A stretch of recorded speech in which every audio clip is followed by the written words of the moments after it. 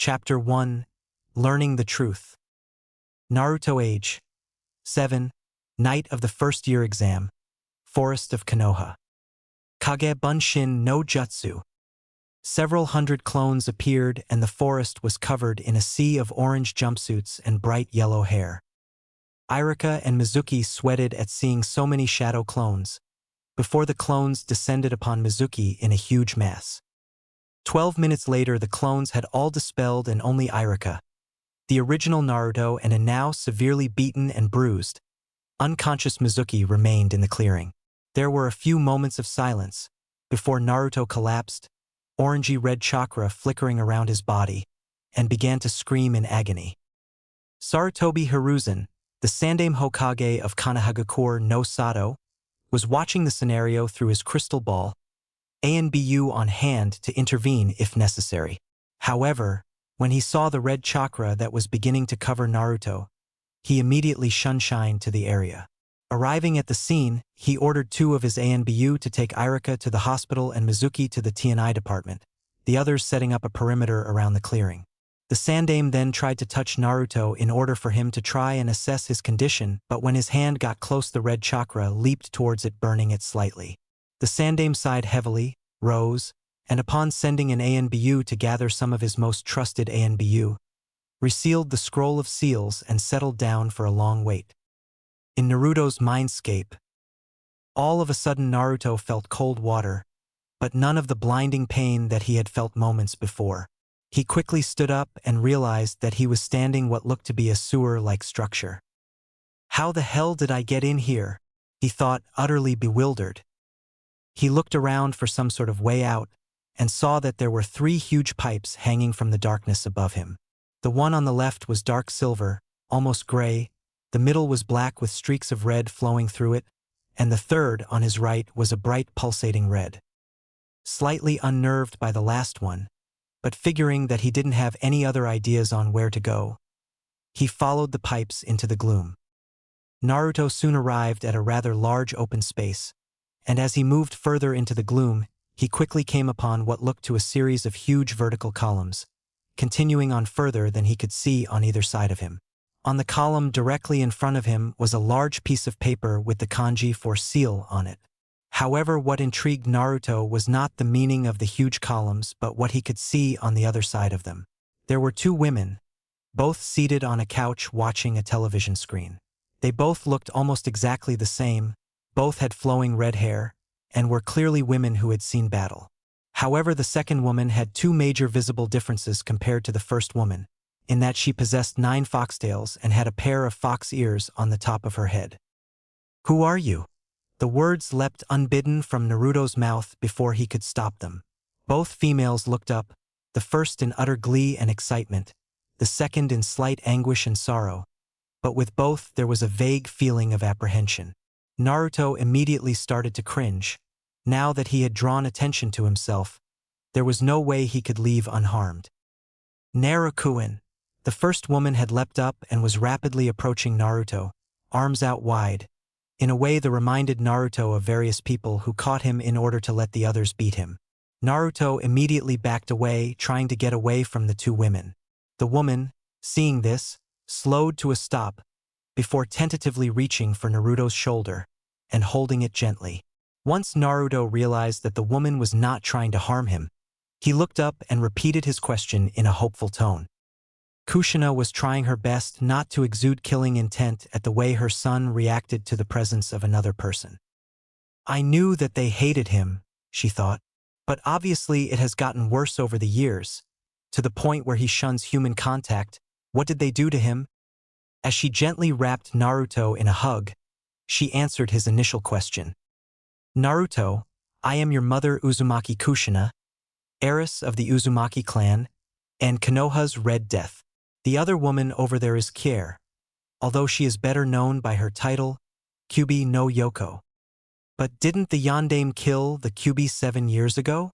Naruto asked, understandably confused. "Naruto, Kier is a bijou, and the greatest of the tailed beasts.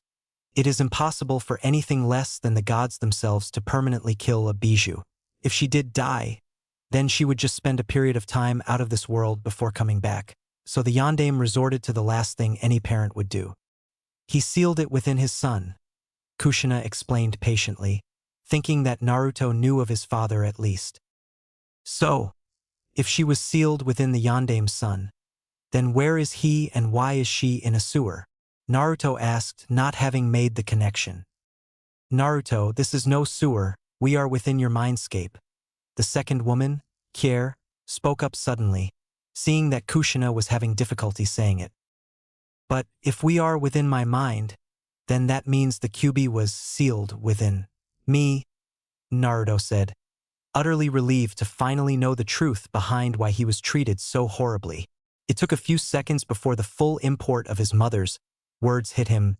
Wait, do you mean that I am the son of the yondaime? Naruto shouted, absolutely aghast with shock. Yeah, you're Minato and my son, Kushina exclaimed with glee. Why did no one tell me this? Naruto asked, slightly hurt that his Gigi, the sandaime, had lied to him about his parentage. Well, I knew that it was necessary for your parentage and your ancestry to be hidden from the general populace, otherwise you would have had so many assassination attempts on your life. As Minato and I made plenty of enemies during the last Shinobi War, but I thought that you would know.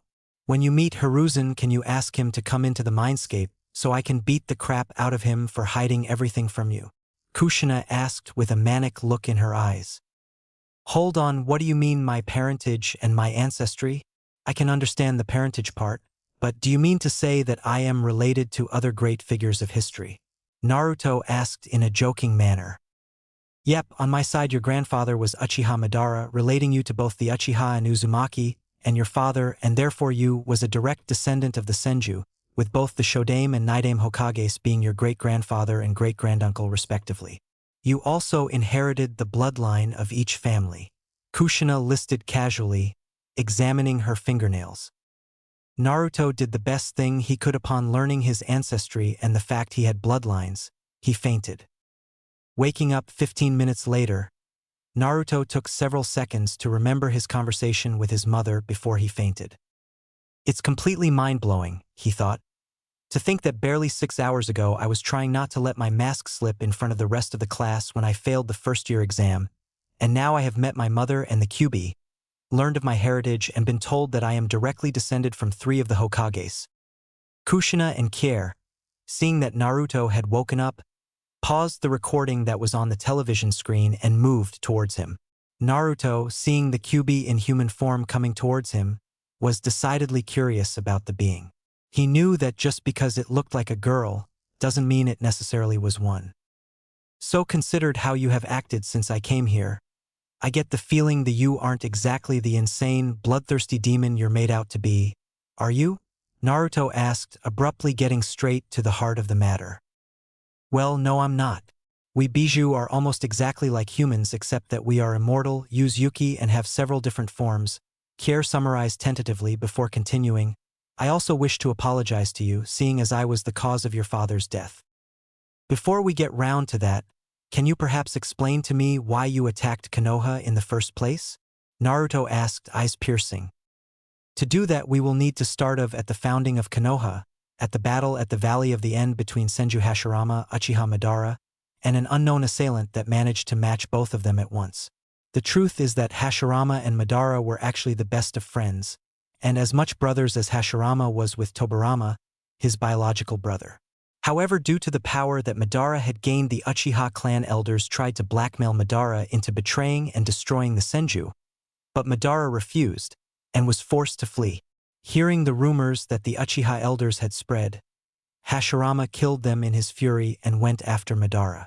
Together they met before a man wearing a circular orange mask interrupted them, and together they fought against him. In the battle Madara summoned me to help them fight, but the unknown man had a method with which to control me, yet I am still unable to fathom as to what that is. Uzumaki Mito, who had followed her husband, saw me about to be turned against Madara and Hashirama, and using her skills at Fuinjutsu, sealed me into herself. All 3 of them survived the battle with the man, although both Hashirama and Madara were left as merely shadows of their former selves. Madara went into hiding, thinking that the man would come after him and not being able to return to Konoha, and settled down. The woman he married about 5 years later was an Uzumaki, as both the Uzumaki and Senju clans knew the truth of what happened on that day. This woman, Uzumaki Karina, eventually gave birth to your mother 13 years later. Both Madara and Karina were able to take on a Kage and defeat them easily, even though Madara never quite regained his former strength. Raising your mother in Yuzushiogakure no Sato, village hidden in the whirlpools, and the Uzumaki clan home, she was a prodigy that had never been seen before, only later being surpassed in her earlier years by the Yondaime Hokage, Uchiha Itachi, and Hitaki Kakashi. However, when she was 8, a combined force of IWA and Kumo Nin attacked Yuzushio. Both of your grandparents fell in the battle for the village, which lasted for 2 weeks before it ceased. The attackers had been decimated, barely any of them survived, but the only survivor of the attack was your mother, Kier reminisced. Kushina then took up the story. I traveled to Konoha, seeing that we were allied with it at the time, and carried the secrets of Yuzushio with me. The instructions on our secret ninjutsu techniques, our use of fuinjutsu, and the scroll for our kenjutsu styles, most of which rank among the deadliest styles known. When I arrived there, it seemed a person or persons within Konoha saw this as an opportunity to gain power and poisoned Uzumaki Mito, who had outlived the majority of her generation. Over the next 4 years, Mito was dying from the poison within her body. The only thing slowing it was her skill with fuinjutsu. Over these years, she taught me everything she knew, especially fuinjutsu and kenjutsu, to the point where my ceiling was beginning to rival hers and I had become the foremost kenjutsu student within the village. She also taught me politics and economics, even jutsu creation. Then she died, but before she did, care was passed on to me, as only the Uchiha, Senju, or Uzumaki can control the power of care. Uchiha through their eyes, Senju through Mokuton, although only Shodaime had the necessary affinities. The Uzumaki are able to control Kier's chakra either through using their own seals or using an ability that all Uzumaki can learn called chakra chains. Thus it makes sense that we would be the ones to carry Kier. Okay, so I know how I am related to the Uchiha, but how am I related to the Senju, specifically to the Shodaime and Nidaime, through dad? Well, no one knows, but it is presumed that Minato's father was probably the son or grandson of the Shodaime, who died sometime during the gap between the Second and Third Shinobi Wars. After the Second Shinobi War, he simply disappeared off the map. Kushina answered in a rather annoyed tone. Okay, Naruto said brightly before quieting once again. Both Kushina and Kier simply waited, as they knew that Naruto would be in the middle of some heavy thinking right now, and would eventually have more questions to ask. The silence continued for about 5 minutes before Naruto spoke up once more. Ka-chan, Naruto started tentatively. If I am related to the Senju and Uchiha clans, wouldn't that mean I would have their bloodlines? I was wondering when you would get around to asking that, Naruto. Kushina smiled at her son. As the answer to that is yes. In fact, you have 3 bloodlines. What? Naruto was actually asking the question to try and dispute the fact that he was related to all these legendary people, but this made his mind crash to a halt. You have 3 bloodlines, Kushina repeated. You have the Sharingan, the Uchiha bloodline, from me. Kushina demonstrated, activating her own 3 Tomo Sharingan. You have large amounts of highly efficient chakra, allowing you to spam high-level jutsus and have an insanely increased lifespan. This even allows us to create solid things purely from chakra, from shuriken and kunai to, if one has enough chakra, even a house. The final bloodline you inherited is from the Senju, and is the only known skill bloodline.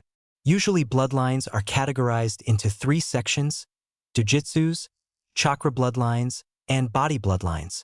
However, the Senju bloodline is none of these, although it is heavily related to a chakra bloodline. The Senju bloodline allows a member to completely master and take the field of ninjutsu that they study to unprecedented heights. For example, the Shodaime chose elemental ninjutsu to master and took his earth and water affinities to the point where he could combine them into his legendary Mokuton, while his brother also chose elemental ninjutsu. He only had a water affinity but completely mastered the essence of water. Your father chose space-time ninjutsu, but was also very good at chakra manipulation, while Tsunade of the Sannin specializes in medical ninjutsu. Naruto's mind was in complete and utter shock at the thought of having such great bloodlines. With all of these three bloodlines alone, Naruto has the potential to be the greatest shinobi in history, discounting the Rakuto Sannin. Both Kushina and Kier had these thoughts running through their heads. Wait a minute, Naruto spoke up once more. If I had these bloodlines, wouldn't someone have noticed by now or something happened? Ordinarily that would have been the case, especially with your Uzumaki and Uchiha bloodlines, but that damn seal that was on your back delayed the onset of your bloodlines and limited your capabilities to being pathetically weak. It even blocked off more than half of your brain's cognitive capabilities, Kushina answered in a disgusted tone. Is there any way we can get it off from here? Naruto knew there was no point panicking. We've already taken it off, that's what the pain was when you passed out. It was a real bugger too, Kushina consoled understandingly. There's no way she would want an unknown seal on her either. It seems we have strayed a bit off topic on how I came to be sealed within Naruto. Kier, it seems, was a bit impatient to explain the truth to Naruto. So well, you can finish the story, as it is more about you and I can explain more about myself to Naruto later, Kushina acquiesced to Kier's request. After Mito died, I was sealed within your mother, as she and the Senju agreed it may have been best to keep it from the Uchiha, whose ties with the Senju were starting to fray. Once I was sealed within Kushina, we became very good friends with each other, as I had with Mito. Skipping forward to the night of your birth, Kushina was in labor when a masked man assassinated the guards around the area. This masked man revealed himself to Minato and Kushina. He used you as blackmail to leave Kushina facing him alone, while your father was getting you to safety. This was more than enough time for the masked man to defeat and constrain her, and he began to pull me out of her body. Once he controlled me and forced me to attack Konoha, your father resorted to using Fuinjutsu that he had devised to seal me within you. The seal he devised was the only of its kind, as it is slowly taking my Yuki and transforming into your chakra, thus constantly increasing your chakra reserves. But the reason I explained earlier about the battle at the Valley of the End was because the masked man wore the exact same mask as that man did, so obviously it is either the same man or some organization. Kier looked down before continuing.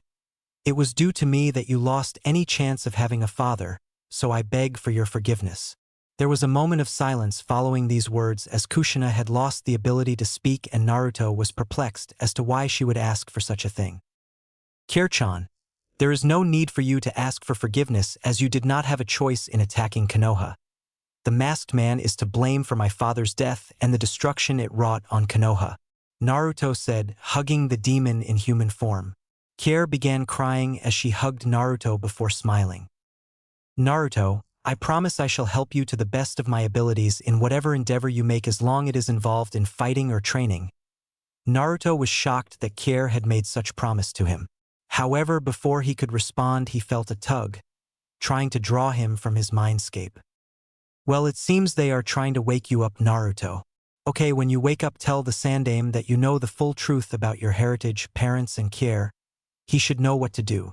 Also, know that the seal is gone. We shall be able to speak to you while you are conscious, and ask if you can bring him and those he trusts and like you into the mindscape to make it easier to explain things, Kushina said in a rush as Naruto began fading back to the conscious world.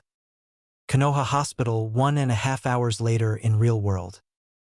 Vibrant blue eyes blearily opened to see the masked face of the dog Anbu shaking him softly in desperation. A few moments later the Anbu stopped, seeing that Naruto's eyes had opened, and stepped back silently. Naruto glanced around what seemed to be his bed within the hospital to see the Hokage, and dog, cat, snake, raven, weasel, and turtle-masked Anbu gathered around his bed. The Hokage, seeing dog step back, realized that Naruto had woken up and moved swiftly over to him. Naruto, I must know what happened, Hiruzen said in a rather stern tone.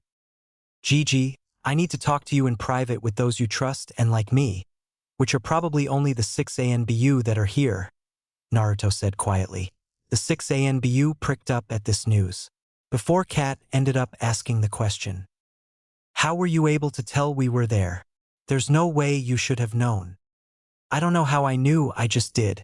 It was like there was an energy that I could sense within each of you, Naruto explained apprehensively. Ah, so it seems Naruto is a sensor ninja, Hiruzen thought with slight wonderment. Well, then, can you tell us if there are people eavesdropping on us?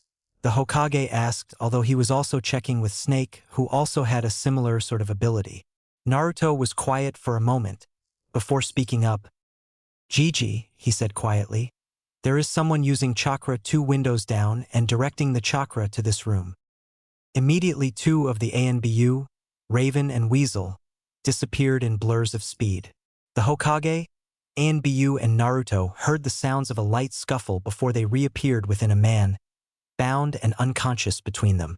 The Hokage, seeing the root insignia on the man's blank mask, immediately ordered Kat to send for Inoichi, the best of the Yamanaka Mindwalkers, and head to the Yamanaka clan.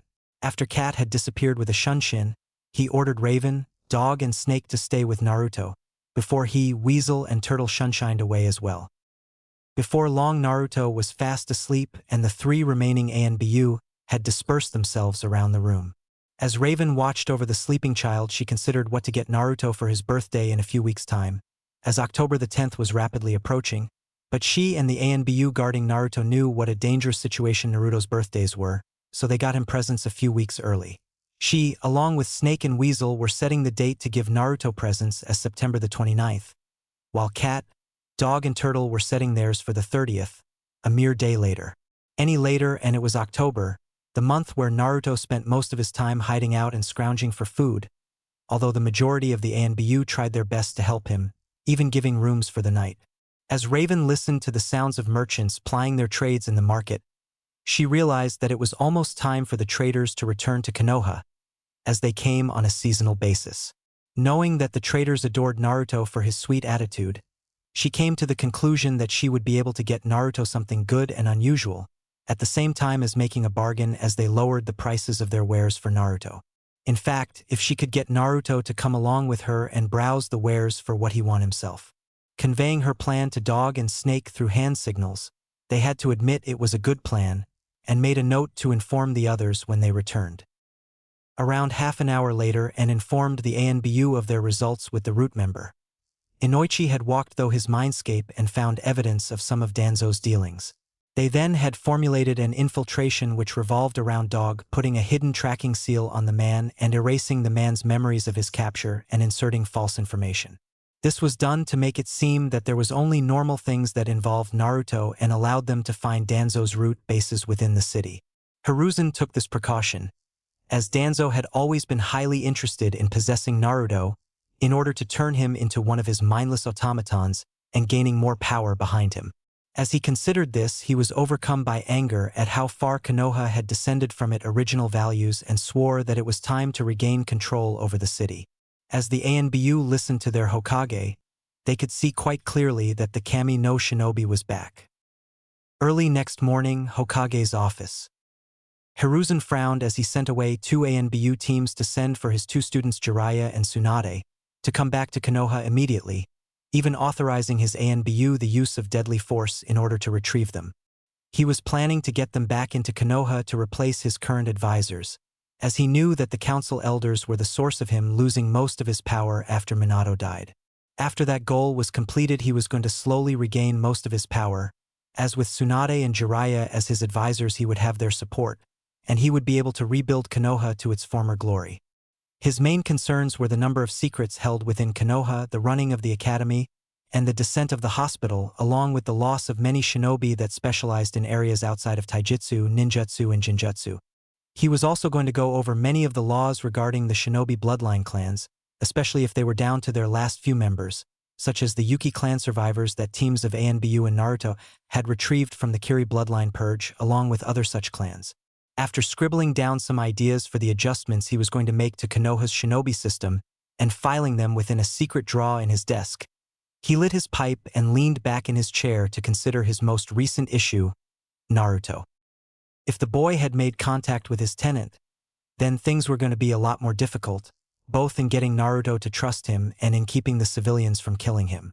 Hiruzen also considered the idea of labeling Naruto as a flight risk if he had, much as he wanted to avoid it. Hiruzen put his thoughts to one side as he heard clear knocks against the door, the knocks being in a slightly different rhythm that indicated it was the group of ANBU that was assigned as Naruto's bodyguard. "Enter," Hiruzen called briefly, mentally preparing for Naruto's loud entrance, as was usually the case. Hokage-sama, the ANBU greeted as they entered the office, while Naruto greeted him the same as usual, just slightly quieter. "Right, Naruto, I believe you have something to tell me," Hiruzen said as he watched the boy sit down. "And I will tell you, but can you send the other ANBU out of the room first?" Naruto replied evenly. Hiruzen did so as he would still have 6 ANBU in the room with him, and Naruto wasn't likely to try anything. "Gigi, are you sure you have sent out all the other ANBU?" Naruto had sensed another person, who seemed to be in the air vents. The Hokage nodded slowly, and Naruto leaned over to Dog and said something to him quietly, who twitched slightly, showing her surprise before moving quickly. Reaching into the air vent, Dog dragged him out and knocked him out before he could react, revealing another root member, clearly with the intention of eavesdropping on the Hokage's meeting. Hiruzen ordered Turtle to take the man quickly to the T&I department and repeating the same process as they had yesterday. After Turtle was gone, the Hokage walked to a wall and activated a privacy seal to make sure that no one would be able to eavesdrop on them. Naruto then began to tell the story of what had happened last night, from his desperation at failing the exam, up until he met his mother and Kier in the seal. He then asked the 6 other people in the room to touch a part of his head. They questioned as to why he wanted them to do this, unsurprisingly, before he explained that his mother and Kier were going to bring them into the mindscape so they could talk to them. Although clearly rather apprehensive, they did as he asked, and there was a flash of light from each of their hands as they touched Naruto's head. Within the mindscape, Naruto and the others appeared within the same part of the mindscape that Naruto first arrived in, and all apart from Naruto felt a shard of sadness and guilt when they saw the state of Naruto's mind. Finally, it made them all the more determined to help the blonde. Naruto began to eagerly lead them towards Kier's prison, as he had named that room-like structure in his mind, although in the beginning the others, especially the ANBU, were rather grudging of their situation. When they had reached the set of huge prison bars, though they were even more tentative, as each of them had rather vivid memories of the Kyuubi when it attacked Konoha.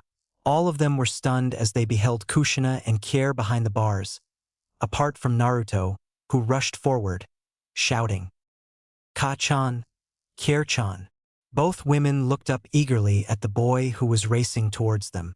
They embraced him as he jumped into the arms of his mother before giving Kier a hug and lying down on the now vacated sofa. After introductions and the briefest explanations as to Kier's current form, they turned to Naruto to find that he had fallen asleep. "Poor boy, must still be exhausted from last night. The young do need a lot of sleep after all," Hiruzen chuckled, and the others smiled at the sleeping boy. "ANBU, I believe you can remove your masks here as we are among friends, and they can't tell anyone anyway. Apart from Naruto, that is, but he is going to know soon enough anyhow," Hiruzen said cordially. The ANBU proceeded to slowly remove their masks, one after the other. Raven was revealed to be Yuhi Kurenai, Snake was Mitarashi Anko, and Cat was Yuzuki Yugao. Weasel then revealed himself to be Uchiha Itachi. Dog reached up ever so slowly to his mask, making everyone roll their eyes, before he removed his mask to reveal another mask. Everyone face-faulted at the sight.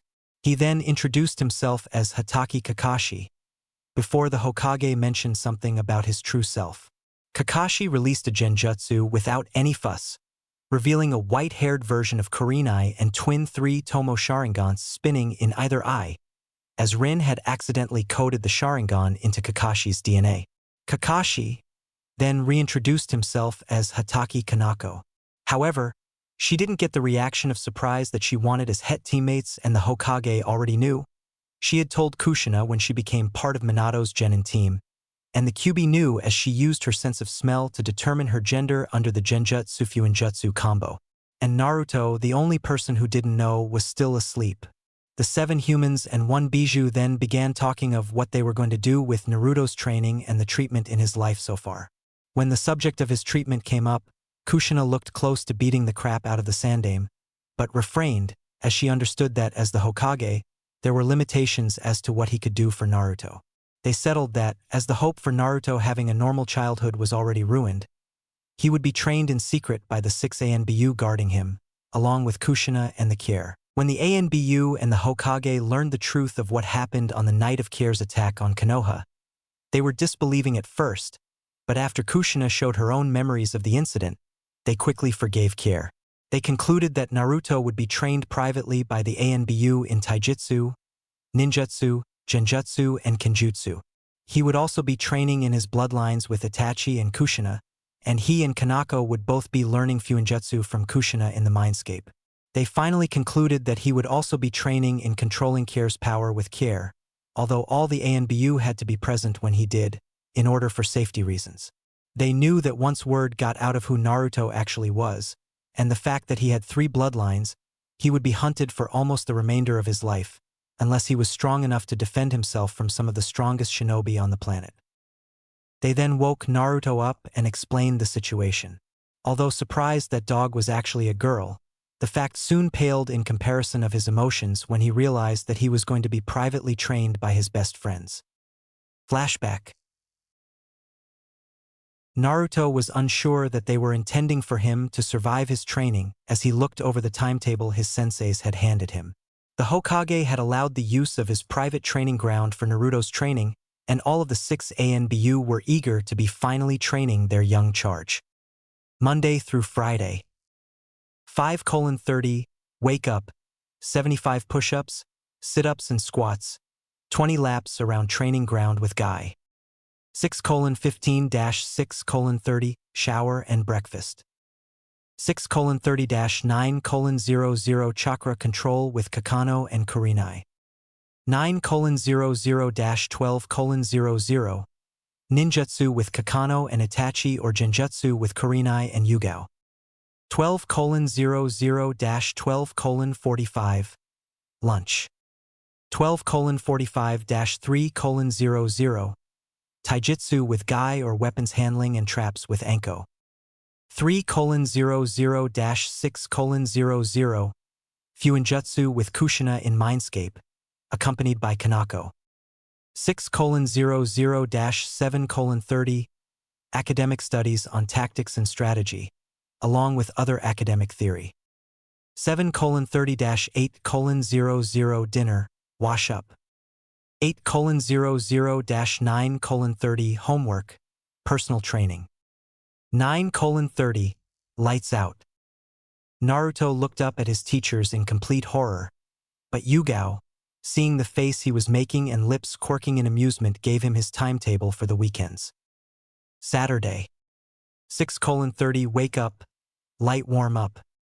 6:45-9:30, Kenjutsu basics and practice with Yugao. 9:30-10:00, breakfast, shower. 10:00-1:00, bloodline training with Itachi and Kushina. 1:00-4:00, academic studies from the academy. 4:00-9:00, free time. 9:00, lights out. Sunday. 9:00, wake up, breakfast, shower. 9:45-12:00, ninjutsu practice. 12:00-9:00, homework, private training and free time. 9:00, lights out. Naruto looked at the timetable in shock, before grumbling under his breath, knowing he needed this training, and that although it would be tough, it should also be really fun. Wait a minute, what about the academy? I can't be doing this when I need to go to the academy, Naruto asked. We will teach you a clone technique called the blood clone that will allow you to send a clone to the academy and learn the basic information there, such as history, which we don't have time to be teaching you.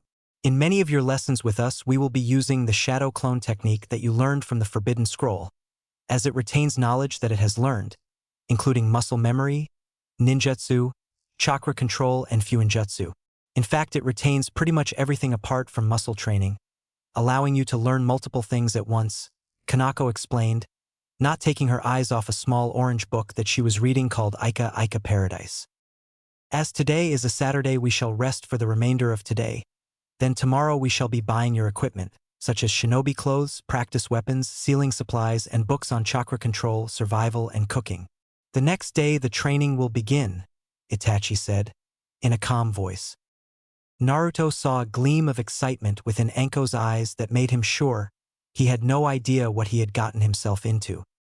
On Monday morning he showed up at the Hokage's private training ground wearing the shinobi clothes that he had been bought yesterday, black combat boots, black pants that were tucked into the boots, black long-sleeved shirt that melded to his torso and arms and had a black hood, and a light gray combat vest with extra pockets, a high collar, and dark orange outlines.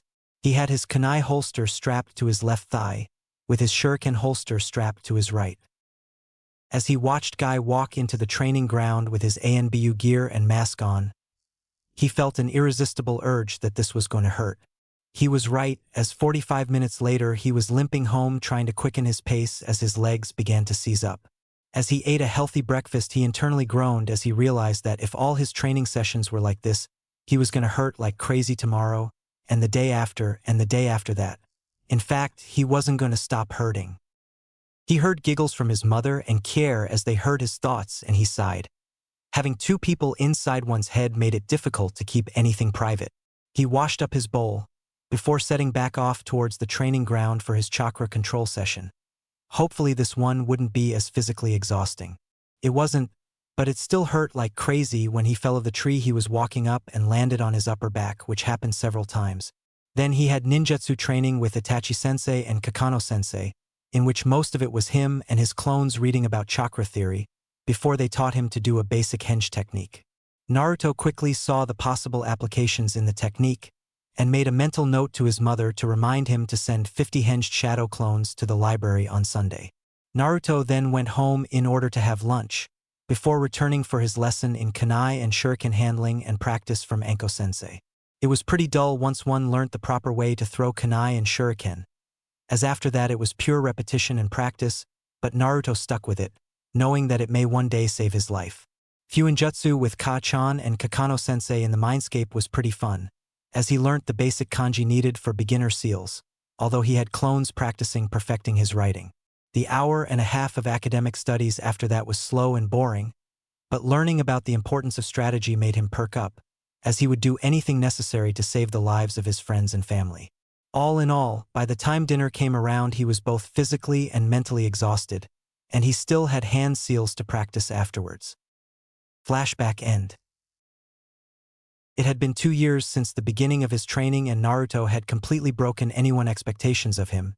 As he could now go toe-to-toe with ANBU captains, he would lose, but he could still give them a challenge. Anyone below that sort of skill level he could beat.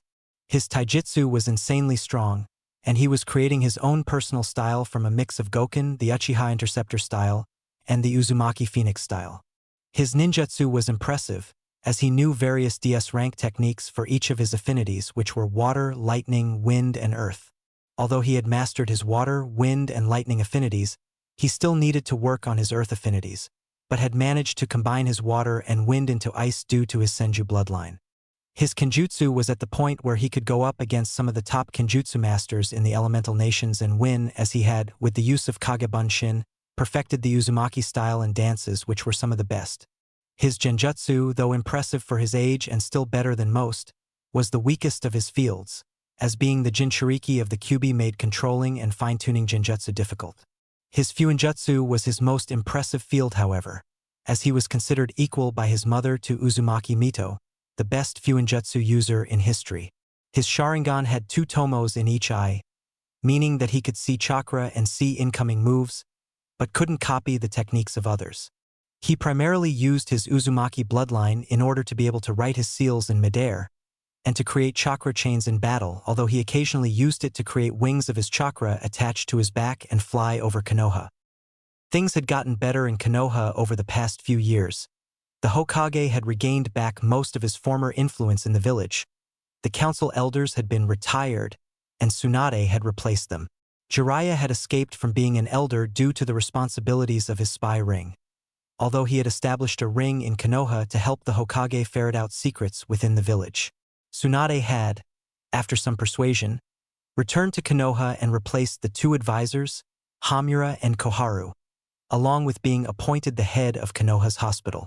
She now conducted courses for potential medic needs along with her apprentice, Shizune, although she had become quite doting over Naruto, after learning that he was the last male senju. After the responsibility of the academy was placed back into shinobi hands, the courses were much more about them surviving the shinobi lifestyle than learning history or flower pressing. As such, many of the civilian children dropped out, especially if they were fangirls. By this time, however, the dobe Naruto had already been established and he didn't really care anyway, as he was years ahead of his class. His blood clone had a lot of fun skipping out on class and pulling massive pranks. Things had gotten so well that Kakano was able to fully take off her Kakashi persona without fear of being turned into a breeding machine by the civilian council. Finally, the most drastic thing that had happened was Danzo being run out of Konoha, as a few months ago the ANBU had finally moved against the hidden root bases within the village, as the Hokage had used the route he had caught against Danzo, amassing a huge amount of information on his activities. They had succeeded with capturing the majority of the root shinobi, but Danzo had managed to flee with some of his upper echelon. Naruto had used his Fuinjutsu to take off many of the seals on the captured root shinobi, and had managed to gain a friend, called Sai, who was now utterly loyal to Naruto.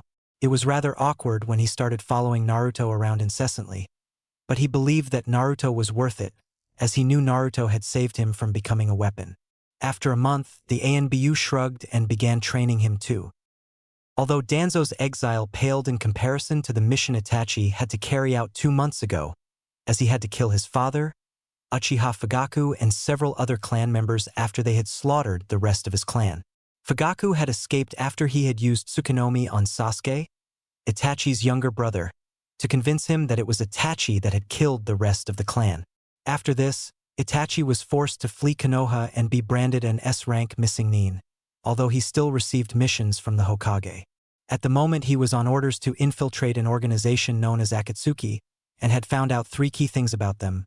1. It was an organization that was trying to protect the Jinchuriki of the Bijou from another organization known as Kurii. 2. The leader of the organization possessed the Rinnegan. And 3. Orochimaru was part of the organization and was innocent of his crimes, and Danzo was behind the inhumane experimentations. The only people who knew of Itachi's current situation were his former ANBU teammates, Naruto and Sai, the Hokage, Tsunade and Jiraiya, and the shinobi clan heads. Itachi's information provided a link between Danzo and files that had been found in his quarters pertaining to the group called Kurii. Naruto, in Itachi's absence, had become good friends with his mother, Uchiha Mikoto, and had received a new sensei called Gekko Heiate, who was the second of Konoha's 2 sword masters, the first being Yugao. The 2 regularly went into Naruto's mindscape with him in order to receive kenjutsu training from Kushina, whose skill with swords had been legendary when she was around. At the moment Naruto, Sai, Kanako, Yugao, Anko, Kurenai, Guy, and Heiate stood in the Hokage's office, having received a visit from ANBU telling them to be here. Hiruzen looked at each of them, hoping to use this mission as a chance to get Naruto and Sai used to facing other shinobi, as both had done several C ranks as a pair, but he wasn't completely sure the 2 were up to it alone. "Alright, you 8 are here for an S-rank mission." The Sandame started before he was interrupted. "Gigi, are you feeling alright?" Naruto asked. The idea of the Sandame giving him an S-rank at his age was preposterous. "Naruto, I can assure you I feel perfectly fine. Now, as to what this mission entails, you have all heard of the current Kiri bloodline purge, is that correct?" Receiving mute nods, he continued, "They are eliminating bloodlines, and although we shouldn't interfere, I am sending you 8 to retrieve surviving members of as many bloodline clans as possible to bring them back to Konoha so they can live in peace. Priority clans are those that already had small or dwindling numbers to begin with, as their bloodlines are the most likely to be eradicated. Due to our information from Jiraiya's spy network, we are able to give you the general locations for many bloodline survivor groups, but it is likely that these locations won't last for long. Therefore, you will have to split up into 2 teams. Gigi, why are Sai and I here, rather than more experienced ANBU members?" Naruto questioned seriously, understanding the gravity of this mission.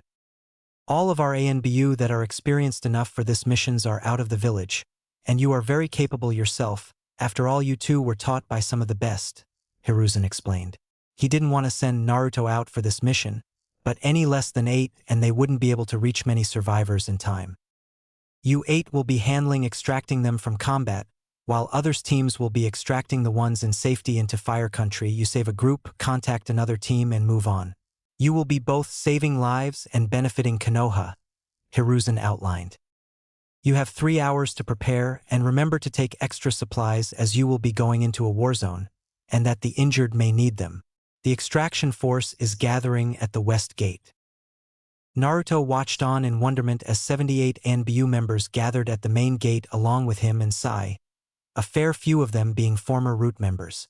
It was the largest gathering of senior shinobi he had ever seen, and thankfully he didn't have to put up with disparaging remarks as both he and Sai had sparred a number of them in one.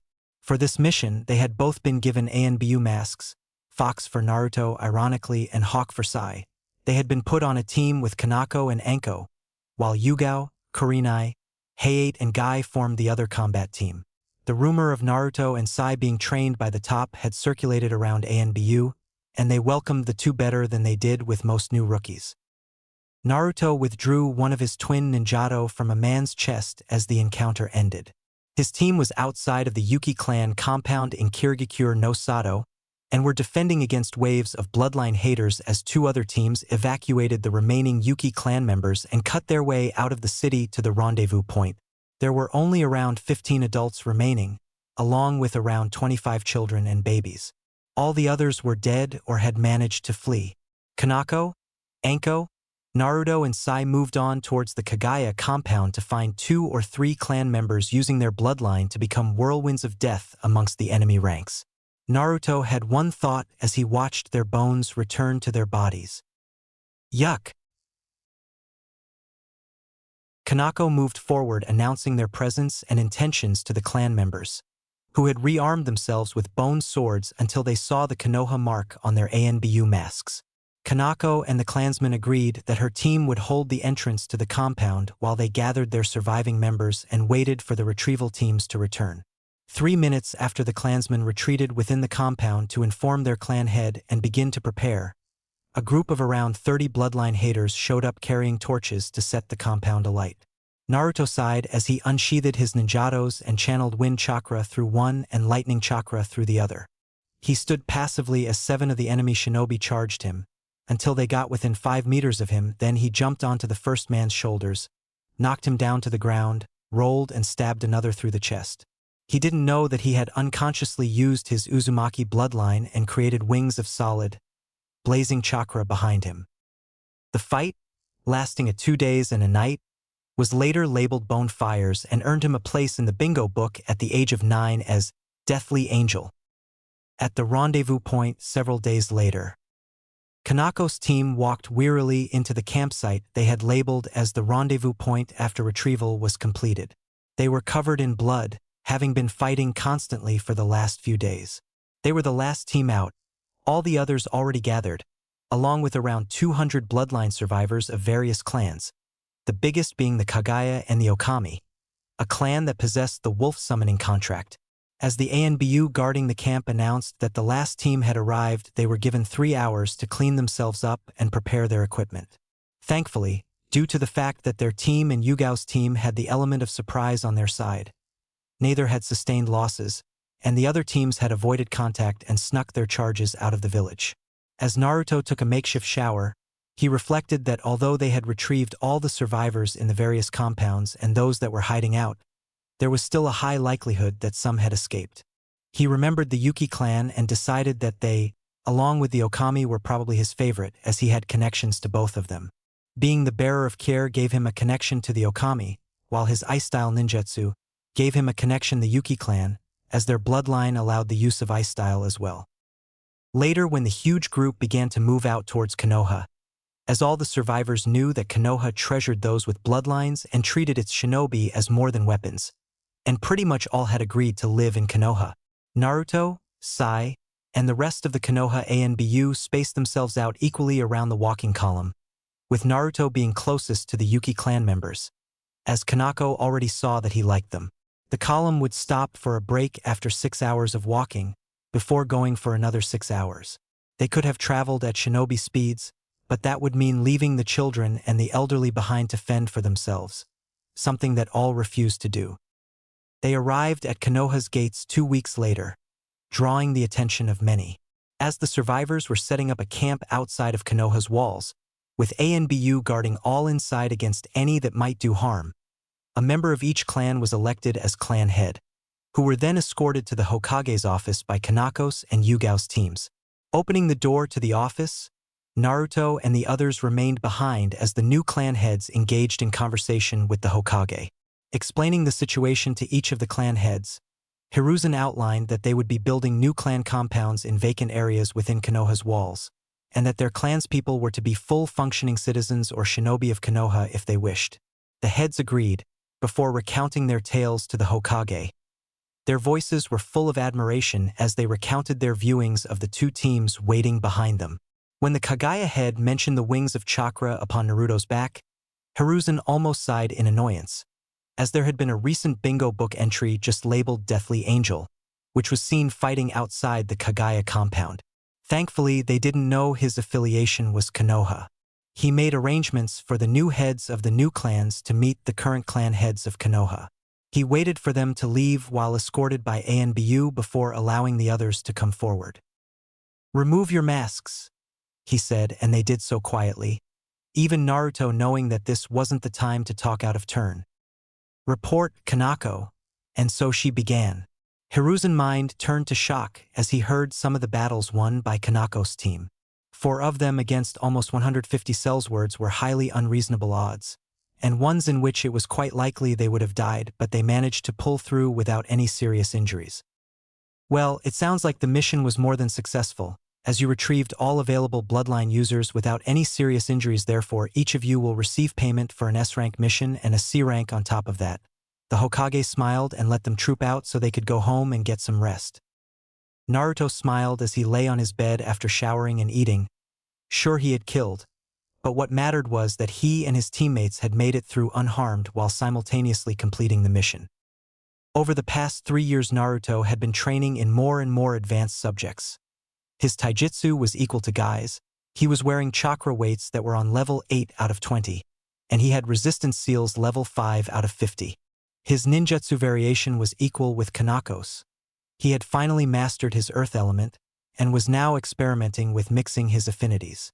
He was going quite well with ice as he had started to train with the Yuki clan, was starting to activate Mokuton, and had even created an ultimate defense using both moving ice panels and a swirling sphere of water, wind, and lightning, which he liked to call his storm element. His kenjutsu was greater than that of the 7 swordsmen of the mist, and could combine it with both genjutsu and taijutsu. His genjutsu was on the level of a jonin, and he primarily used it in conjunction with his kenjutsu. His fuinjutsu was where he excelled. He had used seals and the creativity of his mind to solve many problems, creating entirely new structures. He had even invented something he called a hoverbike, which allowed for fast and easy transport and could be guided by the legs, leaving the hands free for other tasks, but he had yet to tell anyone, as he knew that allowing it for public use could have disastrous consequences. His Sharingan had each gained their 3rd tomo, but he rarely used it to copy techniques, though he did have a good look at the Uchiha Library's lightning techniques. His Uzumaki bloodline, he started to think up new uses, such as using it for pure chakra techniques to create even more devastating versions. Naruto had done a lot more missions for when he got bored or stumped on an idea, most of them being C or B rank missions that he did with Sai. Although he had also done a few more A and S ranks when it was needed. Sai had also advanced to the point where he could give most ANBU a beating. As such, they spent a lot of time looking for Jiraiya when he was in Konoha so they could have a spar. Naruto and Tsunade actually figured out another part of the Senju bloodline, which was that once an ancestor had reached a new peak in their field of expertise, all those directly descended from that person could reach that peak even if it wasn't their field of ninjutsu. The two were completely shocked by this find, as it meant that the longer the clan lived, the more powerful each member grew.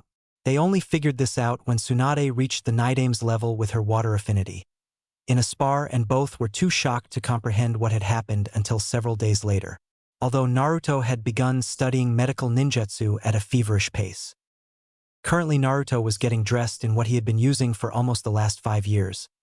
black combat boots, black pants, black long-sleeved form-fitting shirt with a hood attached that he used on missions, and a light gray combat vest with an orange Uzumaki spiral on the back.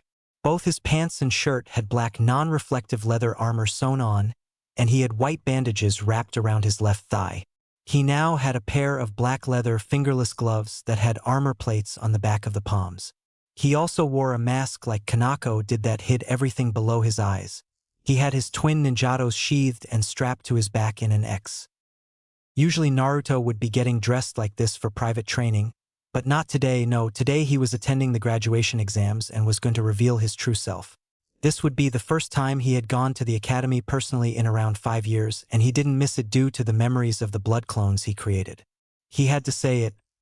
Sasuke was a complete and utter jerk ever since Itachi left, even to his mother. Kiba was both arrogant that he was a clan heir and too headstrong, while Hinata was almost the exact opposite. Shikamaru and Choji both had good potential but were too lazy to actually train. Then there was Shino, who was actually probably the best student there, apart from Sasuke, and the one who would become the next ninja. Then there were really just a bunch of fangirls chased after Sasuke, but 2 girls, Sakura and Ino, headed them, who had apparently ditched their friendship when they learned the other was going after Sasuke. Stupid. Naruto walked into the academy an hour and a half early, and sat in a chair next to the window. He then unsealed a violin from a storage seal on his vest, and began playing, unaware that Irika had just walked into the room. The Chunin stopped for a moment before shrugging, as he knew that Naruto was receiving private training from ANBU and could probably kill him relatively easily. As he sorted through papers on his desk to prepare for the exam, he listened quietly to the sound of Naruto's violin. There were several times when he could envision a situation and the music would fit perfectly, and a chill would creep down his neck. As the time passed, other students began to walk into the classroom only to stop in silence as they saw Naruto playing the violin, before sitting down silently. When there were only a few minutes to go until the bell rang, everyone in the classroom heard the sound of drumming feet. Outside, as both Ino and Sakura raced towards the door of their classroom, they heard the sound of music emanating from the classroom. Ah, it must be Sasuke who is playing the violin so beautifully, they both thought. Obviously he is feeling very emotional, so this is my chance to marry him. They both burst through the door loudly before screaming out, "Marry me, Sasuke Kayuin." The silence following this proclamation was stunningly loud, before Naruto spoke up. "If you're looking for the arrogant ass, he's behind you. Sasuke-kun." Both of them ignored Naruto insulting Sasuke in order to greet him. Sasuke just walked past them silently. "Can you play the violin again for us, Sasuke-kun?" Ino asked eagerly. Sasuke just looked at her with a confused face before grunting and motioning with his head at Naruto. Both girls looked at Naruto unsure why, but Sasuke had asked it, so why not? Then they saw the violin in his hands. "Naruto Baka, how dare you steal property from the magnificent Sasuke-kun? Give it back right this instant." Sakura screeched loudly.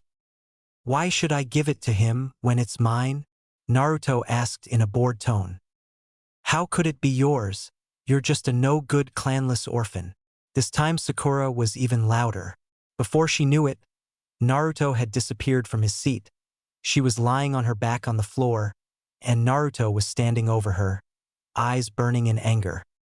"Just because I am the last of my clan, doesn't mean I am clanless," Naruto said in a voice thick with fury.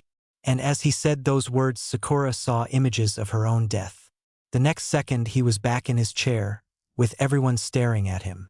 He tapped his foot, impatiently motioning for Irika to get on with it and hand the written exams out. Irika coughed.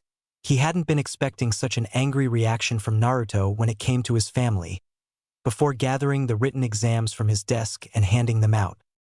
"All right, you have 1.5 hours to complete the exam. Do your best, and good luck. Your time begins now," Irika said, starting the countdown clock.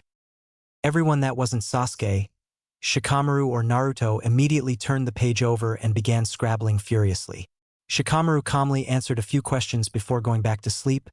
Sasuke wrote calmly as he worked his way through the paper, and Naruto wrote calmly and fast, finishing the test in 15 minutes before bringing his violin back out and playing for the remainder of the time. Irika was about to criticize him for distracting the other students, but the words got lost somewhere along the way to his mouth. All the others seemed to be very reflective as they answered the paper, the last finishing with 5 minutes to spare. After each had finished, they listened to the sound of the violin silently. When the time finally finished, Naruto calmly put his violin away and allowed the gathering of the test papers to be quiet. Irika announced after the papers were piled on his desk that they would now be moving out to the practice range to test their shuriken and kunai throwing. After that, there would be a break for 45 minutes as he graded the written exams before they had the taijutsu tournament and finally the ninjutsu exam. As they walked through the academy to the practice range, it was unnaturally quiet, as many members of the class were thinking about how different Naruto was today. Meanwhile, Naruto was training in his sensor capabilities, and he had just found Sai, as he knew he would be following him, as the former route was very overprotective when it came to Naruto's emotions. He rolled his eyes and continued walking. The graduation class soon arrived at the practice range, and each student had to throw 10 kunai and shuriken at a target. It could be all at the same time or one after the other. Many of the class got average results but managed to pass, although on principle the clan heirs and heiresses did better than students from civilian families. Finally, it was the turn of one Uchiha Sasuke, and Naruto watched him closely to see exactly how much the boy had developed. The black-haired boy managed to get 8 out of 10 for the kunai and 7 out of 10 for the shuriken. Naruto summed up that he wasn't too bad, but there were better, as the fangirls in the class cheered and screeched in support of their Sasuke-kun. Poor bastard. Uzumaki Naruto, Irika called him forward. He strode over, picked up the shuriken and kunai, and in a flash of silver they were embedded in the center of the target. Everyone's jaws dropped, as he hadn't even been looking at the target. He had been reading a book. Naruto just went back to where he had been, leaning against a nearby tree. Everyone got over their shock as Irika, who then quickly began walking back to the academy as he had a bunch of test papers to mark, announced the lunch break. Naruto just walked over to where he knew Sai was before engaging him in conversation. "You seem to be having fun," Sai commented. "How could I be having fun? I am so bored," Naruto whined, a bit like a child. "You seem to be having fun messing with their heads," Sai elaborated, grinning, a bit like a cat. "You bet, some of the looks of shock. I should have bought a camera." "Actually, I should have bought a camera," Naruto said, frowning in disappointment. The two of them continued to talk for the rest of the time, until Naruto had to go back to the academy for the tournament. "I would say goodbye, but I know you're just going to follow me so you can tell Anko-sensei how I did before I can," Naruto said, smiling. He knew his friend too well. Seeing his friend nod, he shook his head in exasperation before walking back to the academy. 3 minutes later, he was rolling his eyes as Irika explained the exam to the class. First, they had to either survive sparring against him for 5 minutes, or beat him in those 5 minutes, before they would move on to the tournament. Many of the class suffered a few hits while sparring Irika, even among the clan heirs, and no one managed to beat him, discounting Sasuke. Irika called Naruto into the ring, and the blonde walked forward, slouched comfortably and pulled out the same book from before. Knowing that Naruto was trying to rile him up, Irika stayed calm, and seeing that Naruto wouldn't be starting the spar, he charged. Naruto regarded Irika lazily before disappearing in a blur of speed. The next second, everyone was watching as Irika was trying to struggle futilely against a combination elbow-shoulder lock that Naruto had placed him in. He then tapped out, accepting the defeat. Naruto just strolled contently out of the ring, taking note of the jealous look that crossed Sasuke's face. The taijutsu tournament that followed was probably the most interesting part of the day, as it allowed Naruto to see how the clan heirs reacted in certain situations, although he almost smashed his head into the wall when Shikamaru, after passing the rounds necessary to graduate, forfeited, saying it was just too troublesome to continue. Naruto passed through all of his fights easily, knocking out his opponents before they could react, using his insanely superior speed. Even his fight against Sasuke was a complete letdown, as one moment he was standing opposite Sasuke in the ring, the next he was standing where Sasuke had been, with the Uchiha unconscious at his feet. And the ninjutsu exam was a complete disappointment. It was taken in a different room, where none could watch and one only has to perform 3 basic jutsu. Naruto was walking out of the academy after he and the rest of the graduates were told to come here at 10 o'clock tomorrow to receive their team assignments. Naruto had already figured out who his team and sensei were going to be: Uchiha Sasuke and Yamanaka Ino, with their sensei being Kanako Nechan. Their sensei had to be Kanako as Sasuke was going to need training in his Sharingan and his mother was a retired kunoichi, therefore not technically allowed to train shinobi, and the only other person with the Sharingan was Kanako. Meanwhile, his teammates had to be Sasuke and Ino as they were the rookie and the kunoichi of the year, which always gets put with the class dobe, in other words him, thanks to his clone. Although he did wonder exactly how they planned to deal with Sai, who refused to be on a team unless Naruto was on the same team. As such, he spent much of his time on solo missions nowadays, but he was scheduled to take the upcoming Chunin exams in Konoha. Naruto spent his time working on a personal project of his at the moment, creating a way to get rid of Ankone-chan's cursed mark of heaven. As he was unable to come up with any answers at the moment, he was too distracted. He decided to go to the Hokage's jutsu library to see if there was a technique that he felt like learning, or perhaps give him inspiration for his own. Naruto loved making new jutsu. It was so cool, especially since he could get a basic idea of one within a few hours and could begin thinking of viable hand seal chains within days. As such, several people, including the Hokage, labeled him a genius in the art. He had adapted several normal jutsus for wind into ice jutsus and was beginning to adapt lightning jutsus for his storm affinity. The next morning he strolled into the academy at 9:45. The only reason he was early was because he wanted to see what teams were assigned to Kurinai-chan and Asuma. Otherwise he would have slept in a lot longer or gone off to Ichiraku Ramen. His blood clone had been right about that place. It was awesome. As he lolled in his chair in the classroom along with the other graduates while they were waiting for Irika, Naruto could sense Kurinai and Asuma's chakra walking closer to the academy. No doubt he was bugging her again, the idiot. You see, as soon as Kanako had revealed her true self to Konoha, Asuma dumped Kurinai to go and see if he could get a date with her, and when he was denied, came back and tried to hook up with Kurinai again. He had been genjutsu'd into the hospital, and Kanako, Kurinai and Anko had become known as the 3 Ice Queens of Konoha. A side effect of his actions was that he earned the contempt of Naruto, and had received quite a few beatings from it too.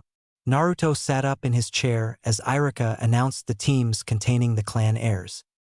Team 7, Uchiha Sasuke, Yamanaka Ino, Uzumaki Naruto, with Sai as attaché, your sensei is Hatake Kanako. Team 8, Aburame Shino, Inazuka Kiba, Hyuga Hinata, your sensei is Yuhi Kurinai. Team 10, Nara Shikamaru, Akimichi Choji, Haruno Sakura, your sensei is Asuma Sarutobi. Irika then told them to remain here until their sensei picks them up. Within 5 minutes Kurinai was picking up her team, and Naruto could see the reaction on Kiba's face when he saw her and knew that he would be bugging Kurinai to marry him.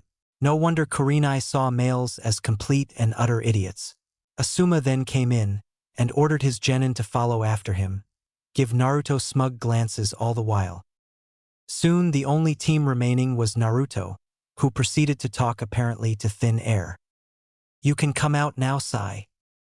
Naruto, there's no one there. Ino had changed how she addressed him but felt the need to point this out. Sasuke just watched in contempt of who was on his team. That is until Sai dropped from the ceiling. You didn't need to make such a spectacular entrance, you're only meeting the 2 on our team. I give it a 7/10, Naruto commented. Sai pouted before snorting disdainfully and grumbling under his breath. Do you 2 know each other? Ino asked cautiously. So Naruto explained that they had been training together since they were 8, leaving out Sai's past with Danzo and Root. The team proceeded to split back up. Sasuke was brooding, Ino was fawning over him. Sai began to draw in his book, and Naruto brought a steaming bowl of hot ramen from one of his storage scrolls. This was how Kanako found them 1.5 hours later, except that Naruto was reading a scroll on storm chakra control exercises. She looked in the doorway, having already checked that no pranks were in the vicinity, and smiled at seeing Sai and Naruto, who she considered younger brothers. Team 7, meet me up on the roof in 5 minutes. she announced before disappearing with a shunshin. Naruto and Sai followed her example, shocking Ino and Sasuke. Sai disappeared in the classic leaf shunshin, while Naruto did a combination of water and lightning. Up on the roof. Both rushed to Kakano and hugged her, shouting in joy at seeing their Nachan again, before Naruto asked her where she had been the last few days. Just an A rank to destroy a bandit camp. Naruto and Sai nodded unconcerned, but before they could do anything more the door to the stairwell opened and Sasuke and Ino walked out onto the roof. Kakano immediately went into business mode. She might relax with her otudos in private, but in public, especially on a mission, she treated them the same as all the others. Alright, let's begin by doing introductions. State your name, likes, dislikes, hobbies, specialties, and your dream. I will go first as Ino and Sasuke don't know me as well as you two. My name is Hataki Kanako. I have a few likes, a few dislikes, a number of hobbies that you're too young to know. My speciality is in ninjutsu, but I can do moderately well in all the others, especially fuinjutsu. My dream, well, I don't need to tell you that, Kanako outlined with a straight face. Ino and Sasuke both had slight tick marks on their foreheads, while Naruto and Sai were desperately trying to control their laughter and failing. Kanako then motioned for Sai to introduce himself, as he was the other unknown to the academy too. My name is Sai. I like training, drawing, and Naruto and my senseis. My dislikes are Danzo, his root, traitors, and rapists. My hobbies are drawing and hanging out with Naruto, including helping him with a few of his pranks. My speciality is ink-based ninjutsu and stealth. My dream is to kill Danzo and his root, in order to protect my friends. Ino was a little curious and asked Sai why he disliked Root and Danzo so much. Kakano and Naruto knew that she was treading on precarious ground, and Naruto quickly began to introduce himself before she pushed Sai to answer. My name is Uzumaki Naruto. I like my adoptive family, Sai, the Yuki and Okami clans, Kenjutsu, Fuinjutsu, and training. My dislikes are the ways certain members of my adoptive family are treated or regarded by the public, rapists, lying bastards, the civilian council, and Danzo. My hobbies are training in Fuinjutsu, Kenjutsu, or ninjutsu, creating new jutsu, flying, creating new seals, playing my violin, and sparring with Erosenin when he's in Konoha. My specialties are in Kenjutsu, Fuinjutsu, ninjutsu, and taijutsu, along with my bloodlines. My dream is to become Hokage of Konoha in order to protect everyone I care about. Ino and Sasuke regarded him in shock before Sasuke spoke up. What do you mean, bloodlines?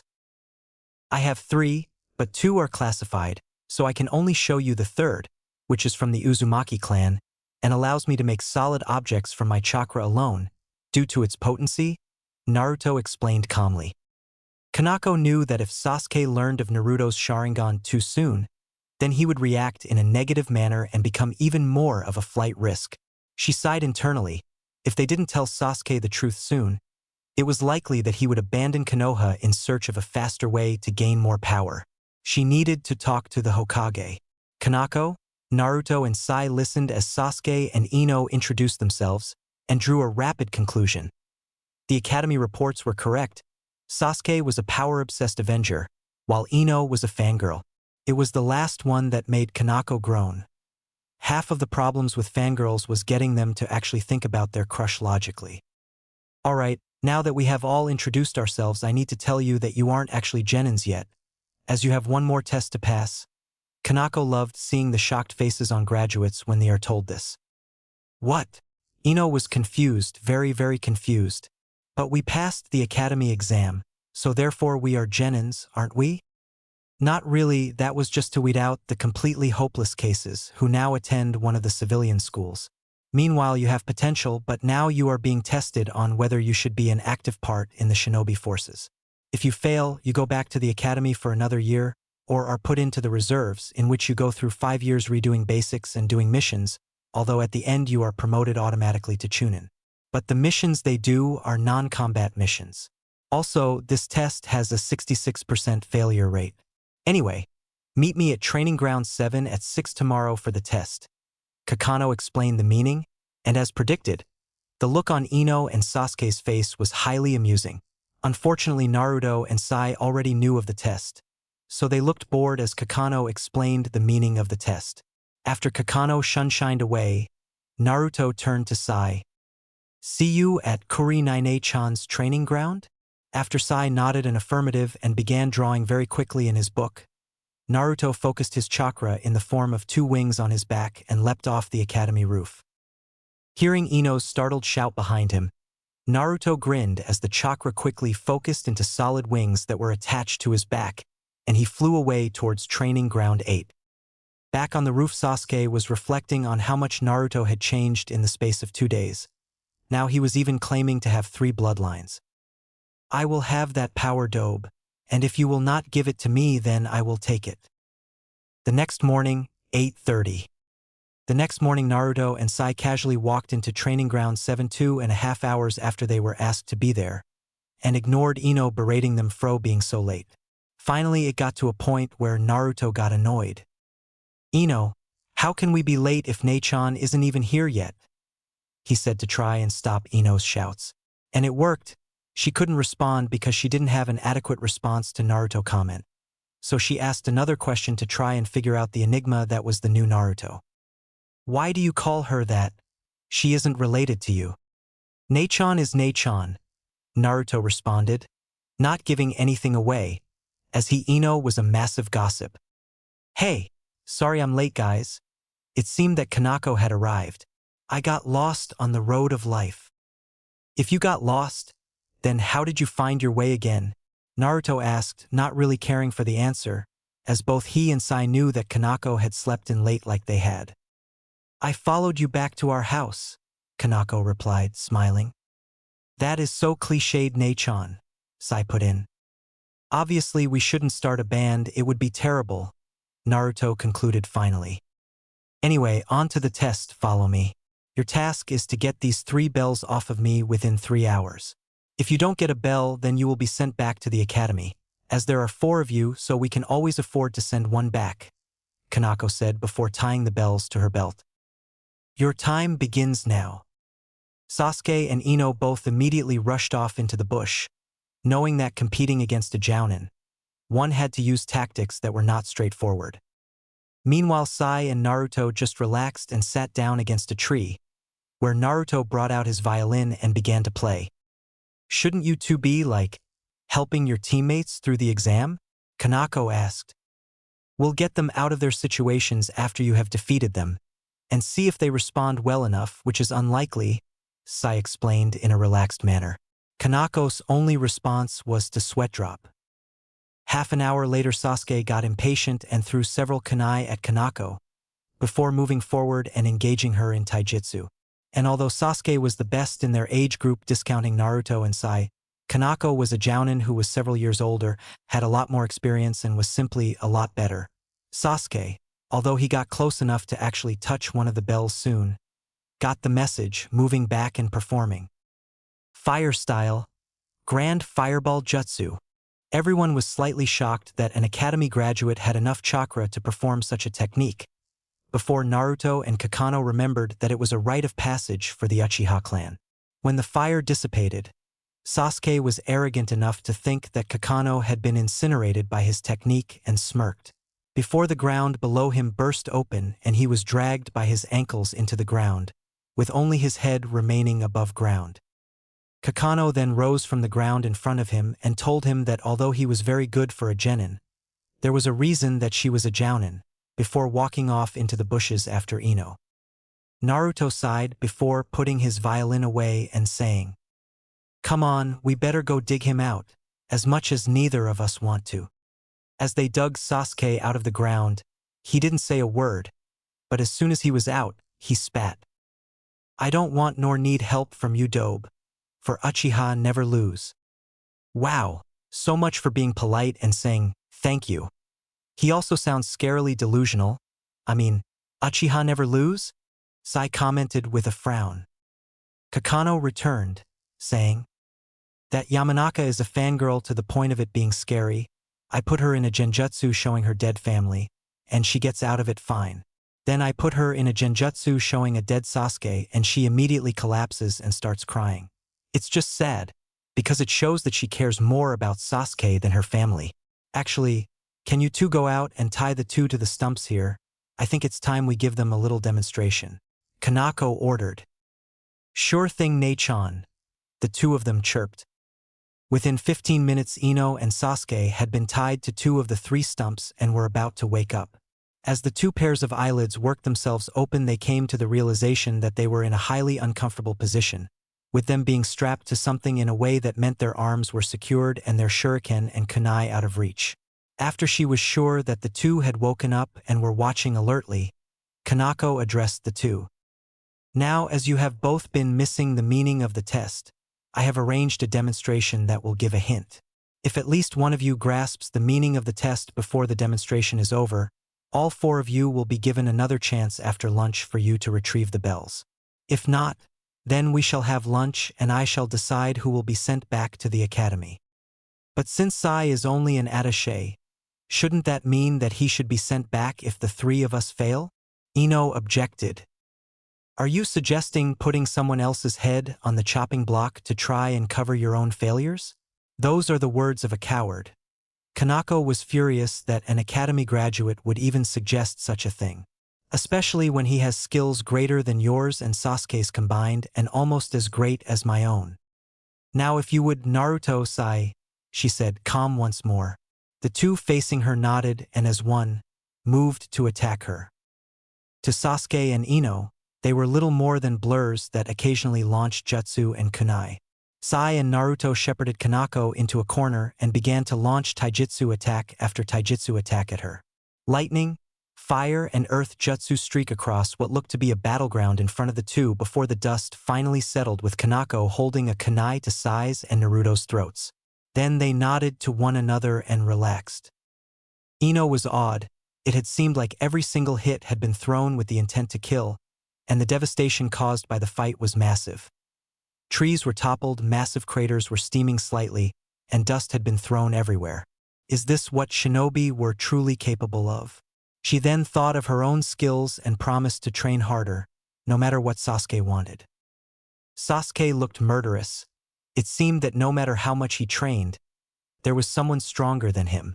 And although he could put up with Kanako being stronger than him, the fact that Naruto, the class dobe, was also stronger than him was galling. He needed that power to kill Itachi, and he vowed that he would have it, no matter the consequences. As Kanako walked over to the two graduates that were tied to the stumps, she asked, "So why did they do better at fighting me than you two did?" There was a long silence for about 5 minutes before Ino remembered a saying that she had heard her father say one time. Konoha is strong because we take care of our own, whether out in the field or at home. That is why Konoha is the strongest of the five. Ino had realized the meaning of the test. It was a test to see whether they could work together as a team. The bells were merely a distraction from the true aim. The true meaning of the test is teamwork, she spoke up. Correct. The true test was to see if you could work together. If you cannot rely on your teammates, then whom can you rely on? After all, they will be facing the possibility of death alongside you. Now, time for lunch, she announced the last part while bringing out 4 bento boxes. Naruto-sai, do not feed or cut down the other two. This is as punishment, for they forgot the most cardinal of shinobi rules in Konoha. She then stood and walked off into the forest.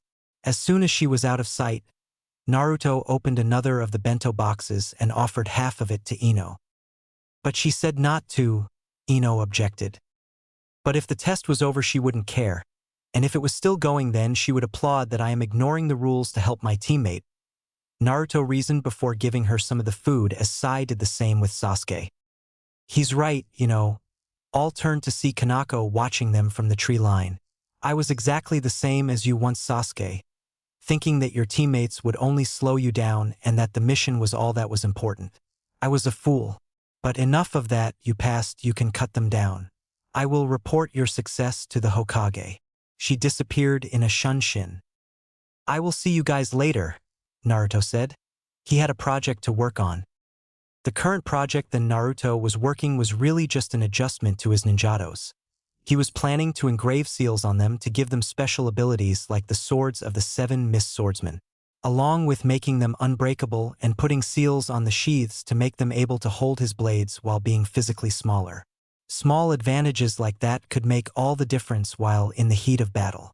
He also had Kage-Bunshin practicing fighting with only one of his ninjados while forming single-handed hand seals with the other. On a positive hand, he had finally been able to start practicing his Mokutan chakra exercises, as it seemed he had finally found the balance needed in combining his water and earth chakra. Although his training time would be cut down because of the time he had to spend with his genin team. Speaking of which, at the end of the demonstration he thought he saw a flicker of determination in Ino that he hadn't seen before. Hopefully she was set on being a proper kunoichi now. Kanako shunshined into the Hokage's office slightly later than the rest of the team senseis. Although she was lazy to those with lower ranking than her, anything equal or above, she tried not to be as late as she had been while acting as Kakashi. Team 1 Team 6 have failed Kakano, have yours? The Hokage asked rather irritably. In fact, no they didn't, the past if only just, but I will need to talk to you more later, Kakano said, surprising the majority of the Jounin senseis. Must have been the Uchiha, one remarked, and although a few nodded, those that had spent time in the ANBU or training Naruto knew it wasn't. Team 8. Team 8 passed, although there are certain things I need to clarify, but apart from that it shouldn't be any problem, Kurenai said, from over against the wall next to Anko. As Team 9 is still in circulation under Guy, Team 10? Team 10 passed, although I don't understand why you didn't give me Ino, but clearing up the fangirl shouldn't be too difficult, Asuma grunted before turning back to annoy Kurenai. In that case you can all leave apart from Kakano, who wanted to talk about something, the Hokage directed. After the others had left, Hokage turned back to Kakano. All right, what is it you have to tell me? Hokage-sama, it is clear that Uchiha Sasuke is jealous of the power that Naruto is displaying, and unless we tell him the truth soon, he will become even more of a flight risk than he already is.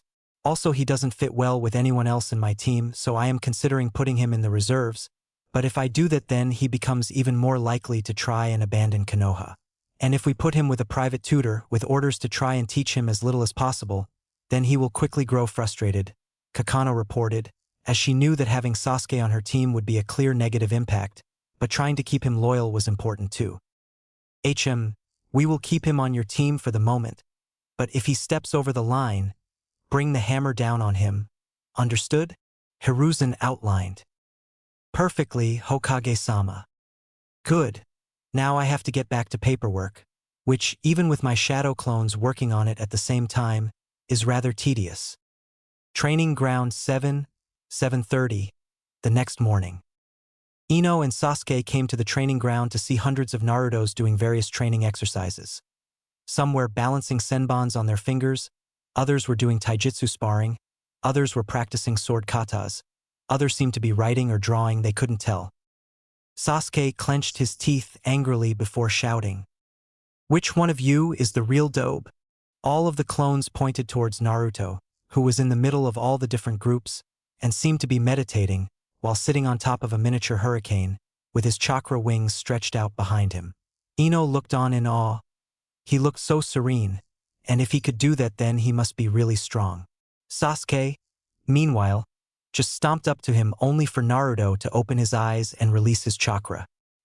He then stepped down off of the hurricane and his wings flared brightly before he said, "Such negative emotion is unbecoming of a shinobi, Uchiha." The coldness in his voice made Ino shiver. It reaffirmed her conclusion that Naruto wasn't someone you wanted to piss off, which Sasuke just did. You have no right to demand any of my techniques, and you definitely shouldn't piss me off, as you have no idea exactly what I am capable of. I have every right, as the last of the Uchiha and heir of the Uchiha clan, Konoha's greatest clan, so I demand you give me all your techniques, Sasuke arrogantly proclaimed. Ino cringed. Due to your arrogance and your attitude, you are currently the member of this team that has the least potential. And your clan was a clan of thieves and liars, stealing other people's hard work in desperation for power. Naruto's voice grew even colder, and Ino felt as if she was in a blizzard. Ha, as if you would know anything about the greatness of the founding clans of Konoha. Your mother was probably some drunk whore who didn't know who the father dash. This was all Sasuke managed to get out before a fist drove into his stomach and he was launched into and through 3 trees. He fell to the ground after the 3rd tree and caused a small crater. He was so injured that he couldn't move his head, and he could do nothing but watch as Naruto appeared above him and began raining blows down on his body. Sai, who had just arrived, heard a massive crash, and he ran forward to see Ino screaming in horror as Naruto was beating the life from Sasuke. He immediately ran forward, knowing that if he didn't stop Naruto, Sasuke would definitely die, and restrained Naruto. After calming Naruto, till he agreed to stop killing Sasuke at least, he sent an ink messenger bird to Kanako to explain the situation while he took Sasuke to the hospital using a huge ink eagle. After they had left, Naruto continued to vent his rage on the surrounding trees, as his clones had all finally dispersed and Ino was well out of harm's way. He smashed through quite a few, and Ino just watched in awe and sadness as he continued to punch his fists through tree trunk after tree trunk. Awe because she didn't think he was using any chakra to enhance his strikes, and sadness because she could see how much he suffered not knowing any family. No wonder he regards his close friends as his brothers and sisters, she thought. He must be desperate to know what the feeling of family is like. Kanako turned up around 10 minutes later and simply looked at the destruction Naruto had wrought before turning to Ino, who was beside her. So what happened? We came in and found Naruto training with hundreds of what looked like clones, and Sasuke got jealous and went up to the real one and began to demand that he give all of his techniques as his right as the last of the Uchiha. Naruto then called the Uchiha clan a bunch of thieves and liars that steal other people's hard work. Sasuke in response called Naruto's mother a whore, and Naruto snapped and sent Sasuke flying through 3 trees with 1 punch. Ino said, sad that neither of her teammates could get along. I knew it would be something along those lines, Kanako sighed. You see, that's about the only insult that can anger Naruto that much. Everything else just makes him judge you as weak. Once he calms down, go ahead and ask him to help train you, as he calms down pretty quickly when he's trying to help others. Ino nodded, before Kanako told her that she had to go to the hospital and check in on Sasuke. Much as she thought he was a spoilt brat, she knew that after seeing Naruto getting that angry, he would be injured for quite a long time, though she doubted it would be permanent. Entering the hospital reception, she saw Sai leaning on the wall next to a corridor and walked over to him stiffly. How is he? He merely shook his head and said that she'd better see for himself. He then walked with her down the corridor and stopped outside of room 23. Kanako paled. Room 23 was the pending room for potential long-term patients. Sai opened the door and let her through the door first. She walked into the room to see Tsunade writing notes on a clipboard, and as soon as she saw Tsunade, the head of the hospital, she knew it was bad. How bad is it? She asked the Sannin. On a scale of 1 to 10, with 10 being the worst, I would rate it about a 9 to 9.5. Naruto really did a number on the kid. Any idea why he did? According to Yamanaka Ino, who was there at the time, Sasuke called Naruto's mother a whore, Kanako said, wincing at the last part. Well, that I can understand, Tsunade said understandingly. Do you know how long he's going to be in here for? Definitely a year, at least. Ouch. Ino had been taught by Naruto for a duration of 15 minutes so far, and she had already worked out that he was a bit of a training freak. If he wasn't talking about training, then he was muttering about his projects, and if he wasn't doing that, then he was shouting at her about her training. For the past few minutes, she had been attempting the tree climbing exercise while Naruto was writing up a training schedule for her. She could walk up the tree, she just didn't have the amount of chakra necessary for staying up there for a long time, and as such, Naruto told her to do it until he said stop. Naruto, meanwhile, was giggling at the thought of Ino's face when she saw her training schedule. He had finally made up his mind. When he got to Jounin, he was definitely going to train a group of genins just so he could torture them in training, as his senseis had done to him. 5 minutes later, he told Ino to stop and grab a drink before coming over to where he was sitting, which Ino did all too gratefully. Coming over, she accepted the schedule and looked over it, and proceeded to almost choke on the water she had been swallowing, before the flash of a camera blinded her. She then, after recovering from her coughing fit, asked Naruto whether he was insane, to which he just cackled evilly.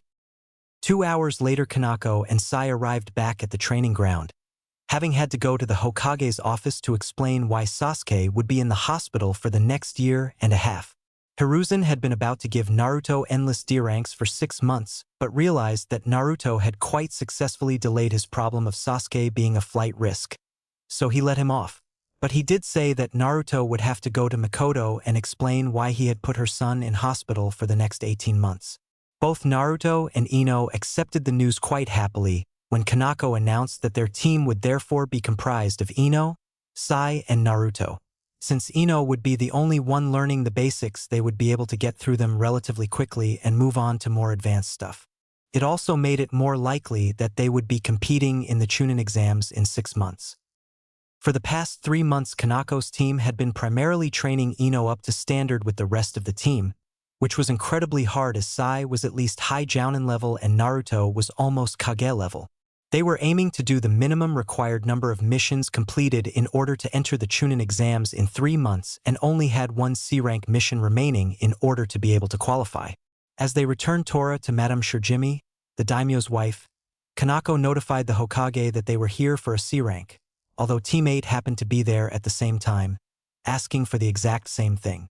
As there was only 1 C-rank available at the time, Naruto suggested that they both did it before Kanako and Kurenai got into a fight. The Hokage seemed happy with the idea and agreed, before asking for Tazuna, the client, to be shown in. "Hick, what is this? I asked for ninja, not a bunch of snot-nosed brats and their mommies." Tazuna made his entrance by generally insulting everyone in the 2 teams, but none more so than Kanako and Sai, who never knew their mothers. Sai to Tazuna mentioned this with a suggestion that he doesn't do it again, as Sai held his tanto to Tazuna's throat. Thankfully for Tazuna, Kakano ordered Sai to stand down before he drew blood.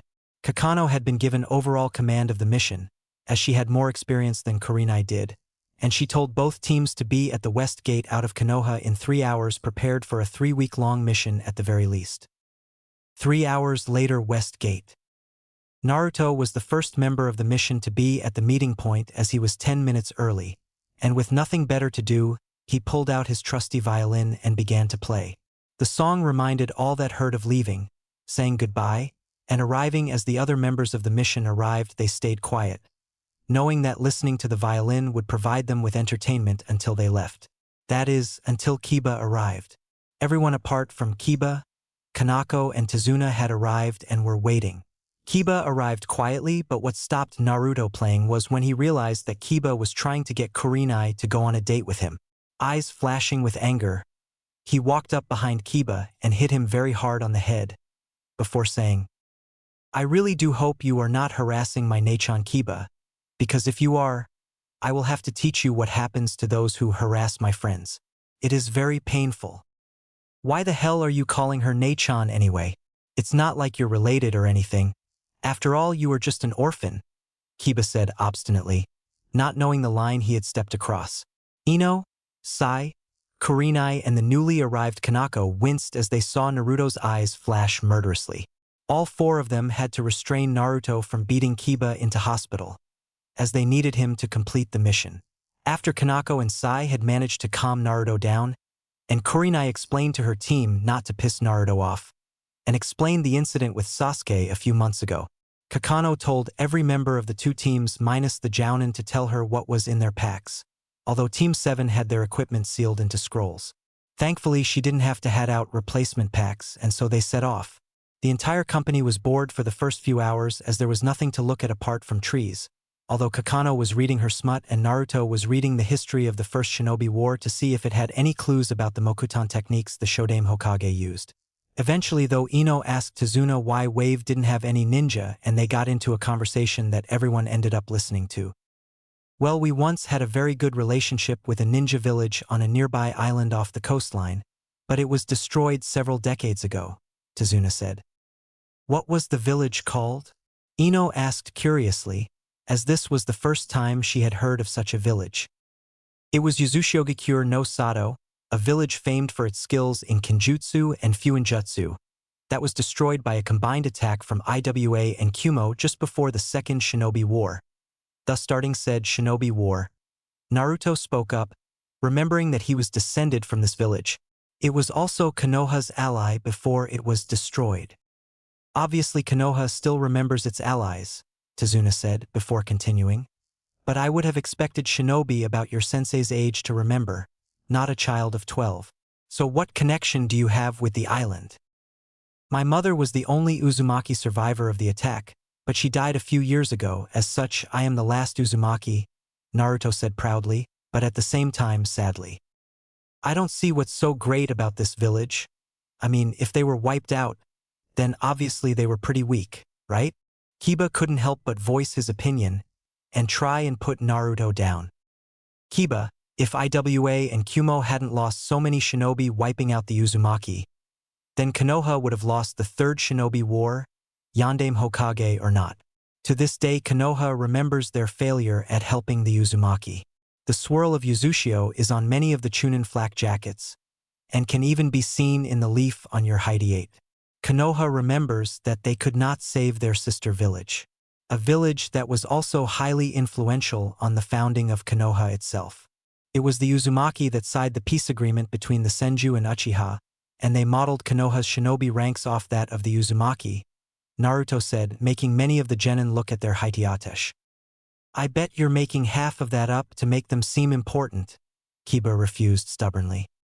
It's the truth, Kiba. Hashirama, the Shodaime Hokage, was married to an Uzumaki, called Mito Uzumaki, who was the greatest Fuinjutsu user in history. Although Naruto is getting very close, Kanako sighed, before I smiling at the end. Kiba just huffed and continued walking. 2 hours later the trees began to disappear and grasslands started to dot their surroundings. All of the shinobi were on a higher guard than before. They could feel the uneasy quiet around them, and even Tazuna could feel it. Up ahead, the two Jounin and Team 7 saw what was obviously a genjutsu, and a very poor one too. They all glanced at each other and nodded, agreeing that they would see how this played out. Team 8 knew that something was amiss, as their different bloodlines were geared towards tracking, but hadn't caught sight of the puddle. As such, the company walked past the puddle peacefully. The company turned to the sight of Kanako and Kurenai being shredded by a shuriken chain. Team 8, apart from Shino, panicked, while Team 7 remained calm, as they knew that the Jounin had Kurarami'd at the last moment, as shown by the splinters of wood left on the ground. 2 piggies down, 6 more to go, and then we can kill the bridge builder. One of the 2 assailants chanted in an almost smug tone as they charged to the genin. Naruto immediately moved forward, as did Sai, as the ones closest to the 2 attackers were Kiba and Hinata. And although Naruto was still annoyed by the disparaging remarks that Kiba had made, he was still a Konoha ninja. Therefore he was obligated to save his life if necessary. Unsheathing a ninjato in his right hand and pushing Kiba to one sword with his left, he blocked the chain and punched his opponent in the stomach, launching the missing nin back and having the extra effect of staggering Sai's opponent, as they were still connected by the chain. Confident that they could deal with their opponents as they only looked to genin, Naruto's opponent released the chain from his gauntlet, before attacking Sai to allow his friend to do the same. Naruto just watched calmly as Sai went on the defensive, knowing that if necessary he could deal with both missing nins, before deciding that he would just handle them quickly to allow Ino to interrogate them by mind-walking. Sneaking up behind the 2 missing nin, he used the pommel of his sword to knock out one, distracting the other one and allowing Sai to kill him. Pulling out a bingo book as Kakano and Kurenai reappeared, he quickly found them and called out to Kakano. Nei-chan, these 2 are the famed demon brothers, Chunin-level missing nins from Kirigakure, who are soon to be dead. Ino, can you mind-walk the unconscious one to see if they have company? Hearing the affirmative, the company settled down to have a break while Ino was mind-walking through the mind of the missing nin and Kakano was grilling Tazuna about lying in the mission contract. You're lucky there are 2 teams on this mission, and that one of them contains Naruto and Sai, Kanako berated quietly. Unfortunately, Kiba picked up on the last part. What's so great about Naruto and Sai? Not to sound disrespectful, but they're just genin, aren't they? Kiba knew that he owed Naruto his life, so he tried not to insult him. Due to certain circumstances, Both of them had received training that is higher than an ANBU. The Naruto you knew at the academy was just a clone that was told to act stupid so that people would underestimate him. Both have vast experience in the field, as both have worked with the ANBU Black Ops on certain occasions, all of which are classified. The reasons for this is classified too, although it will be revealed during the finals at the Chunin exam, as due to the any laws that the Sandaime made, it is impossible to skip shinobi ranks.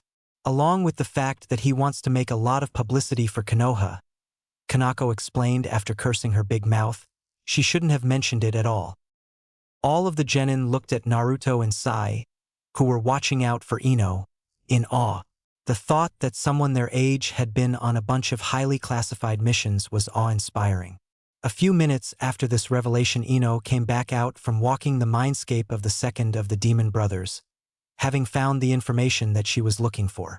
She then sat down and accepted a drink of water from Kanako, while Naruto was cutting of the heads of the demon brothers.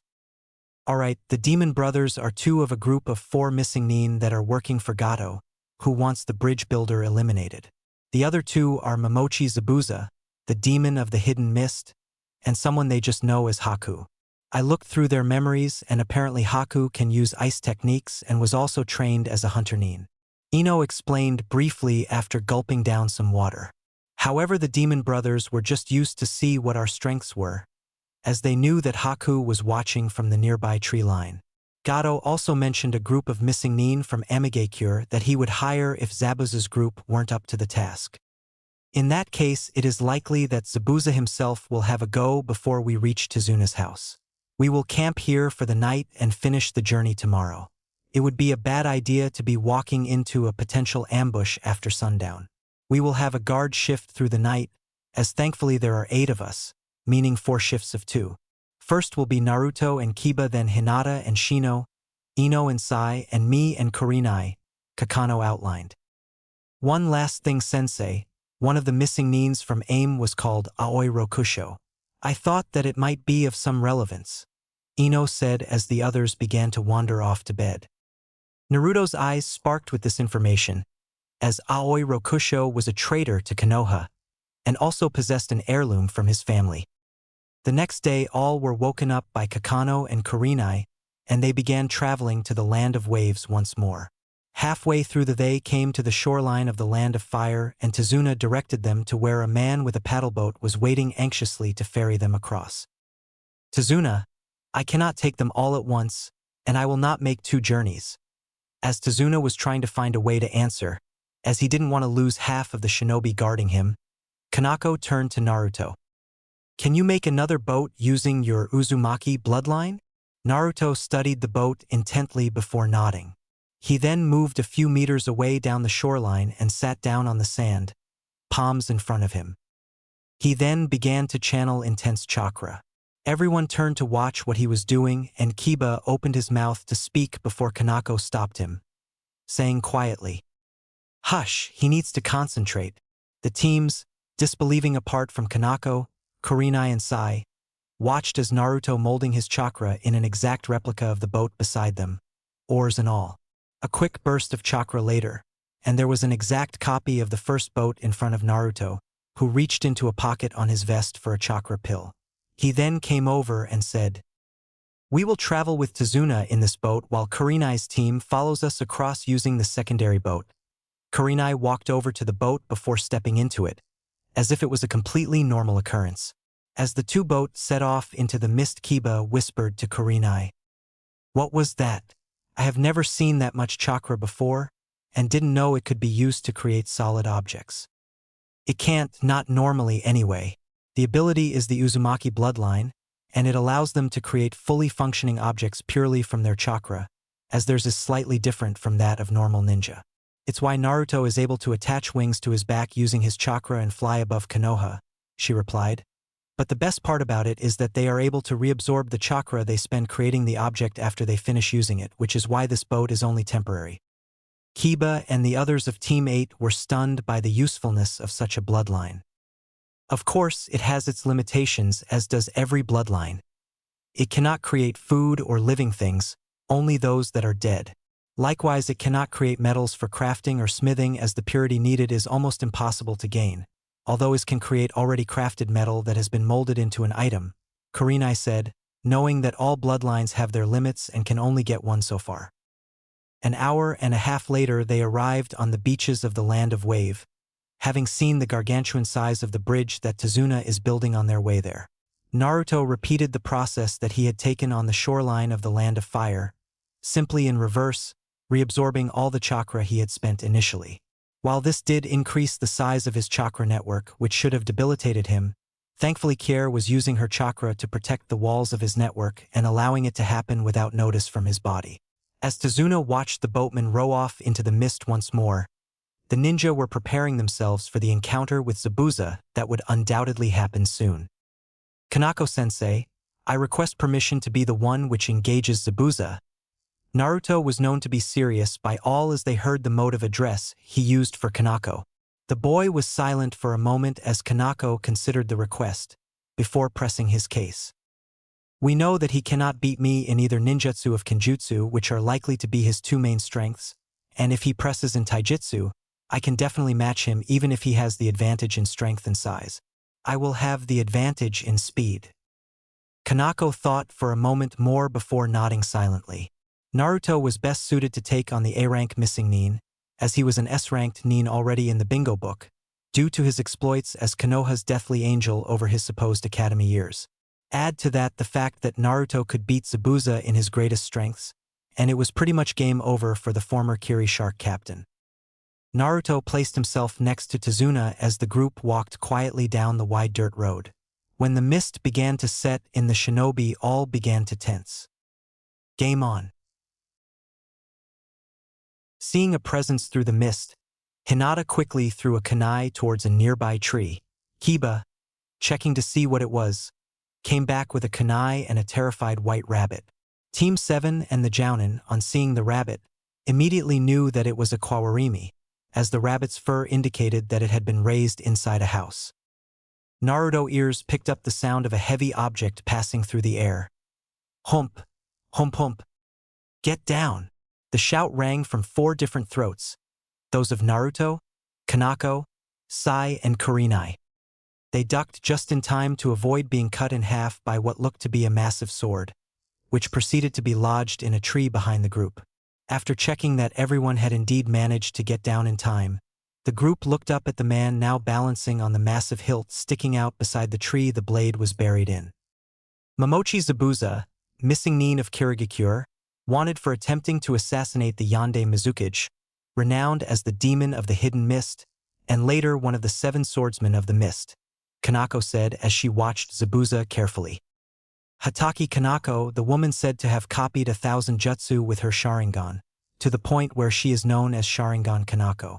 I must say, I was surprised to hear that you were a woman, after all those years being known as a man. Fighting you will be fun, Zabuza said in a condescending voice as he looked over the Konoha genin. It won't be me you're fighting, but him, Kanako replied, pointing to Naruto. Ha, you expect a genin to beat me. I thought you shinobi from Konoha disliked the idea of needless sacrifice, Zabuza crowed, thinking that Kanako had lost her nerve. I requested to fight you, Zabuza. After all, I do like sparring fellow Kenjutsu masters, Naruto said, drawing his twin ninjados, which now had seal along the blades towards the hilt. If you requested to fight me, then who am I to deny your wish? Zabuza asked rhetorically before forming hand seals for a jutsu.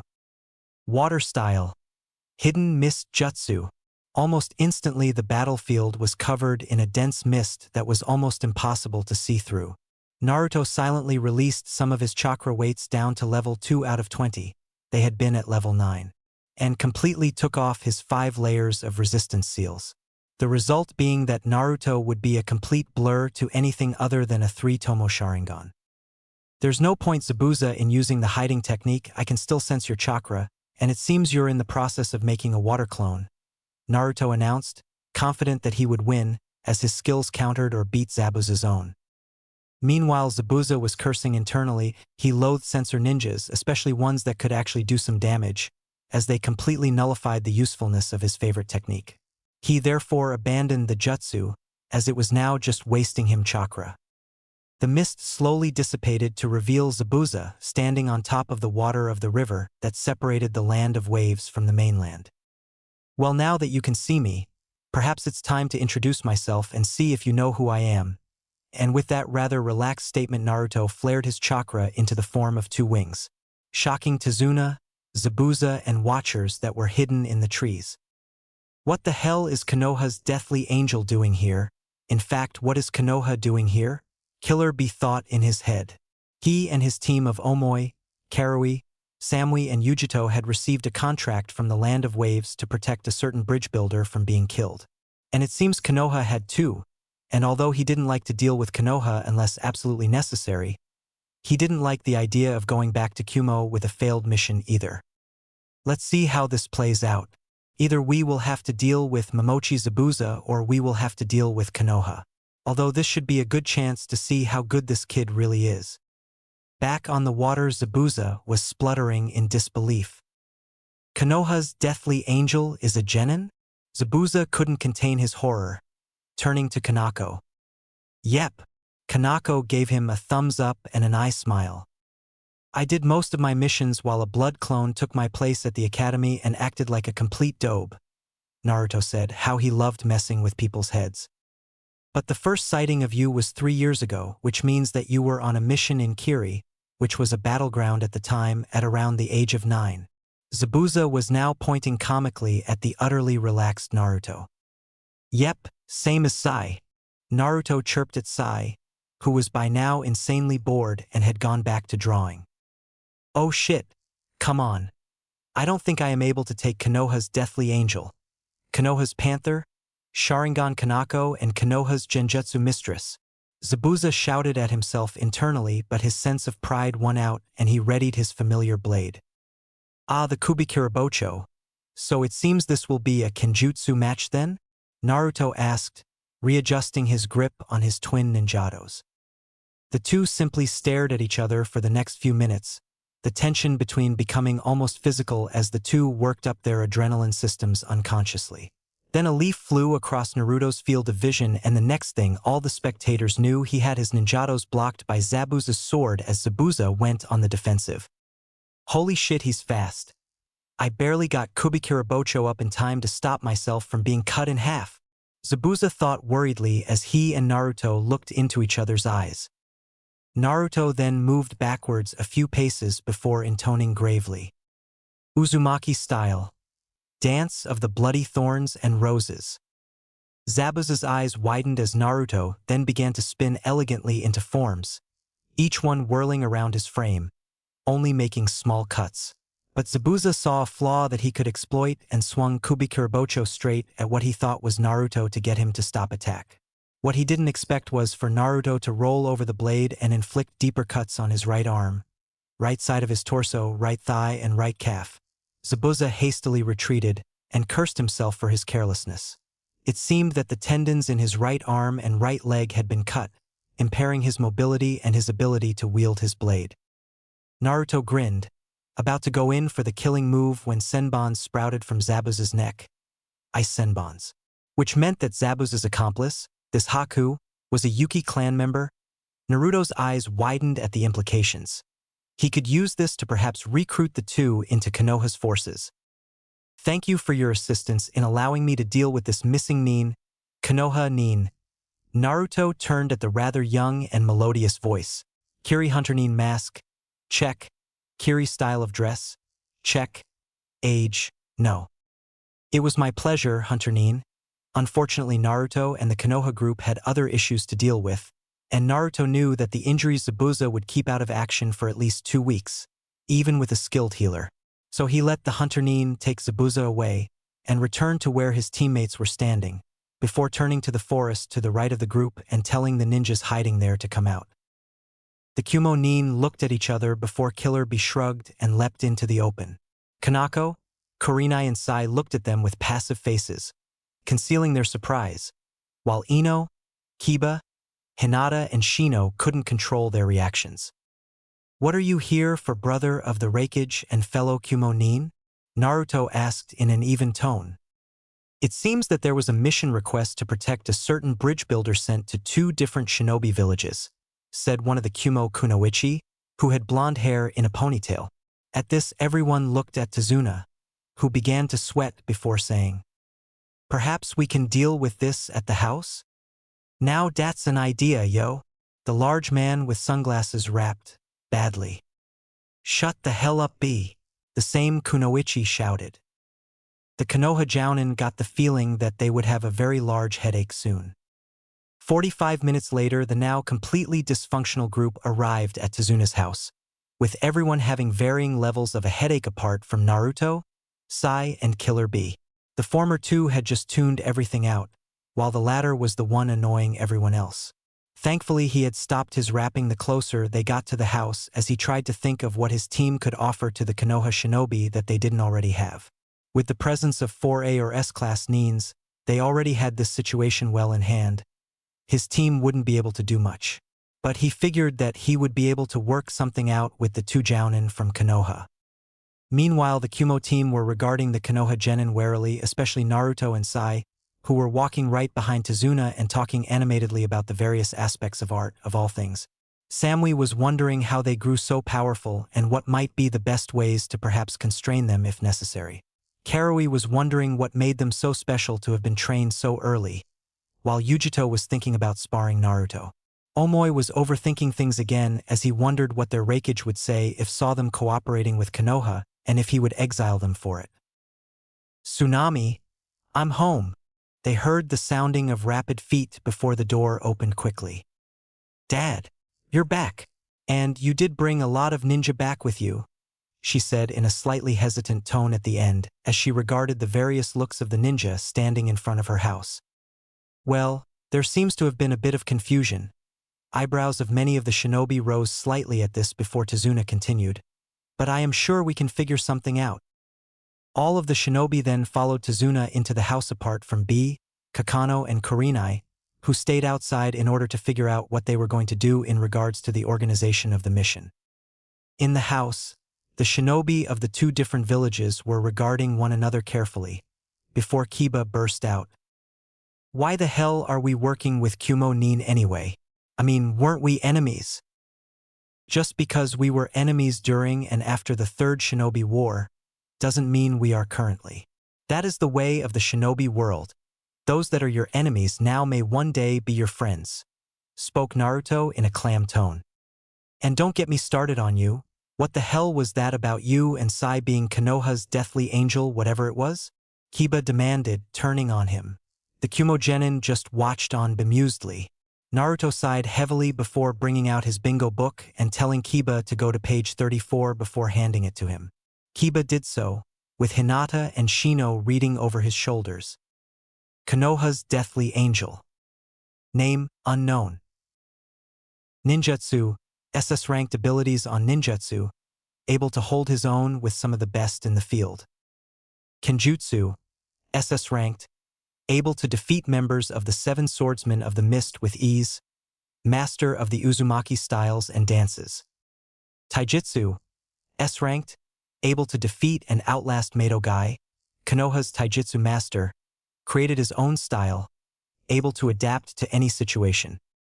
Genjutsu, A-ranked, able to defeat and out-compare most in the field of genjutsu, but it is his weakest field. Fuinjutsu, SS-ranked, reportedly a sealing master better than Jiraiya of the Sannin, able to use seals in the midst of battle by drawing them in midair. Bloodlines, has the Uzumaki bloodline to make temporary solid objects through his chakra alone. Seem to has an unknown bloodline allowing him to mix his affinities. Age, unknown. Associates, typically seen cooperating with his partner, Konoha's Panther, or Sharingan Kanako. Trained from an early age by some of Konoha's best shinobi, but reason for this is unknown. First sighting. Midst of the Kiri bloodline purge 3 years ago, Battle of Bonefires where he and a team of Konoha's ANBU held off over 20 enemy Nin and 50 mercenaries while other teams were evacuating Kagaya survivors from the clan compound. Created 2 solid wings connected to his back while fighting subconsciously. S-ranked approach with supreme caution as the shinobi is approaching the rank of SS, which only a few members in history have ever held, the most recent being the Yondaime Hokage. Kiba looked up as he finished reading before saying, "Holy shit!" In his shock, the bingo book fell from his grasp and the red-headed Kumo Kunoichi made an attempt to catch it, no doubt to read the contents, but before she could do so Naruto's hand snatched it out of the air, and he quickly put it back in his pocket, smiling slightly. A few moments later the door to the living room in which they were all gathered rattled open as Kakano, Kurenai and B all walked in smiling. The genin all looked at them curiously before Kakano decided to explain. "We decided that neither group wanted to go back to their village without a completed mission report, so we decided that we may as well complete this mission together. So now that that has been decided, we may as well give introductions. As Konoha has 2 teams present, we will go first. I am Hitaki Kakano, Jounin Sensei of Team 7 Foot. Yamanaka Ino of Team 7. Sai of Team 7. Uzumaki Naruto of Team 7. Yuhi Kurenai, Jounin Sensei of Team 8. Aburame Shino of Team 8. Inazuka Kiba of Team 8. Hyuga Hinata of Team 8. The Kumo Nin glanced at one another, before Killer B decided to set the example. Killer B, Jounin leader of Team 3. Ni Yujito of Team 3. Omoi of Team 3. Karui of Team 3. Samui of Team 3. Well, now that we all know others, how about we go spar and see how we stand with our shinobi brothers and sisters? B managed to create a clear meaning in his sentence while rapping, although the fact that he was rapping in the first place annoyed the hell out of everyone. Kanako sighed, but agreed that it was necessary to be able to formulate a plan properly, even if she would have liked to try and keep some of their abilities secret. Several minutes later, in a rather large clearing in the middle of the forest, and away from prying eyes, the shinobi gathered to debate who should spar who in the opposing teams. "Perhaps we should have free-for-all spar between one person from each team?" Kanako suggested, getting annoyed at the arguments some of the genin were putting up about wanting to fight certain people. "But my team has extra. Who gonna fight her?" Killer B rapped as he pointed at Yujito. "I am sure that Naruto will be happy to fight 2 rounds. Am I right, Naruto?" Kurenai asked, only to receive no response. All 3 jounin turned to see Naruto casually reading a book as Kiba was trying to shake him out of it. Kurenai immediately turned to Kanako and said, "He was infected. I knew it would happen if he started to hang around you too long." "Naruto," Kanako called, breaking him out of the trance he had entered, and repeated the question. "Yeah, sure, why not? It should be fun."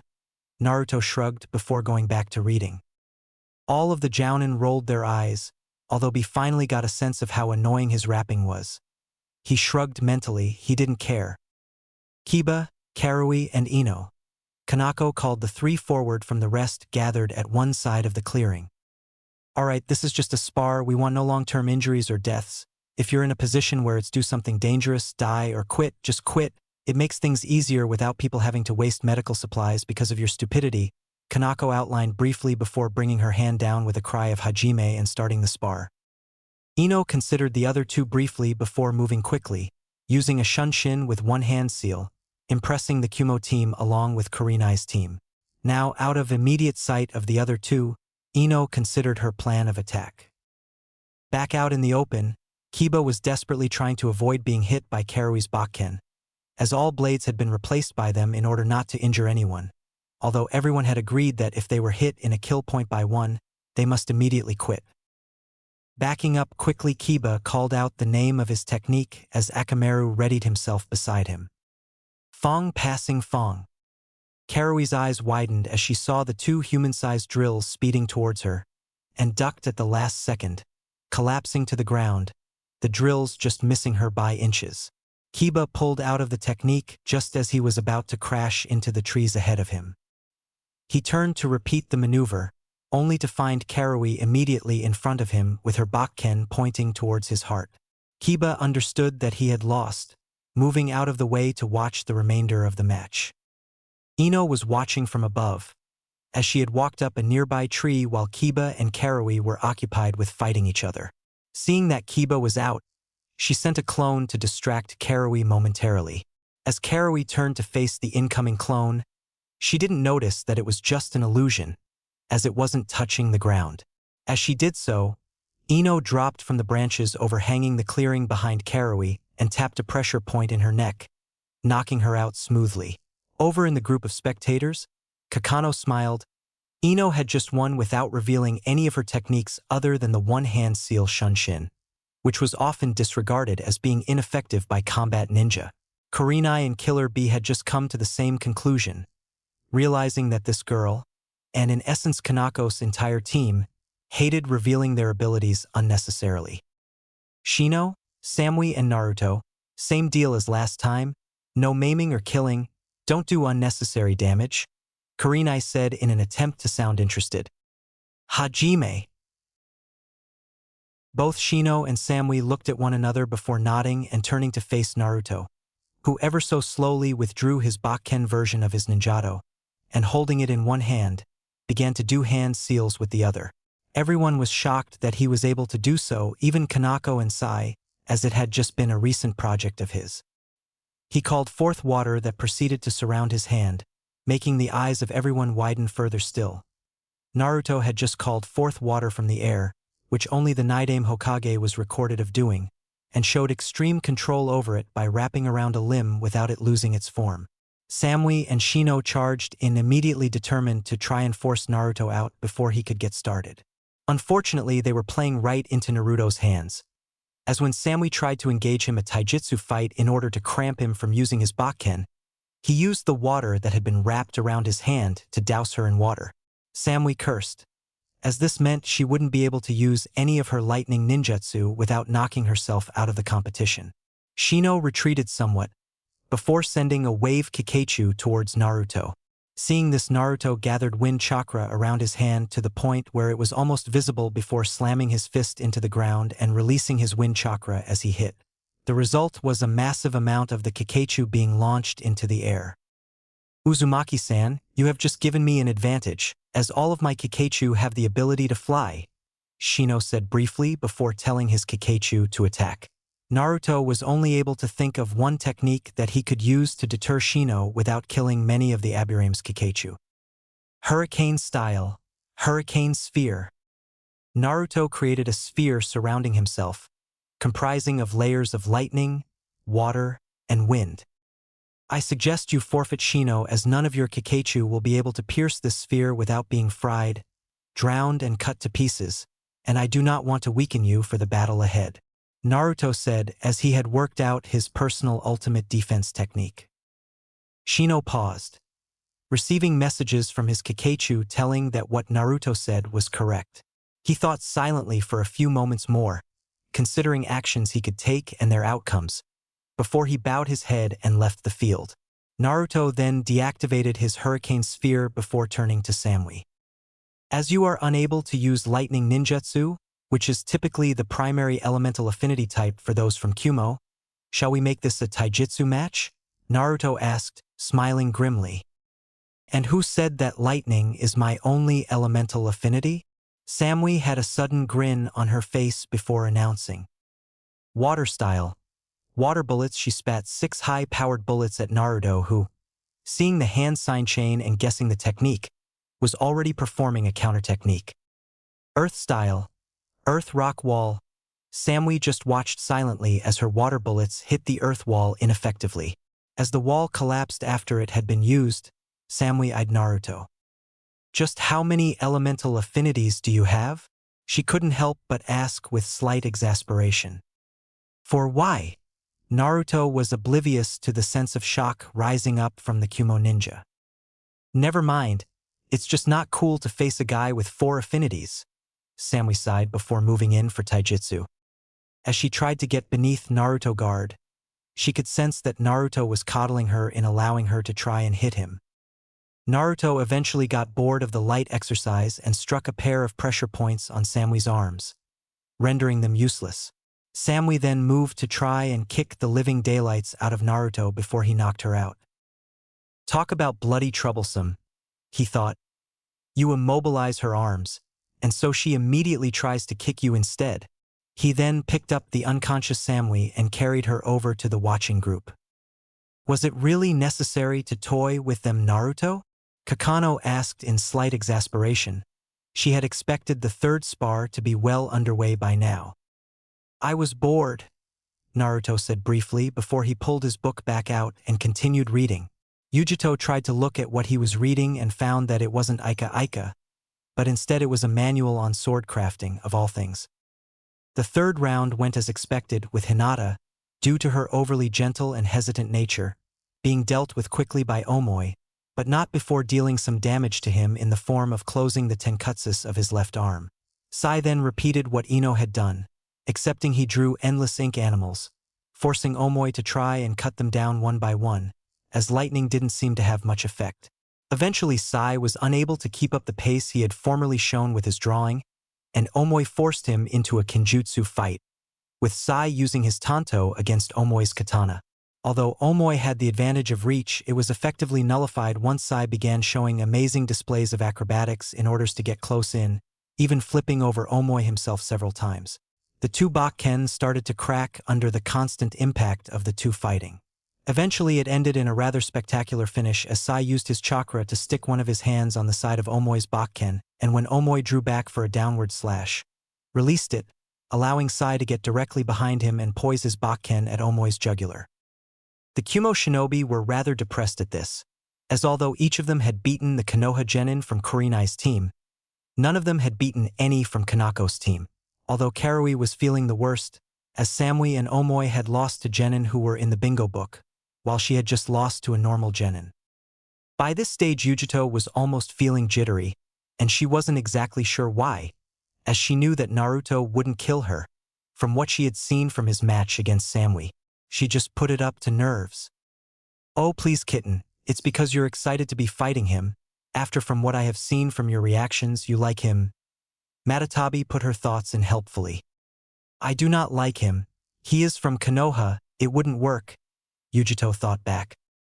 You sound like you have actually considered it, and I can see why, Matatabi responded, before sending Yujito mental images of her in front of a huge viewing screen watching Yujito's memories of Naruto.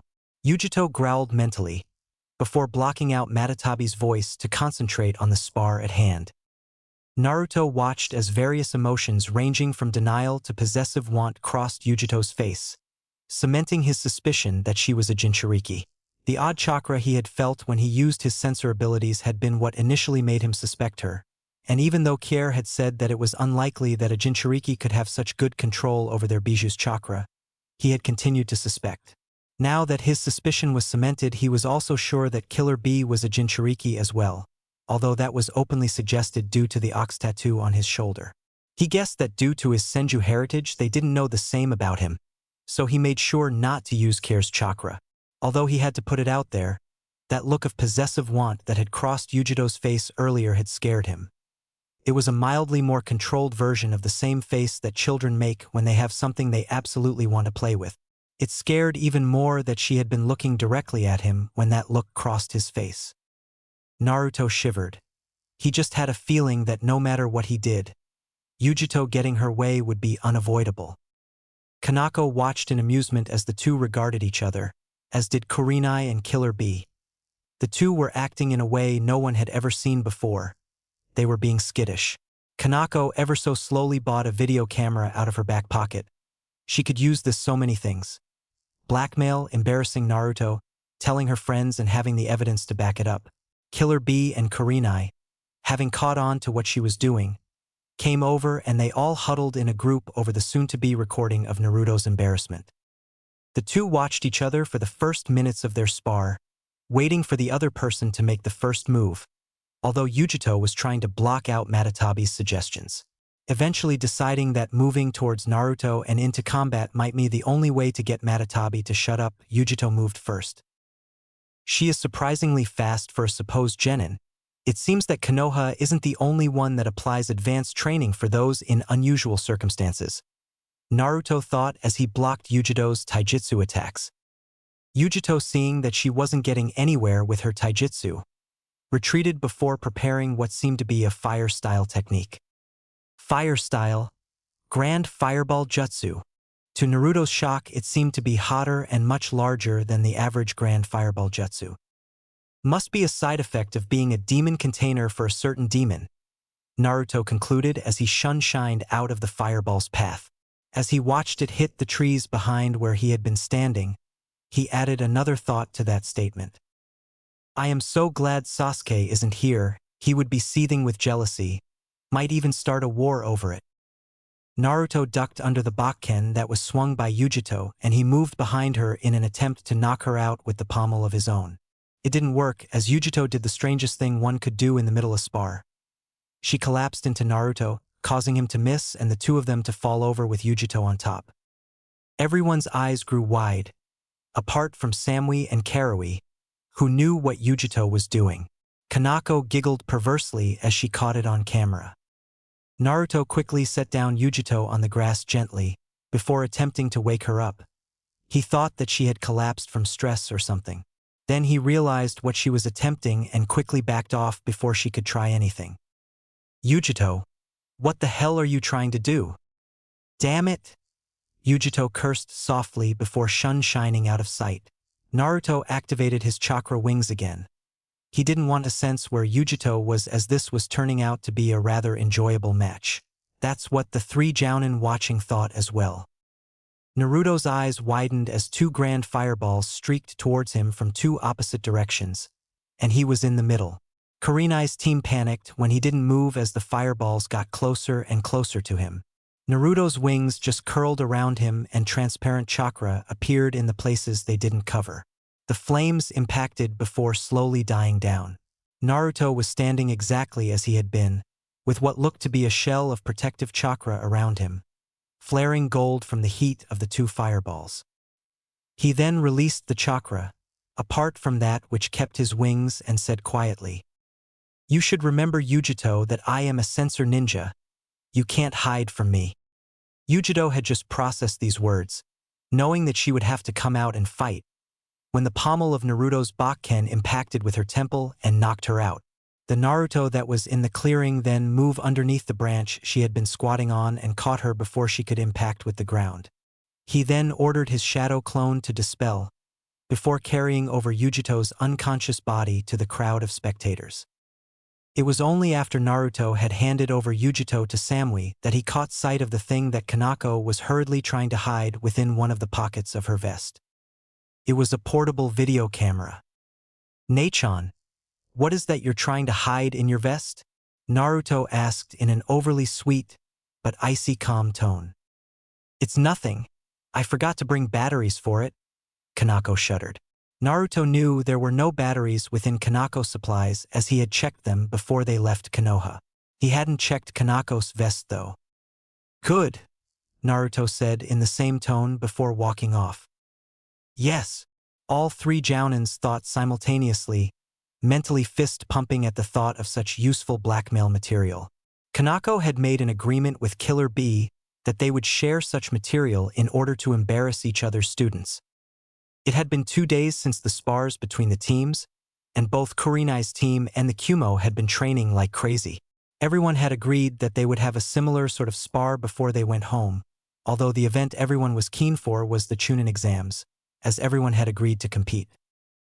Naruto and Sai were currently the ones guarding Tazuna as he continued construction of the bridge.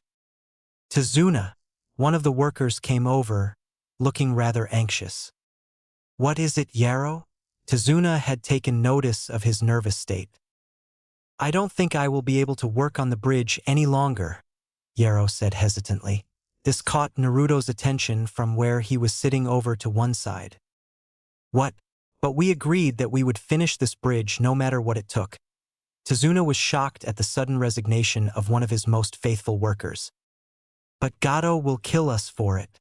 Is this act of defiance worth our lives?" Yaro objected. "I will not be cowed by Gato." Tazuna turned to the rest of the workers. "Lunch break. As for you, Yaro, you can take off for the next shift." As the workers were eating lunch, Sai approached Naruto. "The man sure is losing a lot of workers fast. That's been 2 this morning," Sai said. Naruto knew what he was hinting at. He sighed. I'll approach him after the lunch break is over about using my shadow clones, Naruto said. And indeed 15 minutes later, just after Tazuna had ordered the workers back to their stations. You seem to be losing a lot of workers, Tazuna, Naruto said, working him into the subject. Yeah, well, not many are willing to risk the lives of what families they have, especially if there are women or children in those families. Tazuna knew the reasons why so many had quit. What would your reaction be if I said I was able to fix the problem and give you all the workers you need? I would beg you on my hands and knees if necessary to get you to do so. Tazuna obviously thought that Naruto was joking. That won't be necessary. Mass shadow clone technique. A wall of smoke appeared in front of the two, obscuring their view of the workers. And as the smoke cleared, Tazuna's jaw fell open at the sight of 75 clones of Naruto staring back at him. All right, follow whatever Tazuna tells you to do. Okay? Naruto said to his clones. Sure, boss, they chanted back. Tazuna grinned. All right, we need teams carrying materials from over at the supply station to the bridge. We also need teams at the supply station cutting bricks from the stone there, that sort of thing. Is it possible to get a team under the bridge looking for cracks? Tazuna's voice faded away as Naruto walked back to where he had been sitting before. That night, Tazuna's house. Tazuna was talking with Kanako about what had happened this morning over dinner. He created a small army of workers for me to work with. If he can continue doing so, I could have that bridge finished in 3 to 4 weeks instead of something like 2 months. Although with Gato out of the way it will be a lot easier, as a lot more people will join in. Killer Bee and Yujito shared a glance when they heard of Naruto's feat. There were very few people with such a large amount of chakra to be able to do something like that, and first amongst that category were Jinchurikis. Naruto and Sai saw the glance and knew that Naruto would be confronted by the two soon. Why don't you leave? You're all going to die anyway, Inari. Tsunami's son said loudly from the far end of the table. Because Gato couldn't kill us if he tried, Naruto said in a low voice in the sudden silence. Gato will kill you all. You aren't able to stop him. You don't know how hard life has been for the people in this village. You don't know how difficult life can be, Inari shouted. Naruto, Killer Bee, and Yujito stiffened. Kanako's, Kurenai's and Sai's eyes all widened at the audacity of this kid. Naruto leaned towards Inari before growling in a grating tone. You have no idea what pain is. He then stood up silently, put his hood over his head, obscuring most of his face before opening the door and walking out of the house, ignoring the cries of Hinata and Ino. Kanako turned to Inari. Never say that Naruto doesn't know pain. He grew up with no one there to help him. He was hated by every person in our village, apart from 7 or 8 who couldn't help him. For the first 8 years of his life, he was beaten by huge mobs that tried to kill him or drive him insane, whichever came first. At the age of 4, he was literally thrown out of the orphanage from the top story, and after that he lived off the streets for 2 years before the Hokage was able to track him down. Several times he was pronounced clinically dead by doctors in the hospital, causing the villagers to start celebrating before he came back to life. Even in the hospital, people tried to kill him, to the point where only 2 or 3 doctors could be trusted to look after him. By the time he was 5, he had survived over 800 assassination attempts on his life. In the end, he developed multiple personalities to try and deal with it. Thankfully, over the years, he has been able to recover, although he still shows hints of those personalities when he gets angry or sad. Kanako said by way of an explanation as to why Naruto was angered by the suggestion that he didn't know pain. Killer Bee and Yujito looked at one another again. This time it was certain. Naruto was a Jinchuriki, as only Jinchurikis are treated with so much hate. During the silence that pervaded of the table, they could all hear the sounds of a violin in the night. Kanako sighed again. When he gets sad, Naruto tends to either disappear for a while or retreat to the highest place available and play his violin, Kakano said as she looked up at the ceiling. Naruto sighed heavily as he played the final note on his violin. He knew that he would be slightly slow in the morning.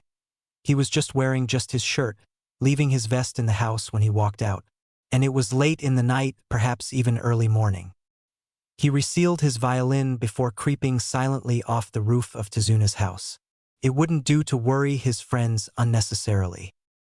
The next morning dawned with frost covering the ground, and Yujito awoke groggily before grumbling slightly and turning over in her sleeping bag, reluctant to leave the heat surrounding her. Eventually giving up on her getting back to sleep, Yujito instead thought upon the most recent subject on her mind, Naruto. He seemed to be very strong, as Killer Bee had commented that even he was unsure he would be able to beat Naruto, and Killer Bee was the strongest person she knew, apart from perhaps the Raikage. He also seemed to be emotionally conflicted due to his past as a Jinchuriki, although his seemed to be extreme compared to even Bee's. However, he also seemed to be a very kind person, perhaps too much so, Yujito reflected, thinking back to their spar when he almost fell for her trick. It was unusual. One would expect someone with such a past to be cold and closed off to other people, considering the mission before their friends. Yujito's eyes widened when she realized that Samui was awake and watching her silently, almost as if she knew what Yujito was thinking. However, both their attention was caught when they saw that Bee's sleeping bag was empty. They awoke Omoi and Karui and strapped their equipment on hurriedly. It was odd for Bee not to notify them when he left, so they were worried. Naruto and Bee were silent as they created a mindscape connection between their two, as the two had agreed that Bee and Gyuki, the Eight Tails, would teach Kier how to fully be able to help Naruto with her chakra. But in exchange, Naruto would have to show Bee memories of his past, before he began his training with his Nei-chans and Anai-sans, along with promise that he would sometime come to Kumo in order to fully train with Kier to control her power, as she could only do so much. Naruto had readily agreed, as due to his Uzumaki chakra, he had an estimated lifespan of around 150 years, although his was more like 200 due to also being Kier's Jinchuriki. As they connected their mindscapes, both ninja felt their eyelids being dragged down. A few minutes later, Yujito, Samui, Karui and Omoi came upon the scene of the two looking like they were sleeping with their right hands on the forehead of the other. Immediately Karui stormed towards the two, determined to stop Naruto from whatever he was doing, before Yujito stopped her from interfering. "Leave them, we shouldn't interrupt. Instead, we should watch over the two and make sure others do not interrupt," Yujito said authoritatively. "But he is obviously doing something to Bee-sensei," Karui objected, surprised that Yujito had stopped her. "No, Bee-sensei chose to initiate this, as he is the only person able to do such a thing. He did the same for me when I was younger," Yujito explained after she sat down on a nearby log. "Surely you don't mean that?" Samui asked uncertainly, as it seemed that Yujito was suggesting that Naruto was a Jinchuriki, although that would explain how he could keep throwing out high-level jutsus long after most would have collapsed. "We have our theories, but we can't confirm them. It may simply be because he's an Uzumaki." Within the mindscape connection, Naruto whistled softly as he looked around within the connection. The setting seemed to be a place in the land of lightning, due to the mountains and valleys, with mountains going off into the distance. "Sorry if it seems a bit unfamiliar." Naruto turned to see two men. One was Bee and the other was obviously the Eight Tails, due to his appearance. "Our mind unconsciously selected this place, as this is where we spend most of our time. It was only by becoming a Jounin sensei that we were able to actually leave Kumo, and even then rarely," Bee explained patiently, as although he understood his brother's reasons, it did get very boring. "Right?" Naruto said briefly before turning to the Eight Tails. "It is a pleasure to meet another of the Bijou, being as misunderstood as they are. I shall say the same, Uzumaki Naruto, as I can tell that you are descended from the blood of my father. You have the same bearing, although you are an Uzumaki," Gyuki said courteously, confusing both Bee and Naruto. "What do you mean, descended from your father?" Naruto asked curiously. "I thought that she would have told you," Gyuki said, pointing past Naruto, "although I do not recognize the second woman." All three of them turned to see Kier and Kushina, who were walking towards them at a steady pace. "It has been a very long time since I last saw you, Kierne-chan," Gyuki said rather jovially. "Indeed it has, Otuto. How has it been in the land of lightning?" "I haven't visited in a while." Kier seemed almost uncertain, although that may have been because of the questioning glare being sent her way by Naruto. "What does Gyuki mean? The blood of his father?" Naruto repeated the question to Kier, who winced before shooting a slight glare at the human form of the Eight Tails and sighing.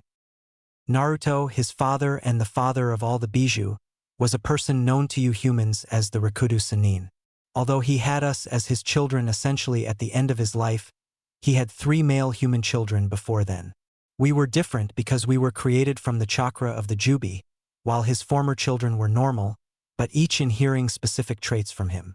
However, at the end of his life, he had to choose an heir from one of his 3 sons. But at the time he was delirious, so he passed the duty on to his eldest, which was, unfortunately, me. So it became my duty to watch over the families of the 3 sons and judge which is worthy to be proclaimed the heirs of the Rikudo Sannin himself. The 3 sons were very different on their outlooks in life. The eldest liked a life of prestige, but helped others to the point where it became renown. The second son loved a life of both prestige and combat, although soon his arrogance reigned over both his desires.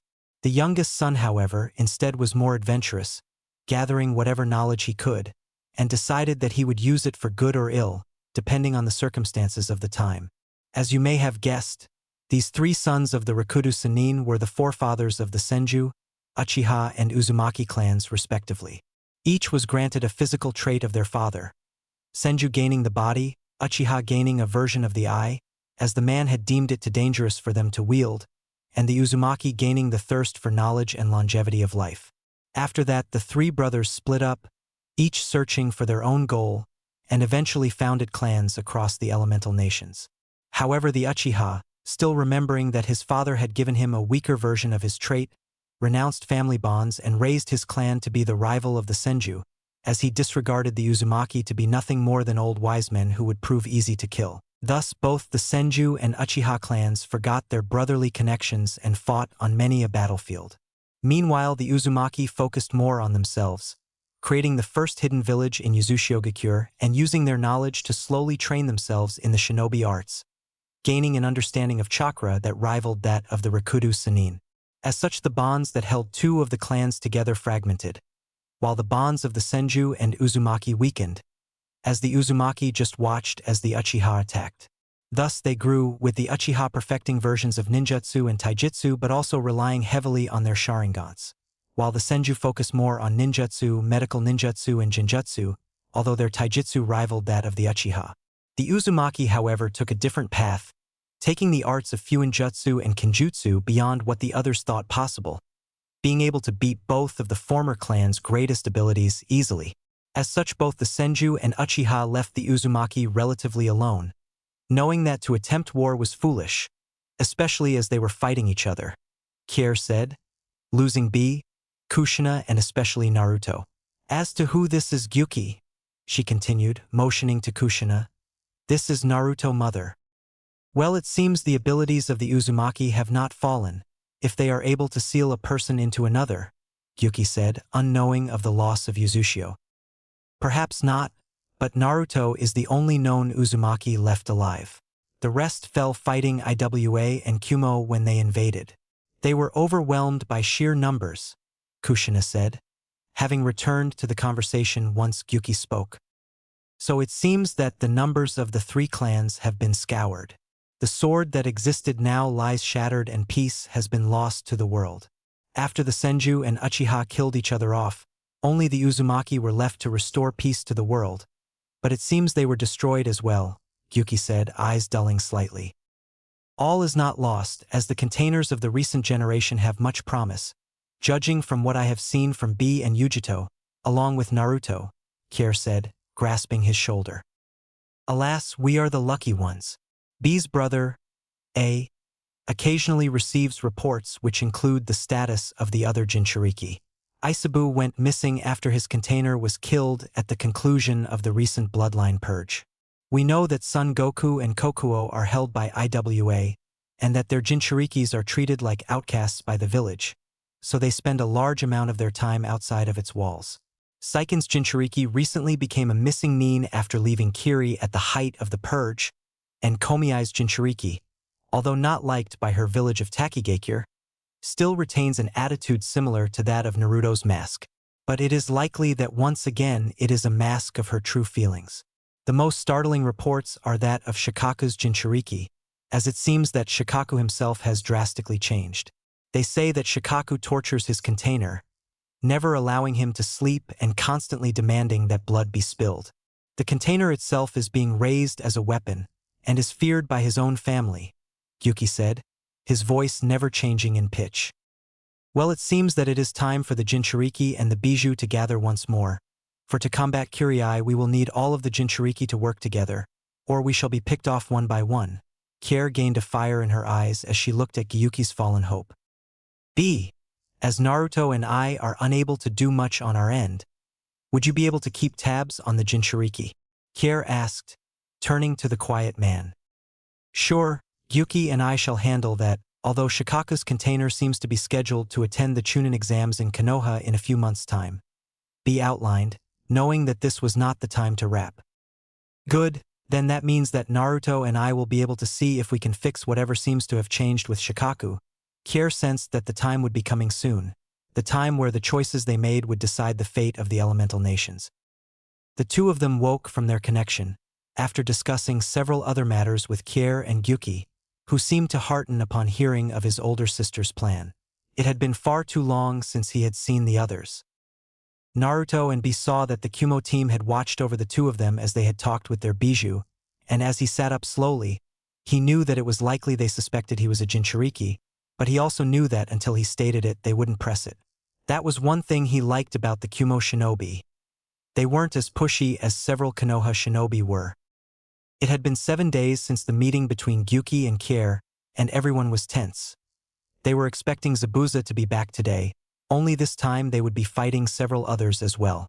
Naruto, remembering the information that Ino had gained from mind-walking the now-dead demon brothers, had claimed that if Aoi Rokusho showed up, then he was his to kill, but in doing so he would have to leave his friends to face the others for at least a short amount of time.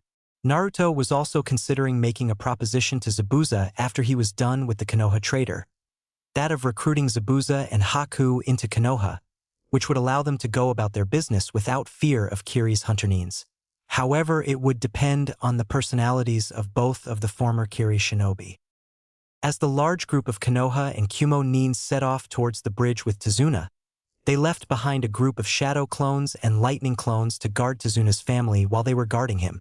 Never know how far Gato will stoop, although he had already stooped far enough. As the large group approached the end of the bridge connected to Wave, everybody tensed as they saw the mist hanging over the worksite in the middle of the bridge, obscuring their view of the workers. Naruto and Kanako figured that this was Zabuza's jutsu due to the chakra lacing the mist, and Naruto stepped forward before using a high-level wind jutsu to dissipate the mist. 6 figures were revealed, one obviously being Zabuza, due to his massive Zanbatsu over his shoulder, and another being Aoi, due to the sparking sword that seemed to be made of lightning in his hand. As the two groups of shinobi walked towards each other, Kurenai told Tazuna to stay back, and assigned her team to watch over him. So it seems that we have a chance to fight once more. Konoha's deathly angel, Zabuza said in a scathing tone as he looked at Naruto. Well, his attitude is pointing at him not accompanying us to Konoha, Naruto thought grimly. Be that as it may, Zabuza, but I shall have to have my fight with Aoi Rokusho over there before we do, Naruto said, motioning with his head to the thief of the Raijin no Ken.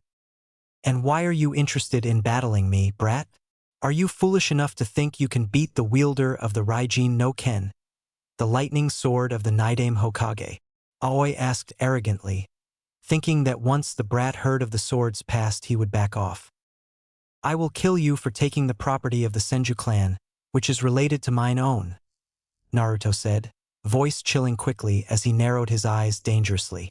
The Konoha ninja, especially those from Team 7 and the 2 Jounin, knew that when Naruto was acting like this, he was officially pissed. Well, I insist that we fight before you take him on. Zabuza was not happy at being disregarded for someone as arrogant as Aoi.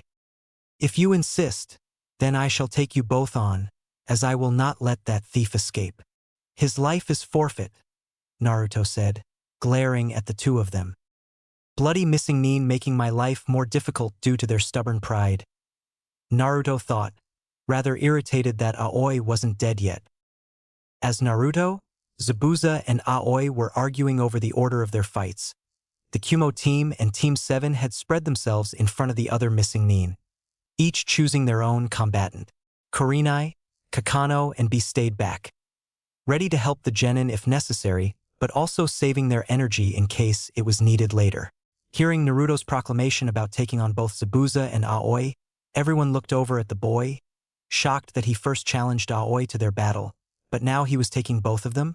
Who in their right mind disadvantages themselves when faced with two A-ranked missing nin? Well, Naruto does. As Naruto, Zabuza and Aoi began to stare at one another. Aoi began to wonder why Zabuza had not activated his hidden mist jutsu yet. As he turned towards Zabuza slightly in order to ask that very question, Zabuza answered, "Doesn't work, tried it already, but the brat is a censor, and a very good one at that. He could tell when I was making a water clone while in the mist." Slightly unsettled by this information, Aoi turned back to Naruto, who had drawn his twin ninjados and was beginning to form his two wings behind him. The Sandaime Hokage and Naruto had realized that Naruto did it almost subconsciously in a fight, and on many missions while his clone was at the academy, Naruto had to wear seals in order to stop it from happening, in order to stop other villages identifying him as Konoha's deathly angel.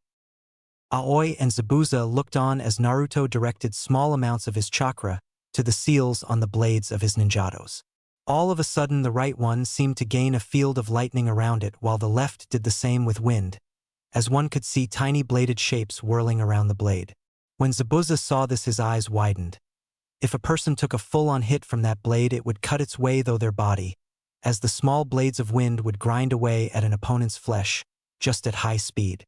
Meanwhile, Aoi dismissed the two elementally covered swords, thinking that they were but a pale imitation of the Raijin no Ken, and as such were incomparable in terms of sheer power.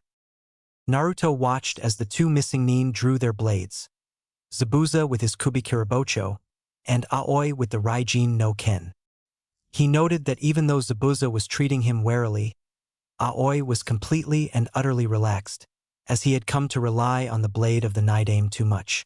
Although it hadn't failed him yet, his arrogance allowed him to think it would never do so, and that would give Naruto a huge advantage. Knowing that it was time to stop stalling, Naruto disabled his weights and resistance seals and shot forward. Next millisecond, Naruto had had both of his attacks blocked by the blades of the two missing nins. He grinned quickly before disappearing in a blur of speed. Zabuza swore. Naruto hadn't been that fast before, and he had barely held out against him then, although he had only survived due to Haku's intervention. He swore louder. With Yujito and Sai. Yujito and Sai had decided to team up with each other and take on Zabuza's accomplice, although Sai was intending to put forward Naruto's proposition after he had defeated her. Yujito had just teamed up with him as she knew that the remainder of her team and Ino would be able to handle the missing nin from AIM. "I hope that you can cover being a close-quarters fighter," Sai said as he turned to Yujito. "Don't worry about that," Yujito replied, still looking at the girl that was facing them. In response, Sai said nothing, just took out an art book and started to mold chakra in order to bring his drawings to life.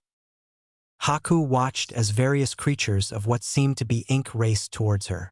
In response, she summoned a huge amount of ice senbon from the river running below them and shredded the creatures with extreme prejudice. Yujito cursed, "This may be harder than they thought if she had an ice bloodline." Sai looked unsurprised, but instead more determined, as he could see that Zabuza regarded her as a tool. "This may be my chance to do for another person what Naruto did for me all those years ago," Sai thought determinedly. With Ino and the Kumo team. Ino watched as she and the Kumo team spread themselves out in a line facing the three AIM missing nin. Samui and Omoi had chosen their own targets. The oldest, a girl, and a person who looked to be little more than a boy, but if he was a missing nin then it was likely he had a trick up his sleeve. Meanwhile, she and Karui had silently agreed to work together to take down the last opponent, a tall male teenager who looked rather haunted. As she watched Karui streak towards their opponent in order to engage him in kenjutsu, she sensed that Samui and Omoi were doing the same. Ino smiled slightly before sunshining behind the missing nins.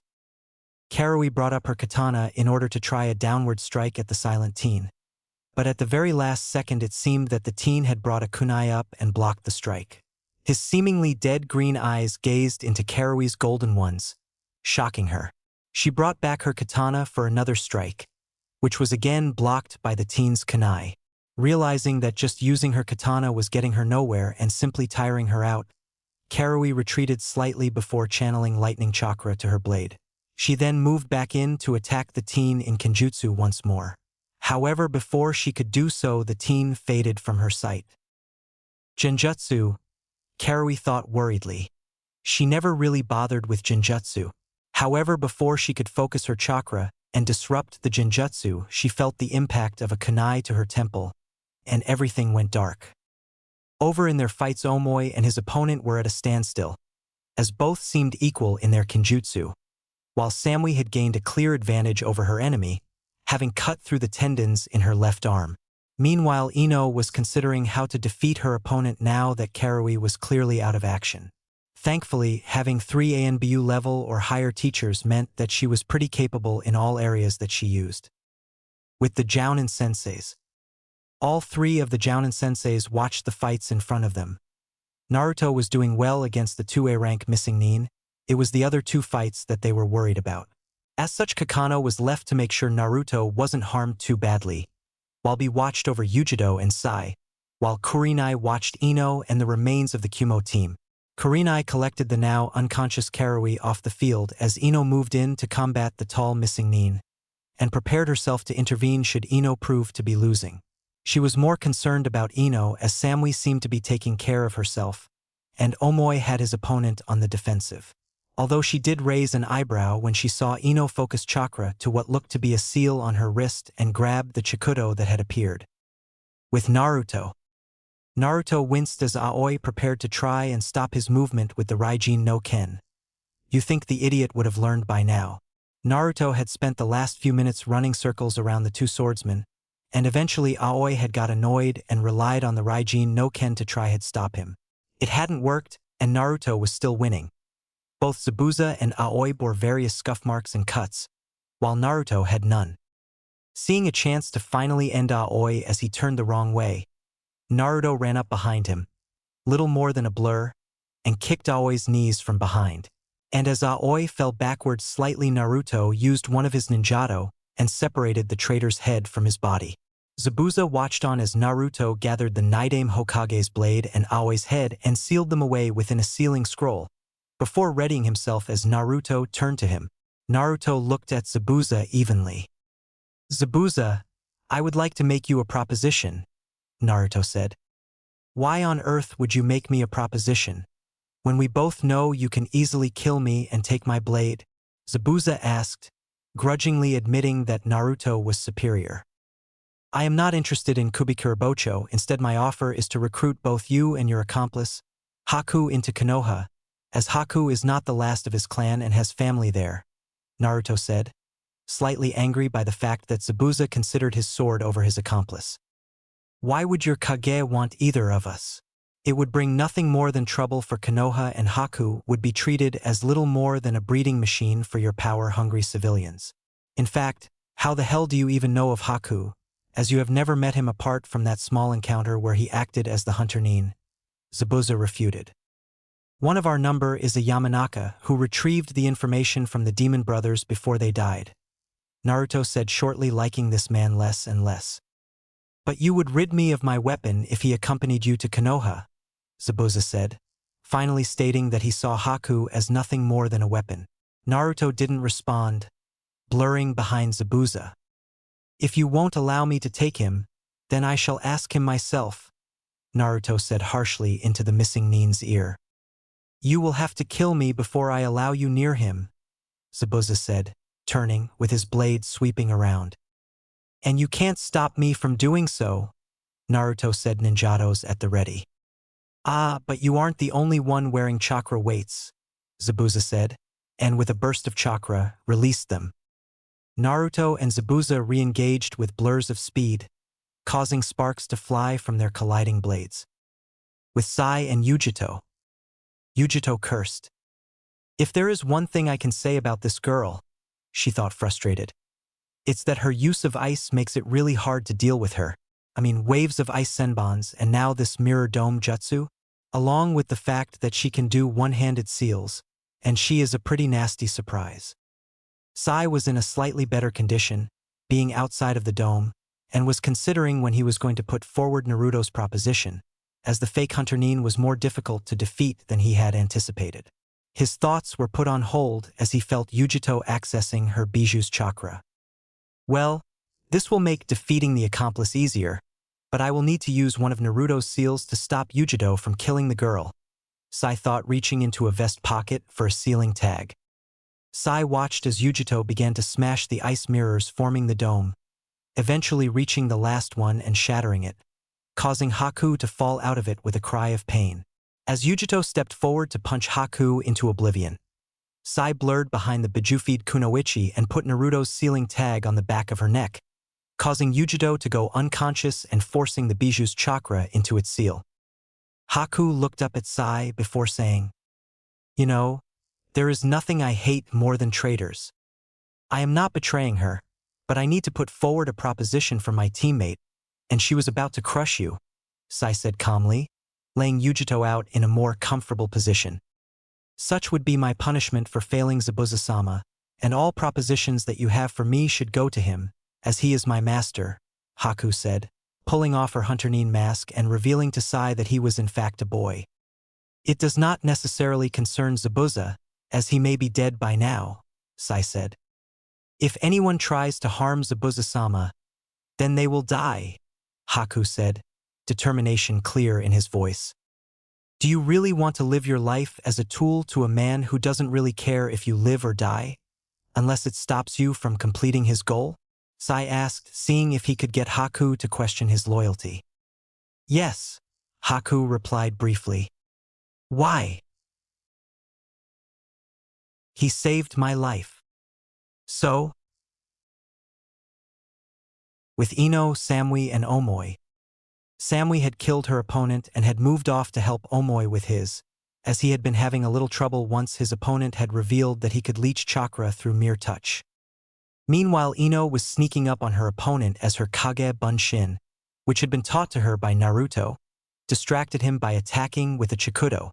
As her Kage-Bunshin thrust at her opponent, he moved closer to Ino's hiding place by coincidence as he tried to back off.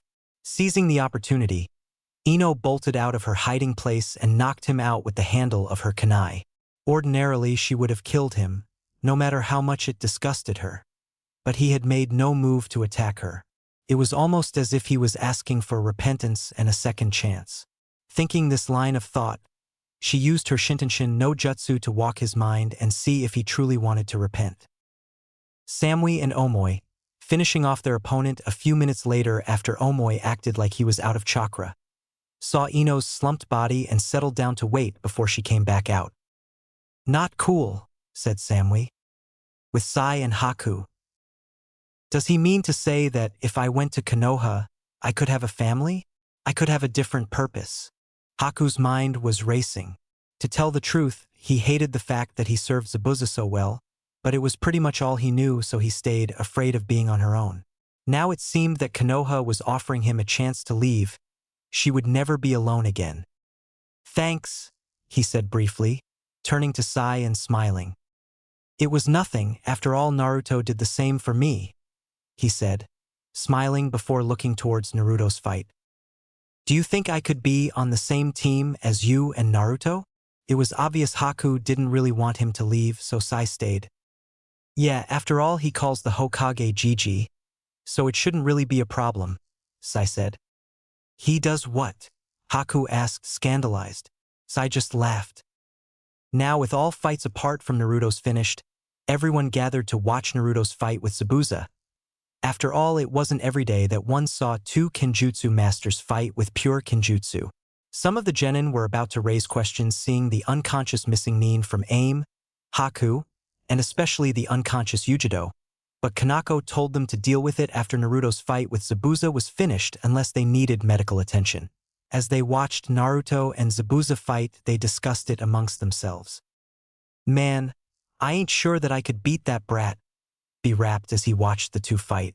At the statement, the Kumo genin, including the recently awoken Yujito, looked slightly alarmed. B was one of the best shinobi in Kumo, if not the best. Well, he is able to beat the Sandaime Hokage in pure ninjutsu, Kanako said proudly, remembering the spar that the two held once a month. At this, the jaws of all the genin, haku, and bi dropped. The Sandaime Hokage specialized in ninjutsu and bujitsu. To be able to beat him only using ninjutsu was incredible. It's more like dancing, isn't it? Haku commented as they watched Naruto flow through and around Zabuza's attacks before inflicting his own. All the spectators had to agree, as Naruto's movements, at least what they could see of them, were very graceful, full of twirls and spins. Eventually it got to the stage where Naruto had one of his ninjato pointed at Zabuza's throat and the other at his heart, Kubikirabocho lying several meters off to one side after Naruto cut off one of Zabuza's hands. "Do you surrender?" Naruto said, his eyes and voice giving everyone the chills. Before Zabuza could spit in his face, everyone heard clapping from the far end of the bridge. Everyone looked past the two Kenjutsu masters and saw Gato with a few hundred bandits and cutthroats behind him. "Gato, what is this?" Zabuza roared in anger at having been betrayed by his now former employer. "This was always my plan. You missing nin cost too much.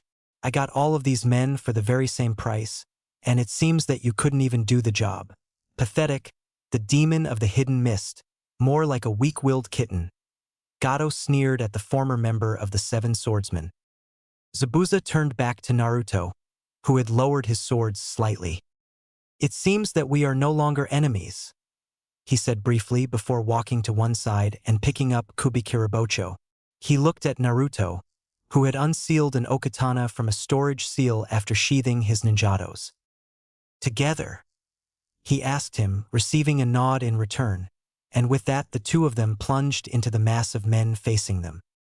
The remainder of the shinobi watched as the two of them working their way quickly through the men, shredding whatever formation they had previously been in. Naruto used his pure speed to cut his way forward, jumping over the head of men and twirling this way and that, while Zabuza used pure strength cutting down all who opposed him in wide sweeping blows, but received a lot of damage in return. Zabuza eventually collapsed as Naruto cut down the last few men before turning to Gato, who he handed over to the recently arrived crowd of wave villagers. He then returned as Haku knelt down to his former master in order to hear his last words. "Haku, I am sorry for the way I treated you, but it's too late now. Take Kubikirabocho with you. There are Kenjutsu scrolls on it back in the hideout. Go with Konoha, they will look after you due to your bloodline. Apparently there are members of your family there as well," Zabuza said, gasping in between words. "Thank you for all you gave me, Zabuza. I will make sure that you are not forgotten," Haku said, closing his eyes for a time in sadness. He then retrieved Kubikirabocho from nearby and sealed it within a scroll, before taking Zabuza off the bridge and over to the mainland of the elemental nations. 2 weeks later. After that, there was a huge celebration held by the villagers of Wave, which increased after Naruto and Sai brought back all the money Gato had stolen from them while accompanying Haku. Zabuza and Naruto were honored as the heroes of Wave, which got Naruto a lot of attention which he didn't particularly want. And the word of Konoha's deathly angel's true identity was spread across the elemental nations. In order to escape from all the attention, pretty much all of the shinobi hid in the nearby forests training. None of them seemed to like the fame very much. The missing nin from Amigakure that Ino had knocked out was called Kurino, and he had begged for a second chance to Kanako and asked if it was possible he could take it in by Konoha. He was very skilled in Jinjutsu and had formed a natural friendship with both Ino and Kurinai, although Kiba remained slightly suspicious of him. Haku meanwhile became friends with both of the Konoha teams and most of the Kumo team, as Karui treated suspiciously. But she was best friends with Team 7 and Kurino, who had hated his time as an AIM shinobi and as a missing nin, and now that he had become friends with others, started smiling a lot more. Eventually it was time for the three teams, Haku and Kurino, to leave Wave and go their separate ways. The Kumo team was to go back to Kumo until the Chunin exams, and B was grumbling incessantly about not being able to leave the city for almost 2 months. The Konoha ninja, now that their final missions needed to register in the Chunin exams were complete, would be staying and training in Konoha for them. All of the genin promised to face each other in the exams, eager to see how much their friends had grown.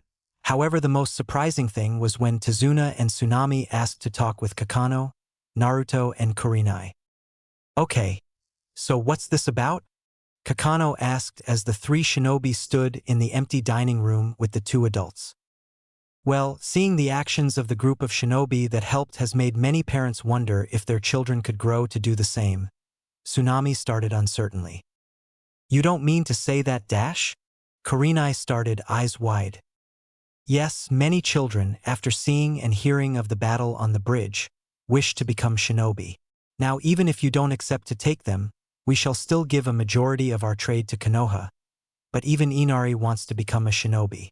So I think that if you do accept to take them, we will allow you to recruit shinobi from Wave," Tazuna stated.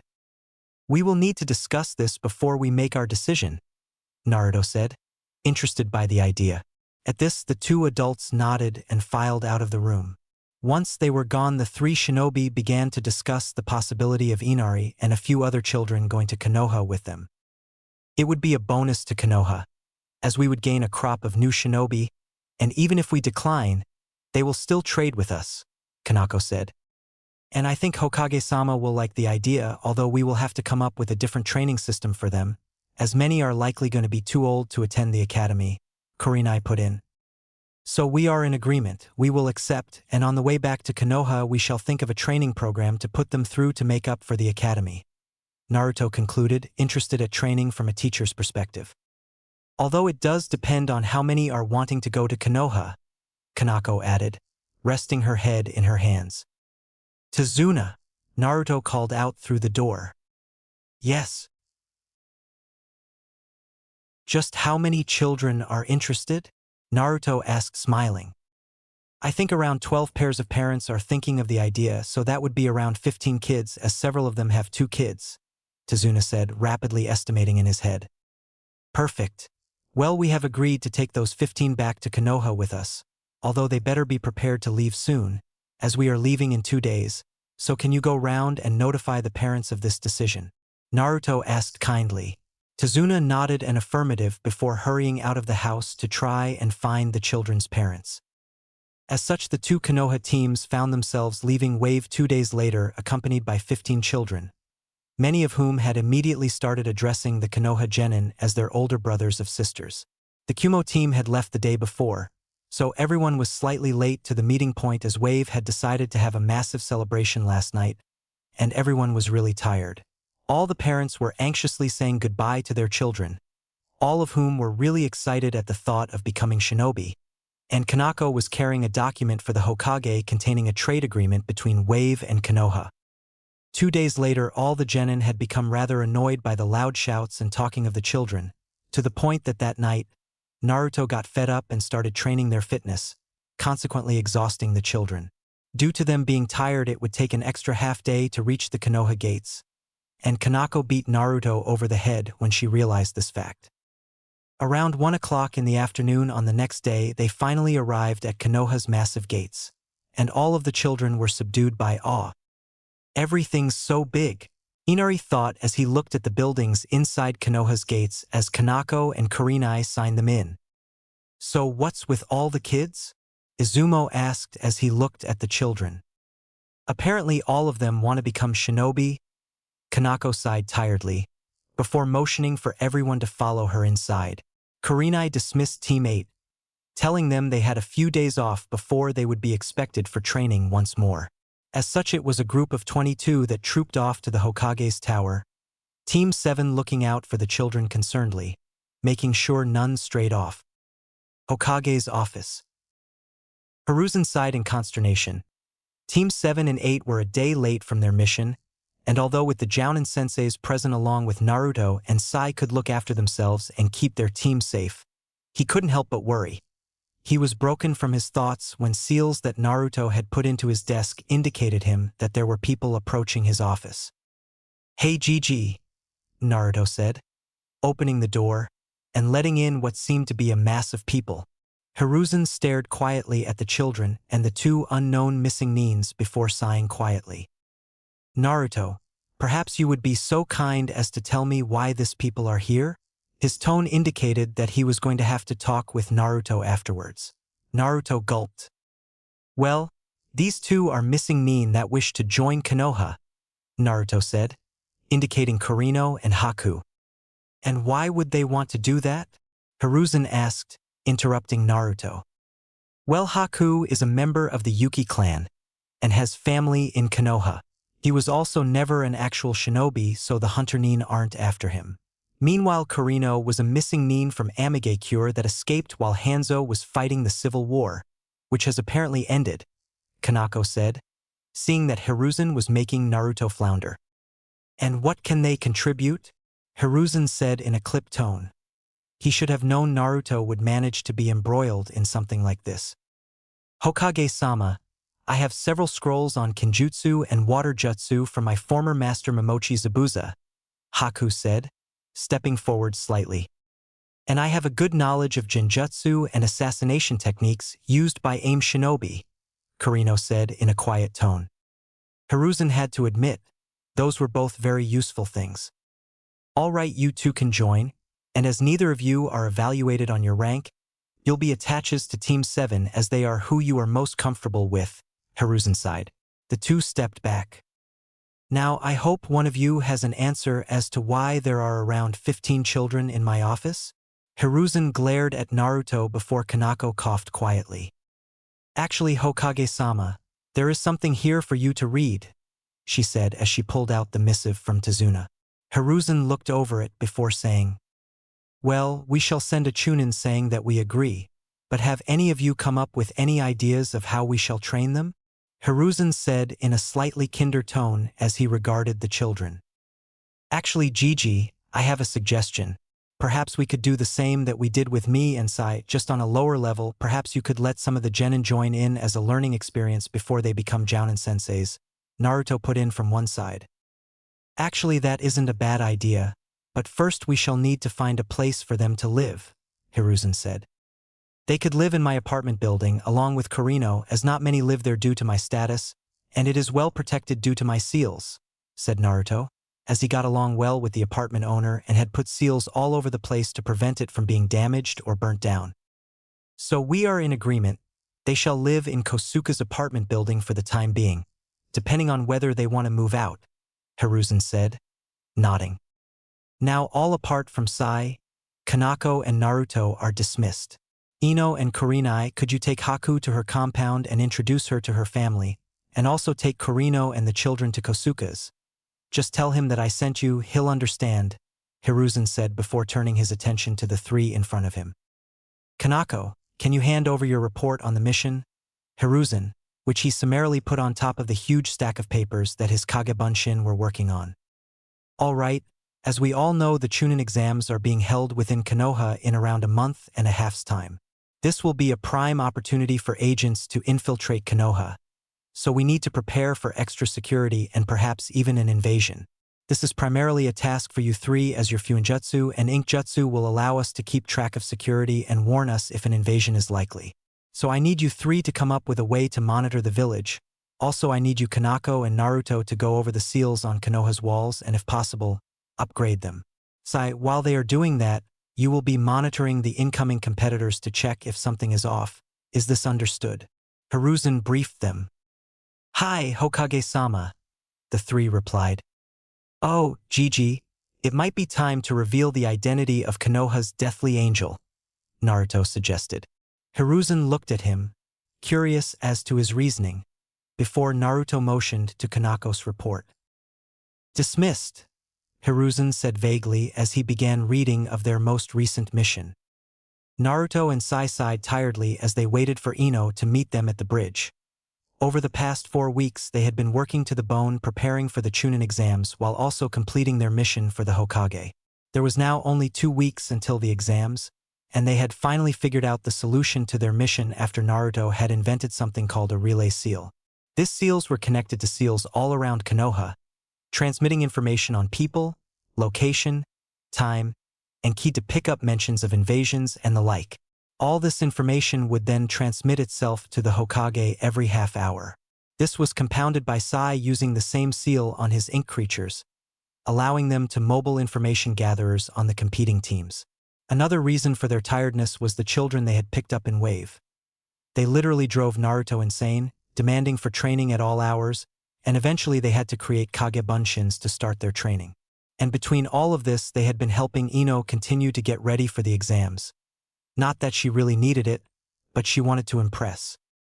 "Hey guys, sorry I'm late," Ino called as she rushed over, having run to the meeting point to help keep up her fitness.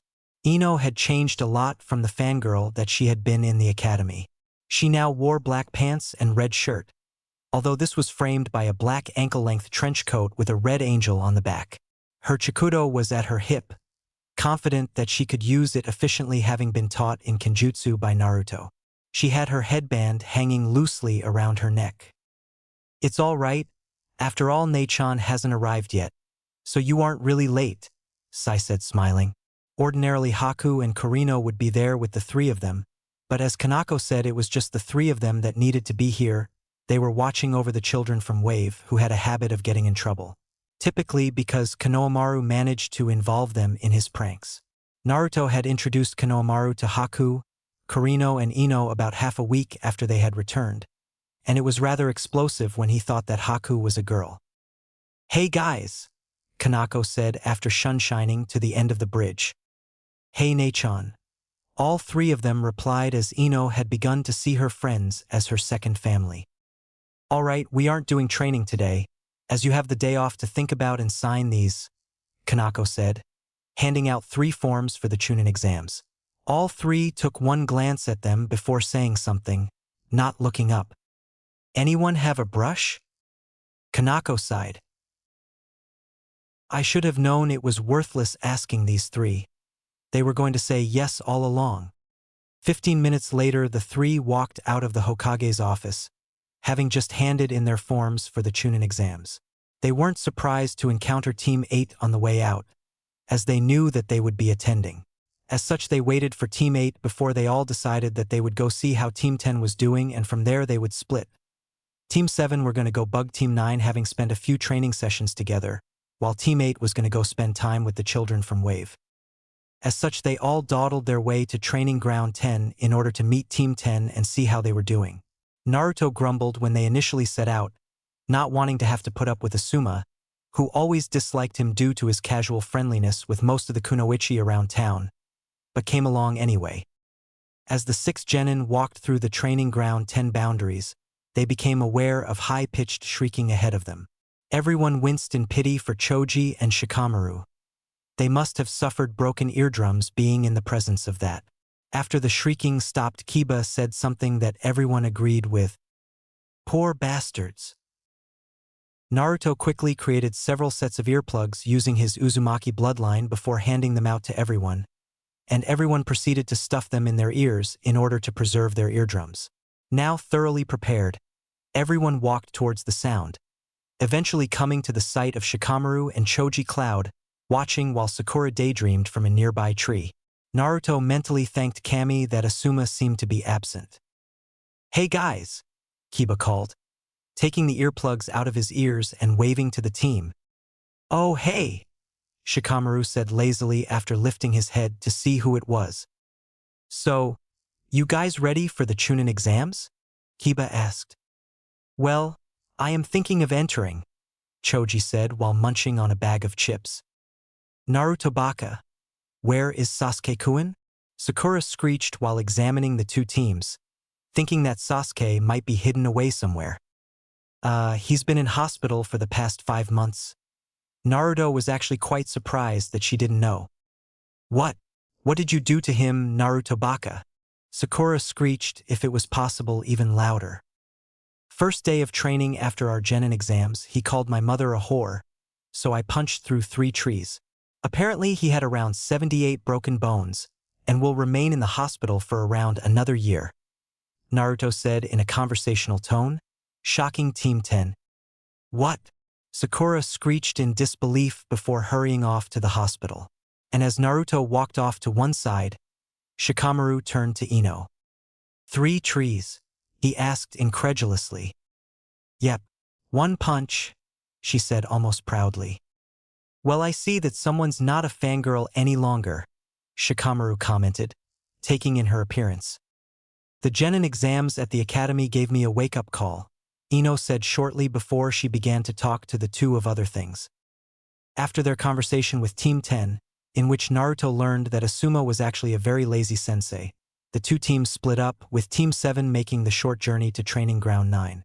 Ino knew what to expect as she had met Guy during her initial training before Wave, but she still hated the Eternal Sunset Jinjutsu that Lee and Guy managed to produce, like so many others. And even though Naruto and Sai had spent their time ever since Guy had gained the team last year trying to break Hyuga Niji out of his icy attitude, neither had managed to, as Niji would not divulge the cause of it. However, all three had agreed that at the moment Tenten was the most likable of the three making up Team 9. Although all admired the training and dedication shown by Lee, he did drive them crazy with his talk of flames of youth. Hey guys, and Tenten and Niji, Naruto called, wondering how Niji would react when he greeted by his name, when before he just counted him in with the guys. And what is your exclusion of me from guys meant to indicate, Naruto-san? Niji said in his uptight manner. Just that you're no longer included in that category by my standards. At least Niji treated him and Sai courteously, as both had beaten him whenever they sparred, but he didn't extend the same to Ino. Niji didn't react to the direct insult and turned back to watching Lee and Guy do their insane physical exercises. Ino spent her time talking with Tenten as the two watched Niji and Naruto spar along with Lee and Guy. Both Niji and Naruto, along with occasionally Sai, had to put up with Lee constantly challenging them, as they were his eternal rivals. All three of them had silently agreed that they would take turns dealing with Lee's challenges to make them less of a bother. And although all three internally found Lee's determination impressive, it annoyed the hell out of them, especially when they were having a bad day. And Naruto drew the majority of the challenges, being a former student of Guy himself, eventually surpassing him due to his sheer speed.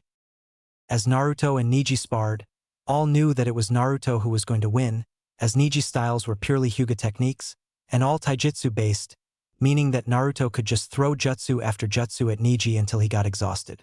However, Naruto liked to test Niji, and faced him in taijutsu, decreasing his chakra weights whenever Niji scored a hit on one of his tenkatsu. Eventually it got to the point where he got so fast that even Guy could barely even see him, and Niji gave the victory over to Naruto after getting punched through a tree. Yash, Naruto-san's flames burn as brightly as ever, Lee exclaimed loudly.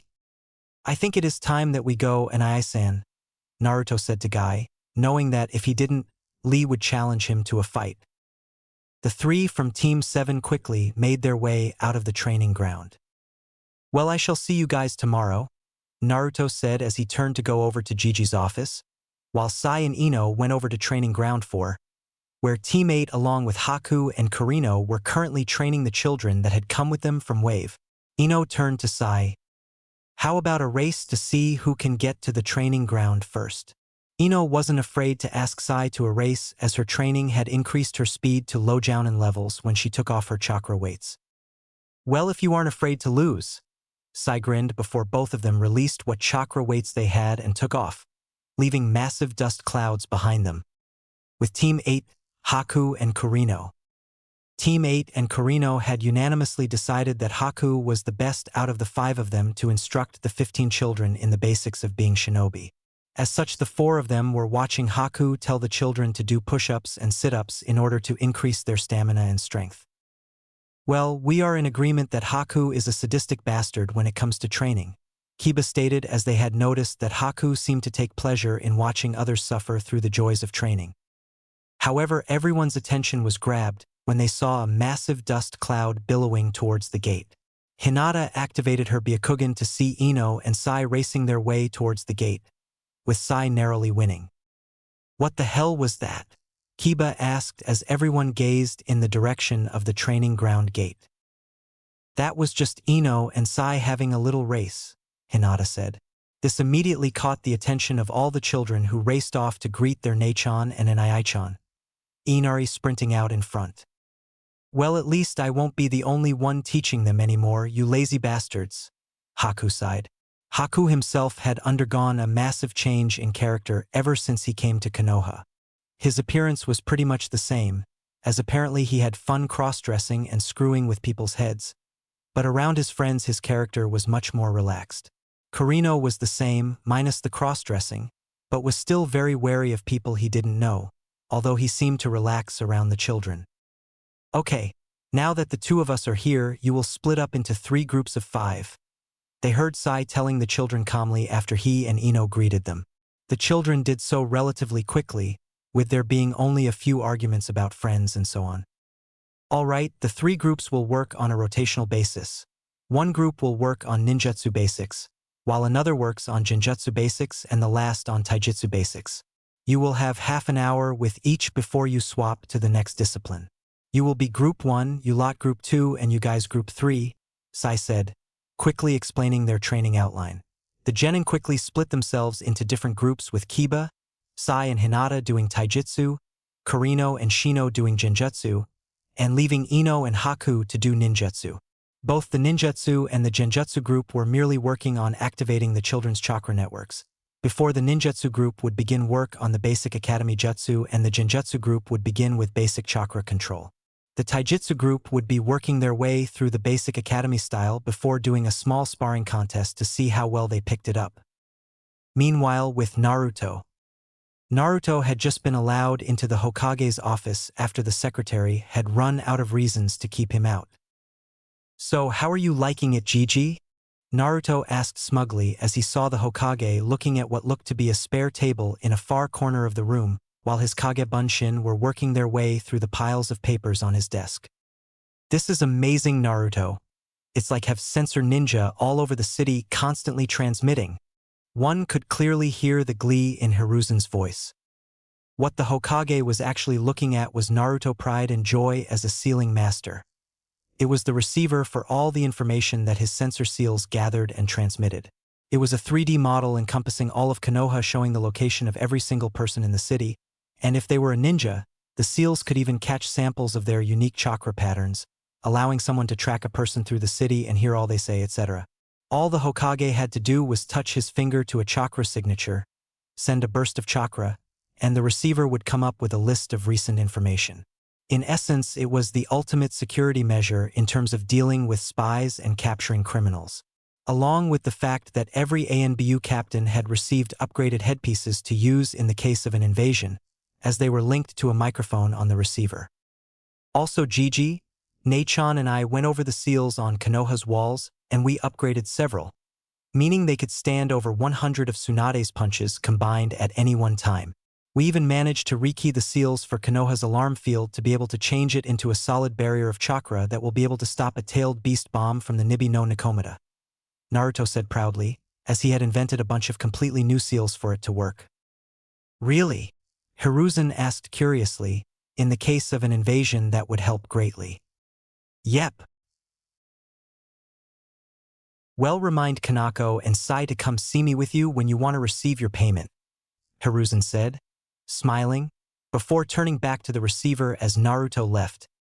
As Naruto was walking through Konoha to Ichiraka's ramen, he heard the sound of a commotion and a rather familiar voice. Put me down. Shut the hell up, brat. That fucking hurt. So I am going to teach you a lesson. Naruto immediately recognized both voices.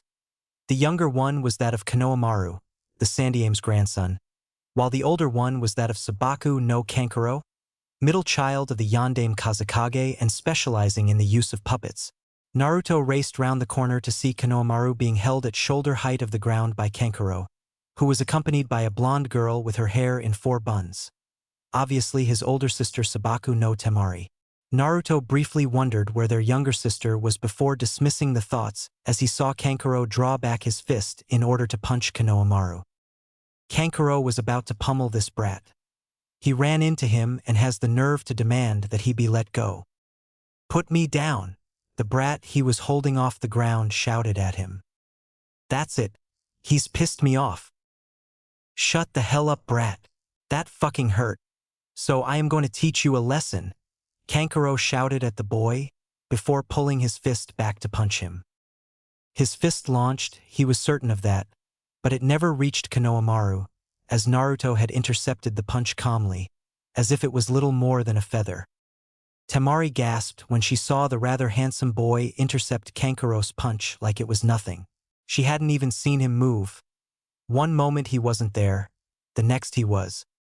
Naruto calmly stopped Kankuro's fist before grabbing his wrist and forcing him to drop Konohamaru, who he then caught before he landed on the ground. "Go over to your friend's Kono," Naruto said in a voice of quiet anger as he nudged the young boy back. "Yes, Senai-san," Konohamaru said confidently now that Naruto was here, who subsequently turned back to face the two Tsunagenin. "You fool, you could have started a war. Did you even know that that was the Sandaime Hokage's grandson you just tried to hit?" Kankuro paled slightly at the knowledge, but backed off slightly before beginning to pull the huge package off his back. "Kankuro, you're going to bring Crow out here?" Temari asked furiously. "This asshole deserves it for insulting me," Kankuro said angrily. "I really wouldn't try doing that," Naruto warned, creating his wings with his chakra. As soon as Temari saw the wings, she gasped. "Kankuro, stop. That's Konoha's deathly angel. The youngest bingo booker in history and the youngest S-ranked nin," Temari said hurriedly, stopping Kankuro in his actions. "After all, an S-ranked shinobi is not a fight very many chose. Well, not to mention my teammates behind you with a tanto and a chikudo to each of your necks," Naruto said in an amused tone, before turning and telling whoever was in the tree to come out and stop hiding. At this, both of the Tsunagenin looked at each other anxiously. Gaia had never taken to following orders kindly unless she liked the orders. That and the possibility that she had seen the incident involving Kankuro and Konohamaru. Gaia looked down upon the scene from the branches that she was hanging from, having returned from checking in with the Konoha registration office to confirm that they had actually arrived, even if it was 2 weeks early for the exams. She had seen the entire incident between Kankuro and the brat. Honestly, Kankuro's such a winner, the brat barely bumped him, she thought, her lips twitching up in a smile, before recomposing her face into the angry glare that she usually had it in. "Ooh, someone powerful has arrived. Gaia, you will have to feed me his blood?" Shikaku muttered crazily in the back of her mind. In return for Gaia being such a good source of blood and death, Shikaku had begun to call her by her real name recently. Hearing Naruto call for her to come out, Gaia used a sand shunshin and appeared in front of her two older siblings. "And you are?" Naruto asked, knowing full well who this was. Gaia's one visible pale green glared at him from behind chin-length spiky dark red hair that flared across her face, obscuring the majority of her face. "Sabaku no Gaia," she introduced briefly before turning and repatriating Kankuro. "So this is Suna's Jinchuriki," Naruto thought upon seeing her. It was obvious that she had been turned into a weapon by her village. But perhaps it had failed, as Naruto thought he saw a flicker of humanity in her eye as she turned back to face him. "And you are?" Gaia asked of Team 7. Ino and Sai having shunshined behind Naruto and sheathed their blades. "Team 7 of Konohagakure. This is Sai, Yamanaka Ino, and my name is Uzumaki Naruto," Naruto said, introducing his team. "It will be interesting to face your team in the Chunin exams, Uzumaki," Gaia said with a glint of hunger in her visible eye. "Oh man, Suna really did a number on her," Naruto thought exasperatedly in disgust. Naruto and his team watched silently as the three Sand siblings began to walk back the way they had come. "Oh, Gaia, if you want me to fix your seal, you need only ask," Naruto called. He saw Gaia pause and glare at him over her shoulder before she continued walking. After the encounter with the Sand siblings, Naruto accompanied Konohamaru for a small game of ninja, before going off and doing some private training until he decided to turn in for the night. His fight with Zabuza had shown him that it was always a good idea to have a few things to pull you out of tight spots, whether it was a reliable defense jutsu or advantages on skills that you kept hidden. The day of the beginning of the Chunin exams. Team 7 had all agreed that they would meet at the bridge outside of Training Ground 7 as they usually did before walking to the first area of the Chunin exams, which, funnily enough, was the Ninja Academy. They had all been told to go to room 305, which made both Naruto and Ino groan at bad jokes, that room having been the room that they used for taijutsu basics while attending the academy. Sai never got the joke, having never attended the academy in the first place, although officially one needed to attend in order to be a Konoha shinobi. As they walked through Konoha's streets, they discussed their meeting with their friends from Kumo, who had arrived a week ago, and Sai's information on the various participants from the other shinobi villages. Flashback no jutsu. Naruto. Naruto turned as he heard the shouting of rather familiar voices, to CB, Yujito, Samui and Omoi coming towards him from down the street. Did you guys say something? Naruto said casually as he pulled a book out and began to read it. All four of the Kumo shinobi face-faulted. Yo, Naruto, ain't you happy to see us? He rapped badly while he recovered from his face fault. What? Oh, it's you guys. When did you get here? Naruto said, acting innocent. And so the five of them talked about things that they had been doing, including sadistic senseis. Hokage-sama made me organize security for the city. Let's just say, I'm not known as the foremost Fuinjutsu expert in the elemental nations for nothing.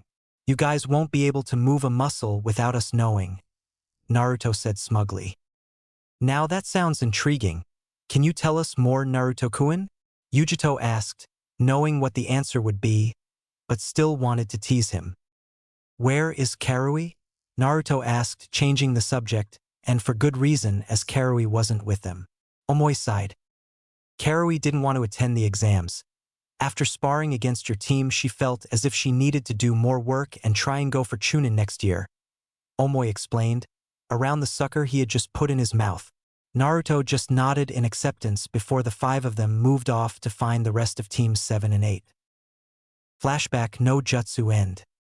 Naruto sighed. Karui should have attended. It wasn't her skills keeping her back, just her hot-headed nature. And he was sure that Kiba was going to be disappointed about not being able to spar her, having been beaten by her in Wave. Team 7 quickly arrived at the academy with over half an hour of time left to spare before they needed to be here. The three of them walked straight past the Genjutsu the two Chunin Suzumo and Kotetsu put up on the door label of room 205, and were the first team to be waiting in 305. Unfortunately, they had been the interest of Team 9 when they arrived, and Lee, seeing them walk up another floor, finally realized it was a Genjutsu and shouted it rather loudly before rushing up after them. So they were only really about 15 minutes ahead of everyone else, with everyone breaking into their teams or hanging out with their friends. Naruto just stayed with his team and teams 8 and 10, although he did pay a brief visit to the Kumo team. At the moment, however, he was beginning to get annoyed. Sakura. You stupid Naruto baka. How could you put the great Sasuke-kun in hospital? She wailed right in his ear. At this, many of the gathered shinobi looked round at Naruto, wondering what he had to do with the last Uchiha not being present.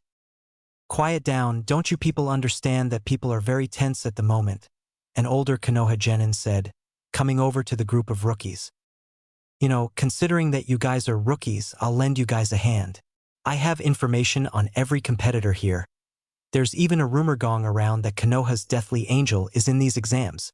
If you can guess who it is, then I shall tell you everything I can on him, the genin said, pausing all talk in the hall at the information. And you are? Sai asked, stepping forward slightly even though he already knew. I haven't introduced myself, have I?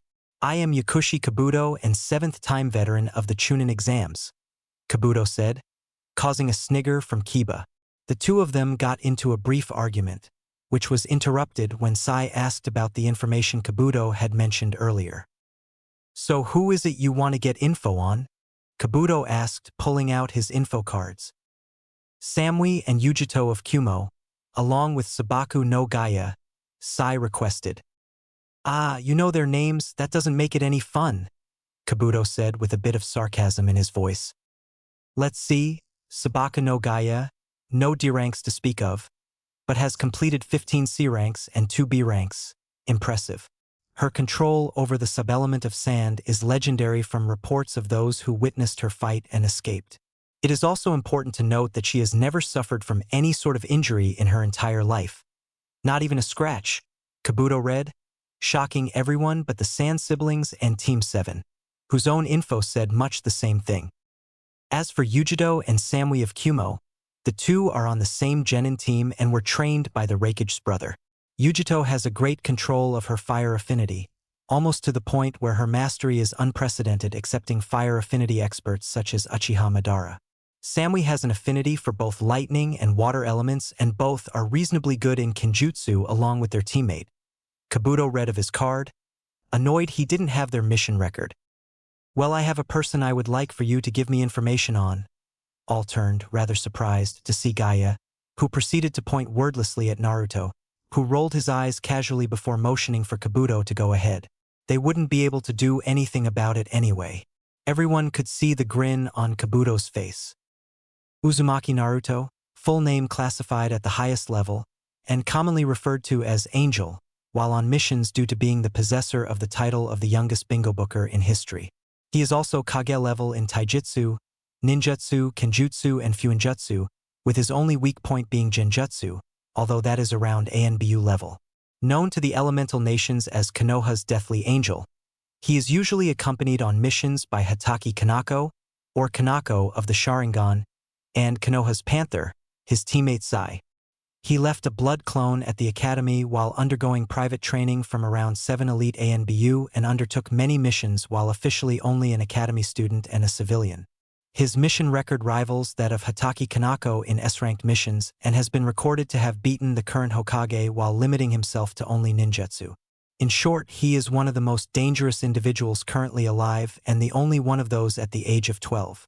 Full mission record: 15 D ranks, 223 C ranks, 63 B ranks, 32 A ranks, and 14 S rank missions. He is known as Konoha's Angel due to the fact while fighting, he can subconsciously channel chakra to his back and create solid wings. These wings can also interact as part of an ultimate defense and even allow him to fly. He is recorded to have 3 bloodlines, although he only uses one due to the other 2 being classified. The one he uses is his Uzumaki chakra, which allows him to create temporary solid objects due to the quality level of his chakra, which even for known Uzumaki is off the records. It is rumored that it is highly likely that at the end of the Chunin exams his heritage and full ancestry, along with his bloodlines, will be revealed, which have remained classified thus far due to the possibility of causing the 4th Shinobi War, Kabuto said, awing everyone excepting Naruto and Sai.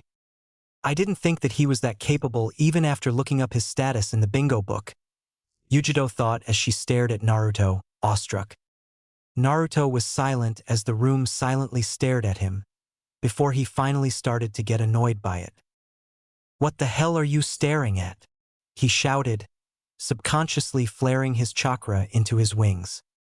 "There he goes, just like Kabuto-san said he could," Gaia thought as Shikaku's mutterings grew louder in the back of her mind. "All right, maggots, that's enough," the newly arrived proctor shouted, his Chunin assistants behind him. Naruto had spent the majority of the first exam talking with Ka-chan and Kare-chan in his mindscape while he was waiting for time to pass, although he did answer the questions so that Ino could use her Shintenshin no Jutsu on him. Sai wouldn't need any help, being trained the same way Naruto was originally. But it had been very interesting to see how various people were cheating their way through, as was the point of course. Gaia had used a sand eyeball, which Naruto had to say was pretty creepy. The Hyugas used their Byakugan, that being the obvious solution as they could see through people and just copy their answers. Kiba and Shino had used their various companions, although Akamaru was a little obvious. Shikamaru had used a good strategy, writing down his answers, being a genius while also writing Choji's using his shadow possession technique. Sakura just knew the answers. The Kumo shinobi had been tapping their answers out slowly to each other in Morse code. But Naruto thought that Kankuro strategy was the worst, as it was pretty obvious and it only had one chance of success.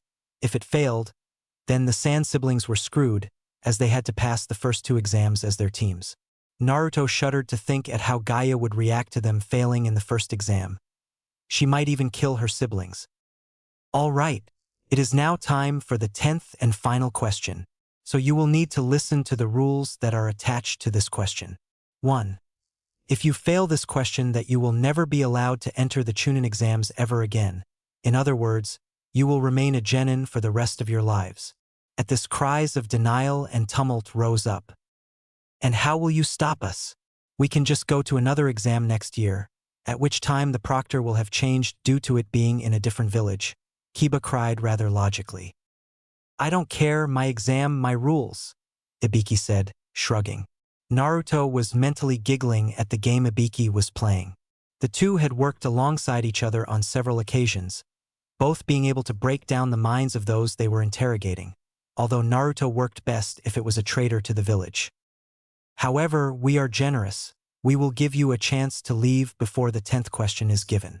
If you choose to do so, then your teammates fail as well, but you will be able to take the Chunin exams next year. You have 15 minutes to make your decision, Ibiki said before moving off the stage. Over the next 15 minutes, hand rose and fell as people gave in to the mental strain, taking their teammates down with them. Towards the end, however, Hinata cracked and began to raise her hand up. Naruto immediately held it back down before whispering fiercely. Are you going to give up on that promise and be the cause of Team 8 not being there when we spar our friends? Hinata immediately felt ashamed inside, but also gained a sense of conviction. She was going through this for her team. Ibiki, seeing that no one else was going to raise their hand, moved forward to the lectern.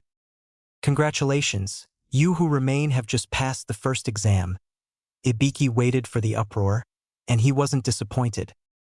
What? Naruto burst out laughing. Their reaction was hilarious. Although after he quieted down, he was roped into explaining the meaning of the first exam because apparently he was a know-it-all. And the final question was to test our resolve. After all, if we can't hold our resolve in here, how are we supposed to hold it out there? Did I get that all right, Ibiki? He finished. Yeah, you got it all, kiddo. Now your next proctor will be someone very familiar to you. Ibiki finished with a slight grin. Ha! Was all Naruto managed to say before the window next to Ibiki was shattered by a flying giant black blur. 15 seconds later. Naruto smashed his head onto the desk. He should have known they would choose her, of all people. Several rows behind him, Sai was having the exact same thoughts. Naruto then smiled. He had just thought of a way to psyche some of the competitors out. Nei-chan, he shouted, jumping up and running towards the second exam proctor. Anko. Naru-chan, Anko shouted back excitedly before they had a massive hug. As they hugged one another, everyone apart from Ino, Ibiki, and Sai thought, these two know each other. Naruto knows this woman? Are we going to the forest? Naruto asked rather excitedly. He loves Training Ground 44. Ino and Sai came up and greeted Anko, who hugged them both as well, while everyone apart from Ibiki just sat and stared at the four of them. All right, I am the proctor of the second exam. Now you need to be at Training Ground 44 within half an hour or you fail, Anko said, turning to the rest of the participants before turning back and sunshining to the area with Team 7. Gaia was annoyed. She had just wasted her time getting to Training Ground 44 due to the misdirection that apparently some people had been ordered to give. That and the thought of Naruto had been weighing on her brain constantly since she had met the boy. For some reason he seems a little familiar, and why would he offer to fix my seal for me? He must know what I am, she thought as she strode towards the second part of the Chunin exams. Naruto, Sai and Ino moved through the forest of death quickly, tree-hopping in order to avoid the predators that stalked the forest floor. They were following a team from Takigakure using Naruto's sensory abilities, and due to them having several sessions with Anko in this very forest for training, they stopped briefly before deciding to move ahead of them and lay in ambush. They were able to cover virtually every aspect of the shinobi arts within their team, and as such that meant if they chose the battleground it was suicide for the other team to try and defeat them. As they set up their traps, Ino made sure to make a few obvious ones so they wouldn't see the more hidden and more lethal ones underneath. Naruto was shivering with glee as he drew seals for kunai launchers on nearly every tree in a radius of 50 meters before loading them with a mass amount of kunai. The secret behind these launcher seals, though, was that they were manually controlled by the sealer, in this case Naruto, allowing him to adapt his firing times and number of kunai for the circumstances. It was a death trap. The Taki team, thankfully for them, maintained their current course and walked right into their ambush. The first signs they had of their current situation was when they caught sight of the obvious traps laid by Ino. Unfortunately for them, by that time they were in the middle of the larger death trap created by Naruto. Naruto had actually put ninja wire on a few of his kunai and created a ring of ninja wire around them silently so they couldn't escape easily in case they had some sort of automatic defense. At his command, a mass of kunai rained down upon the trapped team from all directions. They didn't have the time to react, and each member of the team was riddled with at least 25 kunai.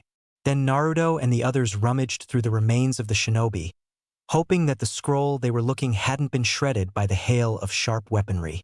It hadn't, and it happened to be an earth scroll, which was what they were looking for.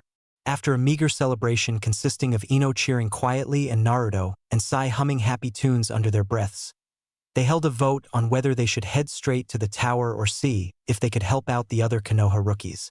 Ino was all for heading to the tower but didn't really mind either way, and Sai and Naruto agreed that the Kumo team and the Sand siblings were the greatest threat to them. As such, they would constantly monitor both teams using Sai's ink creatures and Naruto's Kage-Level while they rested at a HQ. As such, Sai immediately sent out a variety of birds and small creatures that could climb, such as monkeys to monitor the Kumo team, and Naruto sent a pair of Kage-Level to do the same for the Sand team. Meanwhile, they would look for an ideal place for their camp. After an hour and a half of looking, they found an area that was separated from the rest of the area by fallen logs and had a natural rock overhang. Along with the bunch of hungry predators that made their habitat just outside the main entrance, it was extremely unlikely that another team would attack them. After setting up their basic needs in the camp, they decided that they would relax until their friends needed them or until night came. Naruto sent out clones to trail the two other rookie teams, as they didn't include Team 9, knowing they could handle themselves, as a precaution as they didn't know the status of the other teams. Late that evening, just after dusk, Naruto was glad that he had, as according to his clone, Team 10 was having a bit of trouble with Akusa team. Grabbing the other two who had stayed ready, he shunshined them to the immediate area, resulting in them having to duck under an offensive jutsu that they had been right in the path of. They immediately split up before catching the Kusa team in a pincer movement, with Ino and Sai quickly taking out the two genin to either side before Naruto flipped over a fire jutsu and beheaded the genin. All of this happened while Team 10 was looking on in shock, and Naruto hurriedly walked over to them. Sakura, this is why fangirls have such a high mortality rate. They don't train properly, and are therefore unable to fill their roles on the battlefield, costing lives, Naruto said, fixing her with a steady gaze. Sakura didn't respond, just looked at the ground before beginning to tear up. Shikamaru extended his thanks, but Naruto told him that it was what Konoha shinobi did. Look out for each other. Thankfully, that was the only time they had to retrieve either of the two teams, as Team 10 had managed to get their scroll from that encounter, while Team 8 were able to use their Kekkai Genkai to avoid the more powerful teams. As such, they were able to go to the tower and relax. Although once they got there, Naruto disappeared for a short amount of time to inform the Hokage of his suspicions concerning one Yakushi Kabuto. The shinobi gathered here are those who have passed the second round of the Chunin exams. Now the Hokage would like to make a speech concerning the meaning behind the exams themselves, Anko said in a rather bored tone, which a person could also see clearly on her face. As the Hokage began his speech, Naruto's attention shifted onto different things, as was usually the case when he realized the Hokage was about to make a long speech. Why does this always happen to me when I hear the old man beginning to talk? Naruto thought drearily, as he soaked up some information from the speech passively, something about being a replacement for war. Although Naruto refocused his attention once he realized that the old man was done and Gecko Hayate, one of the former ANBU that had trained him, was moving forward. All right, due to the number of people that passed the second exam, we shall be having a preliminary round, so that only a small proportion go to the finals, the cream of the crop. Hayate coughed his way through the sentence. Why can't we all go to the finals? Kiba asked.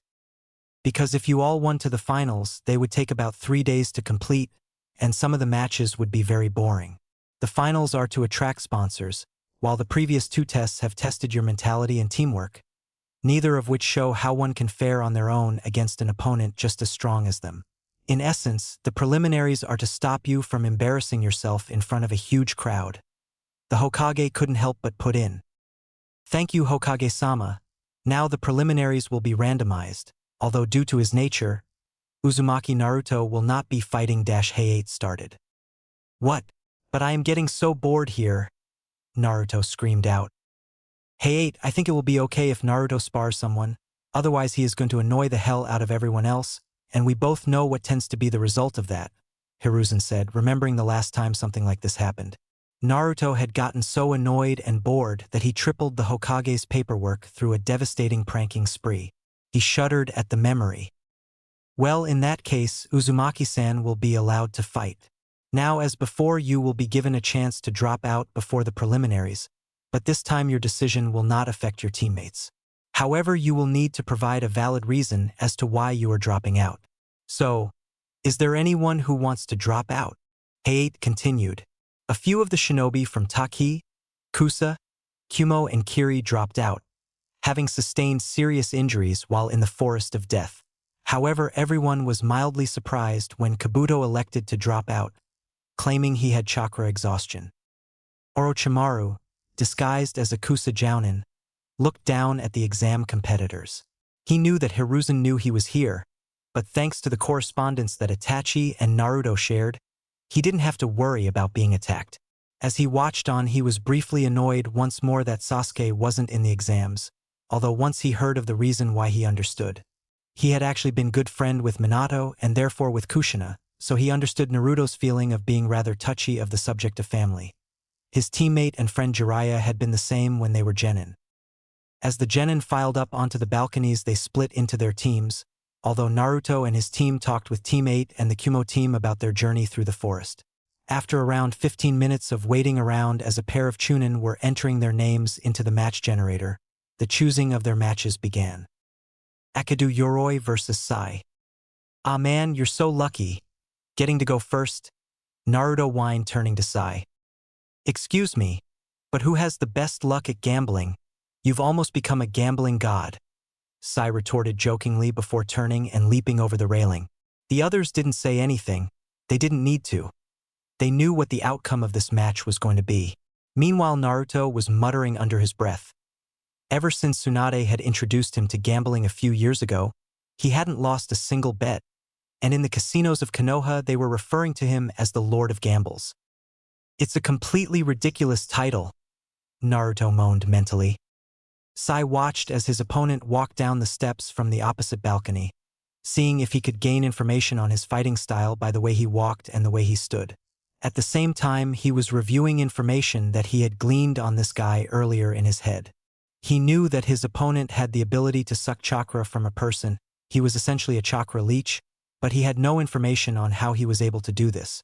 It could be a long-range ninjutsu technique, or it could be a touch contact transfer, which Sai determined was more likely. Therefore, this would be a taijutsu fight, as his opponent would try to stay in constant contact to avoid him using ninjutsu. Are both fighters ready? Hay-8 asked from the side. Sai nodded at one of the two Jounins who had taught him Kenjutsu, while Yoroi didn't say anything. Hajime. Sai waited to see if his prediction was correct, and was proven that it was when Yoroi moved back a few paces and gripped his right wrist with his left hand, before his hand was covered in a dull glow. When Yoroi looked back up at Sai, having been concentrating on his hand, he saw that he had disappeared, and immediately began looking around in an attempt to find him. He found him a few minutes later, sitting upside down on the ceiling and drawing. Yoroi prepared to jump after him, but before he could do so, he heard Sai's voice. Ink style. Lightning Ink Panther. The eyes of many watching shinobi widened as they saw a huge panther made of ink assemble itself from the pages of Sai's book. Then after it was completed, blue lightning began to flow along the lines of ink. That is a unique fighting style, Orochimaru thought, and it would be difficult to defeat due to the odd element. Everyone watched as the panther ran across the ceiling and down a wall before leaping at Yoroi, who quickly dodged it, unsure if he should attack due to the lightning flowing across the ink construct. However, he wasn't given much time to think of a strategy as the panther began to hunt him relentlessly, driving him towards a corner and forcing to defend against it rather than move out of the way. Yoroi knew he had made the wrong move as the panther impacted against his arms, and the lightning flowed from the panther to him, causing all of his upper body muscles to contract and seize up. Sai then lazily shunshined behind him and knocked him out, before leaving Yoroi for the Mednines present to pick up, going back up to his team. Well, it seems that somebody has had a few new ideas, Yujito thought as she regarded Sai relaxing with his team. Shikaku is screaming for that boy's blood as well, but not as much as Uzumaki's, Gaia thought as she glared at Team 7. Abumi Zaku versus Aburame Shino. Shino looked up at the sound team on the other balcony, examining the genin he was about to face. One of his arms was in a cast, obviously having been injured in an encounter in the Forest of Death. The two were quiet as they made their way onto the floor and facing each other. It is illogical to fight in the condition that you are in, Abumi-san, Shino said, mouth unseen behind his collar. Are both fighters ready? Hayate asked and didn't receive a response, so he started the match. Zaku immediately went on the offensive, trying to blast Shino away with a sound jutsu. This was negated by Shino when it was revealed that Shino was a bug clone. Zaku immediately turned around to find Shino standing quietly behind him, and was about to try and hit him again before Shino spoke. It is over, Abumi-san. If you attack me, then you shall be overwhelmed by my bugs behind you from my clone, and if you attack them, then I will be able to knock you out or kill you. Zaku looked behind him to see that Shino was speaking the truth. There was a mass of chakra-leeching bugs behind him. Zaku sighed before he spoke. And whoever said that I wasn't able to use both of my arms? While he said this, he unraveled the sling holding up his left arm and aimed it at the bugs, while he had his right arm pointed at Shino. Shino made no attempt to move and spoke quietly. I really wouldn't do that if I were you. Zaku ignored him and roared as he activated his sound jutsu, or at least tried to. Sakura and Team 10 gasped in horror as Zaku's arms imploded, while everyone else remained quiet. Shino explained to Zaku what he had done before Zaku blacked out from blood loss and sheer pain. I really wish he hadn't done that, Zaku. His team and my sound four are among the few that I trust completely, Orochimaru thought. Still, I can't blame him, it was a very good strategy. Kankuro versus Tsurugi Misumi. Naruto and the other contenders watched what seemed to be a game of dares between the Sand and Konoha Nin. Eventually, Misumi moved in and engaged in a taijutsu match with the puppeteer. After a few blows, they paused, with their hands still connected in a guard. All of a sudden, Misumi seemed to flow in a rather disproportionate manner, as if something had changed with his skeletal structure. I'll have you know that I am able to dislocate every joint in my body, allowing me to restrain and defeat my opponent by snapping their neck, Misumi said, now holding Kankuro in a chokehold while his legs were restraining Kankuro's limbs. I suggest that you surrender before I am forced to take your life. I will not hesitate to do so if necessary, Misumi continued. I will not surrender, Kankuro growled out furiously. Everyone apart from the Sand team looked concerned. It seemed that Kankuro would be the first to die in the preliminaries. Misumi just shrugged and proceeded to break Kankuro's neck, and hung on as Kankuro's head slumped. Oddly, after Kankuro's head was bowed, small pieces seemed to be falling from his face. Hayate stepped forward to announce the match. Due to his opponent dash, he was interrupted as Kankuro straightened and showed that it wasn't Kankuro Misumi had killed, but his puppet. The puppet's head spun around and stared straight at Misumi, creeping the hell out of him, before metallic ropes and wires wrapped around his body, keeping him anchored to the puppet. The huge package fell off of the puppet's back, unwrapping itself to reveal that Kankuro had been in there the entire time and was controlling his puppet with chakra strings through the bandages. He then proceeded to use his puppet to break Misumi's bones one by one. After releasing him from the puppet, Hayate announced the match and Medic Nin came and took Misumi off to the hospital. Thank God I was hesitant in announcing the match earlier, Hayate thought, knowing of the ribbing he could have received from such an outcome. Well, that was a short match, Sai said as he turned to face his team while leaning on the rail. Yes, although if Kankuro's opponent had used ninjutsu, he would have been in trouble, as it takes time to unravel himself, and inside he was trapped, unable to move. Ino contributed. Kanako smiled as she watched her team discuss the recent matches. It reminded her of her own time as a genin, although that was rather short. Everyone's attention was grabbed as the match generator landed on two names. Both names knew the other. In fact, they had been very good friends in the past, but that was in the past. Yamanaka Ino versus Haruno Sakura. Both girls looked at each other along the first of the collective balconies before walking slowly down the stairs to the arena. I know that I need to concentrate on my training after the incident we had in the forest, but I don't know if I can fight Ino. After all, she has been training with an S-rank ninja. But I can't just quit, Sakura thought worriedly as she made her way down. Ino just steeled herself for the beating she was about to inflict on a former friend. Hajime. At the cry for them to begin, Sakura immediately created a few basic clones in an effort to try and distract Ino, but Ino had seen it coming from the third hand seal, by which time the type of jutsu could be told. She discarded the other clones, moving in behind Sakura with a seal-less shunshin, surprising many members of the crowd. However, Sakura had managed to guess where Ino would shunshin to and quickly moved out of the way of her incoming strikes. Ino continued her barrage, moving forward and back into striking range very quickly. Eventually, Ino got through, smashing her palm into Sakura's solar plexus, and the match was over very quickly after that, with Ino knocking Sakura out with the blunt end of a kunai. Over on the balcony, Asuma watched as Sakura was having the crap beaten out of her, and was quickly becoming rather ashamed at his laziness at being a sensei. He reflected over his time with his team so far and realized he had spent more time playing Shikamaru in shogi than training the other two members of his team. That was all well and fine for the genius, as he could adapt to pretty much all situations, but for the other two it was downright appalling. However, there was the issue of Ino being on a team with two S-rank ninja and the last being an A-rank, but even so, anyone here could probably beat Sakura in a fight.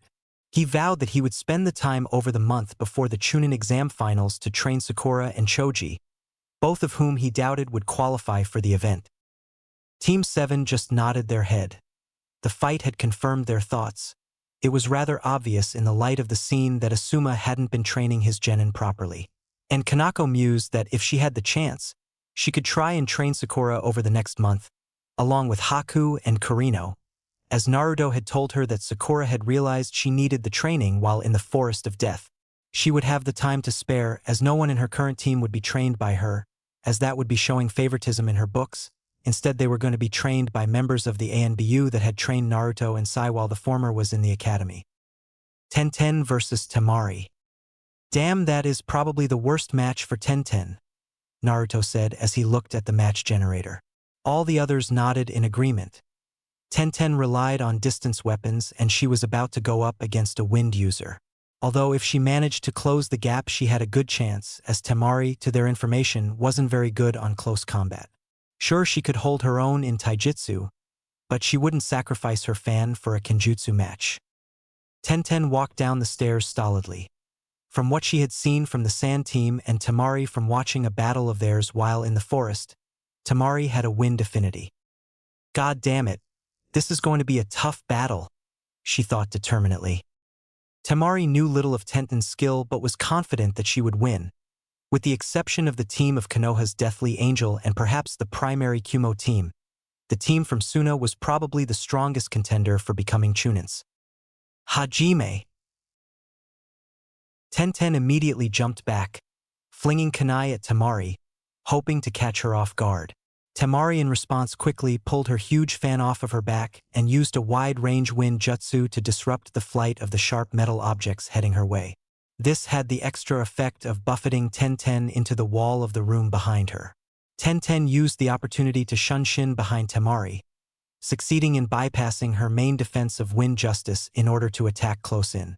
Quickly unsealing a katana from one of her storage scrolls, Tenten immediately went on the attack, forcing Temari to dodge as best as she could, not wanting her fan, which was the conductor of many of her jutsus, to be shredded by the sharp blade. This went on for a while, with both Teams 7 and 9 feeling confident of Tenten's victory now that she had closed the gap, before Temari managed to remake it by using her own shunshin to get out of trouble. Tenten, feeling less confident now, as she knew that her previous tactic wouldn't work twice, resealed her katana and pulled out 2 scrolls which she threw above her and began to spiral down and around her. She jumped up before unsealing weapons sealed with the spiraling scrolls and throwing them at Temari, but none of them managed to get through her wind jutsu. Eventually Temari had enough playing around and used a strong gust of wind chakra to blow Tenten from her position, all the weapons in the air raining down harmlessly on the floor. She then used what looked to be a small tornado jutsu in which Tenten was captured and cut all over her body repeatedly. After about 30 seconds of Tenten by cut relentlessly by the jutsu, Temari ran out of chakra to continue and released it, at the same time moving under Tenten's rapidly falling body. Naruto, seeing that Tenten was going to injure her spine unnecessarily on impact with Temari's fan, moved quickly, speeding over the railing and catching Tenten while standing on one foot on the end of the fan. Temari saw little more than a blur before she saw Naruto setting down Tenten on the balcony with her team. Walking stiffly up the steps, everyone was discussing the match, not seeing Naruto's Sharingan activate accidentally in anger as he glared at Temari's back. Nara Shikamaru versus Tsuchi-kin. Well, this is going to be boring, Naruto commented on the matchup. Yeah, you don't say. Shika will win, but he'll somehow manage to do it in the most boring way possible, Sai said, laughter clear in his voice. However, the attention of Team 7 was grabbed when Haku and Kurino walked along the balcony towards them, having slipped into the room earlier after gaining permission to watch the prelims. What are you two doing here? Kanako asked, taking her eyes off of her book briefly. Well, we managed to get permission to watch from the Hokage, and the children are being watched over by Nico, Ibiki, and Anko, Kurino said, before asking about the previous matches. Kanako then told them of the results and winning moves, before mentioning her plans for perhaps having Sakura train with them for the next month. If she wants to and is willing to train hard, then I have no problems with it, sensei, Haku said after hearing of it, but was slightly doubtful. After all, this was a fangirl they were talking about. Kurino made a motion of agreement with her before they realized that Shikamaru's match was over, him having won by knocking Kin out on the wall behind her. Kiba versus Samui. Both competitors grinned as they saw each other's names on the match generator. They had been looking forward to their spar against the other teams that had been present in Wave, and this was the first matching of any of the members of the 3 teams. Kiba and Samui jumped into the arena and took their places opposite each other, knowing that the other had been training ever since their collective mission, and that either way it would be a tough match. Hajime, the members of Team 7 and 8 and the primary Kumo team all leaned forward, eager to see the progress of their 2 friends. Kiba leaped forward. Samui was caught slightly off guard by his new speed, but was able to dodge his tackle in time, and withdrew her tanto as Kiba turned back towards her. Kiba stared at her for a few moments, assessing his chances, before he sighed and backed off slightly. I had hoped that I would be able to reveal these later, but if I don't now, I will just be wasting my time against you, Kiba said, pulling off a set of weights that had been hidden under his jacket and pants, causing a minor dust cloud. Samui's eyes widened slightly. I was barely able to avoid him before, and he was wearing weights? Kiba moved forward once more, this time slightly faster, forcing Samui to dive to one side. However, as he passed her, her tanto whipped out quickly, cutting into his right arm slightly. He considered the cut before shrugging, deciding that it wasn't too serious. While he was doing so, Samui was focusing and trying to channel her chakra in order to use a lightning technique to try and slow Kiba down, but she hit an alternative idea. Why not use lightning chakra on herself and speed up to his level instead? Determined to try this new idea, Samui focused her lightning nature chakra to her legs, knowing that if this worked, it would likely win her the match. As she stepped off towards the Inuzuka, she accidentally released her chakra in a burst. Shit! I lost focus. She cursed before realizing that the side effect was she had effectively shot off at high speed towards the mystified boy. Samui smiled slightly. It seemed that her mistake had done what she was initially aiming for. Naruto and the others watched as the match became a high-speed taijutsu battle, with only Naruto and Kanako working out what Samui had done had been a mistake, but one that she started to use as an actual technique. If he masters use of that mistaken technique and speed herself up at the same time, She has the potential to be on the level of the Yondaime Reikage, Kanako mused while watching the two. Eventually Kiba withdrew and used Tsuga, the rotation drill technique that he had used against Karui in their spar in Wave. However, as he sped towards Samui, he had no idea that Samui had swapped with a Raibunshin that she had created due to the high-speed rotations of his technique. Thus, when he impacted with her Bunshin, he got the shock of his life, quite literally. When he stopped spinning, he was unable to move at his normal speed, the lightning chakra causing his limbs to seize up. Well, it seems that Samui has outsmarted Kiba, Naruto said as he turned back to his team, who nodded in agreement. Hyuga Hinata versus Hyuga Niji. At the result that the match generator had given, many amongst the Konoha shinobi looked concerned. Many, especially the higher-ups, knew of Niji's hate for the main branch of the Hyuga clan. Niji blamed Hinata for his father's death, due to him being sacrificed so that Hayashi, the current clan head and Niji's uncle, could live. He was also set against the main family due to their cursed seal that they forced upon the branch family, which allowed them to control the branch members, even allowing them to inflict pain without reprisal. Guy watched grimly as his student descended into the arena, knowing that Niji's anger would most likely get the better of him, as did all of the Konoha senseis Naruto and Sai. Ino knew of Niji's hate for the main family, but didn't know how deep it ran, so was more concerned with the outcome of the match rather than Hinata's survival. Hajime.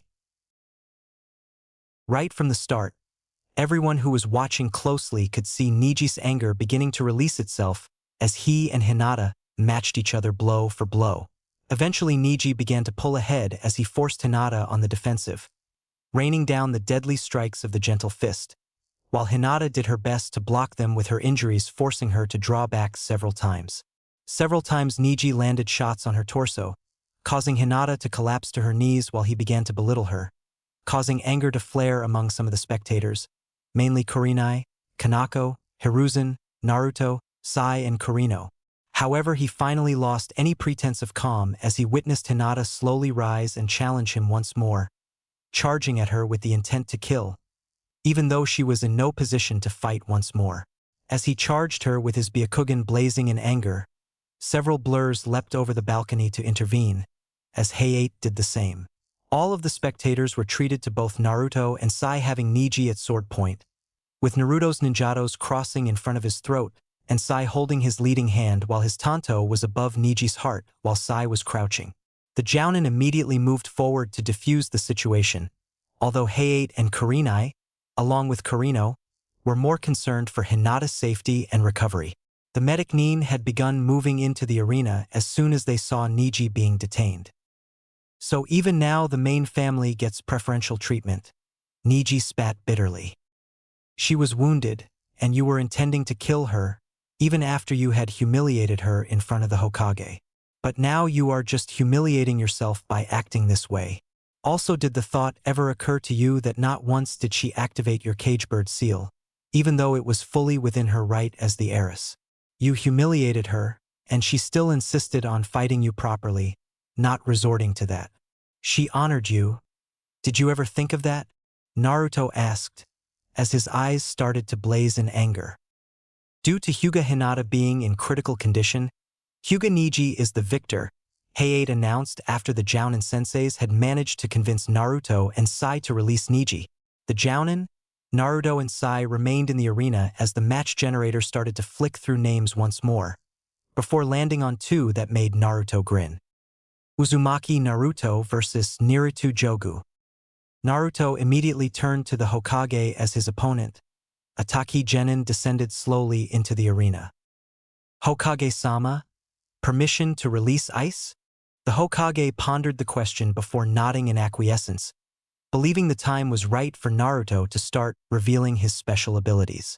Naruto grinned as he turned to face his opponent, as did all the Konoha Jounin present apart from Asuma, as most had either been involved in training Naruto or had worked with him on a mission. Naruto, it seemed, would be going up a very large genin who wielded a zanbatsu a bit like Haku's, and was obviously more focused on pure strength rather than speed, shown by the pieces of samurai-like armor he wore. Naruto grinned. Bringing down these sort was a very dear pastime to him, as he liked to show them why strength without speed was useless, although in the past, by the time they learned that, it was already too late. Hajime, you may be Konoha's deathly angel, although I very much doubt that, but you are no match for my Kenjutsu, well, not with those twigs anyway, and water jutsu, which is the best for someone our age, Jogu boasted, unaware of the line he had stepped across. There was one thing Naruto hated: people doubting him as being Konoha's angel. And there was no doubt that that was what Jogu had just done. You will regret saying that, Naruto vowed. Ha! Try and make me. Are you both ready to start? Hayate asked in a bored voice. The Taki Genin had just signed his own death warrant. You know that am I more than ready? Naruto said, staring straight at Jogu, who just nodded. That stare was starting to unnerve him. Hajime! Naruto and Jogu just continued to stare at one another, racking up the tension. You know, since your strengths are in Kenjutsu and water jutsu, I will only fight you using those, Naruto glared. Fine by me, but expect not to win, Jogu chuckled, pulling the Zanbatsu off his back. Naruto made no move to unsheath his ninjados, instead unsealing a black okatana from a Fuinjutsu seal on his wrist. I don't think that you're worth the use of my ninjados. You wouldn't last long if I did use them, Naruto said, smiling thinly. Jogu immediately charged in, anger overwhelming his common sense, with his Zanbatsu trailing across the ground, causing sparks to rise behind him. Naruto just stood calmly, but his mind was racing through potential attack motions that Jogu could use. To the spectators, they saw Jogu charging in, but the next moment they saw Jogu holding his face to one side, Zanbatsu lying forgotten to one side, while Naruto had changed position, having turned his back to where Jogu had started the match from. What the hell happened? Kiba explained, confused as to what had happened. Kanako, having used her Sharingan to capture the moment before analyzing it in her mind, explained. It seems that Jogu went for a massive downward strike, putting all of his weight behind it. Then Naruto deflected it slightly to one side before trapping under his own sword. Kanako noticed that all on the balcony were listening in to her explanation. He then kicked Jogu in the cheek, putting him off balance, before kicking the sword from his grasp. He was able to do that all in one move? Kiba asked, awed. There is a reason that some consider him a prodigy with the potential to be the greatest shinobi since the Rikudo Sannin. He is the youngest person in history to be a bingo booker, and is the youngest person able to challenge 2 Kage-Level shinobi at once. Kanako elaborated, slightly sad that her Otudo was a very good weapon when necessary. What? When did he do that? Kankuro asked in utter shock, while all the other genin were awed.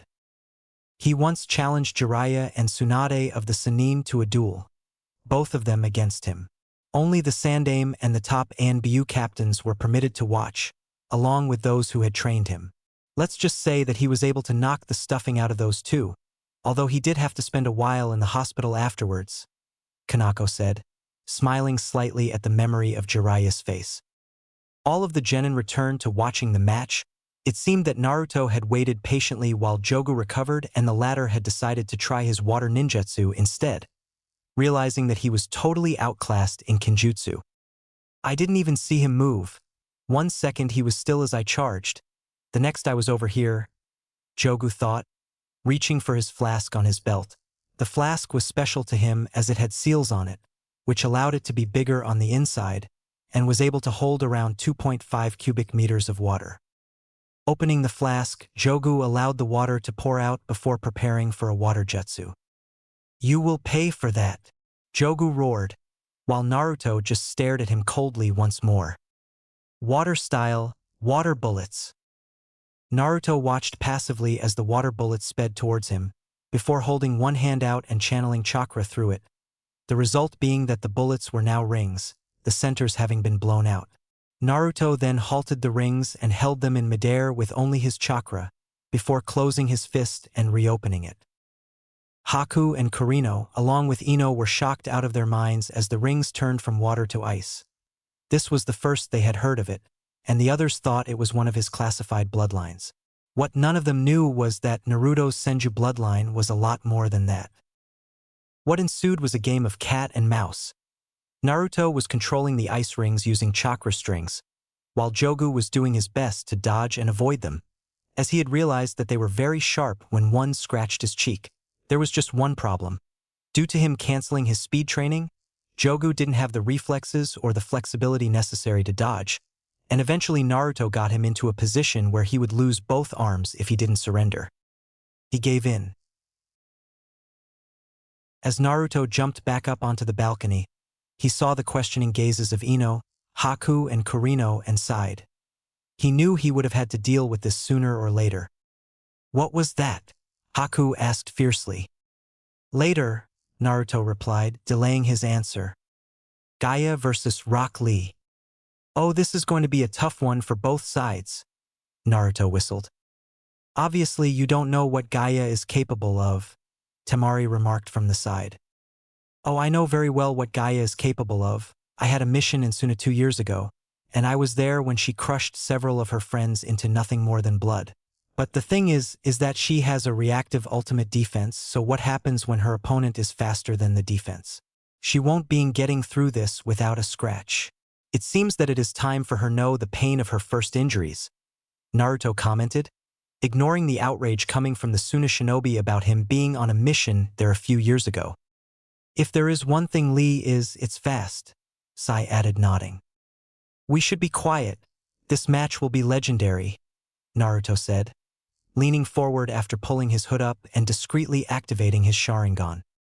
"I look forward to fighting against a shinobi of such great strength," Lee declared as he faced Gaia, who was facing him quietly, looking more annoyed than anything else. "Hajime!" Before Lee could do anything, Gaia removed the stopper from her gourd, and sand poured out. Over on the balcony, Naruto just nodded. That action just proved his thoughts. Gaia relied on her sand defense too much. Lee quickly moved forward, at speed that were the fastest of the genin present minus Naruto, Sai, and perhaps Ino. Leaf Hurricane. Lee's legs slammed into Gaia's sand defense, unable to get through and forcing Lee on the defensive, pulling out a kunai and slicing through the sand, trying to smother him before he had to retreat. Temari grinned. It seemed that Gaia had this in hand, and Naruto was wrong, but she didn't know of the weights that Lee wore. As Lee managed to escape from being crushed by Gaia's sand, he landed on the monument at the far end of the room, and he stayed before Guy spoke up from his position on the balcony. "Lee, take them off." "But Sensei, you said that the condition was only when I was protecting those very important to me or if it was necessary for a mission," Lee objected. "This time I'll make an exception." Lee grinned slowly, before sitting down and pulling down his orange ankle warmers to reveal a pair of leg weights, and taking them off. Everyone apart from Lee, Guy, Kanako, Naruto, Sai, Niji, Tenten, and Ino were aghast. This was his secret weapon? "Oh, come on. There is no way that is going to help," Temari said, frustrated by the idiocy of this competitor. "Ah, that is better. You should feel honored. The only ones to challenge me at our age when I take these off are Naruto, Sai, Niji, and now you," Lee declared before dropping the weights. Everyone was awed out of their minds when the weights impacted with the floor. They literally tore through 1.5 inches of concrete before coming to a stop and causing a massive dust cloud and cracks to spiderweb for meters around the impact. The Hokage and many of the Jounin immediately looked at Guy as if he was insane before returning to the match, eager to see how this was equalize the fight. Gaia just glared at Lee, undisturbed by the amount of weights Lee had been wearing, before her eyes widened as Lee disappeared to all but Team 7, Team 9, and the Jounin and Hokage.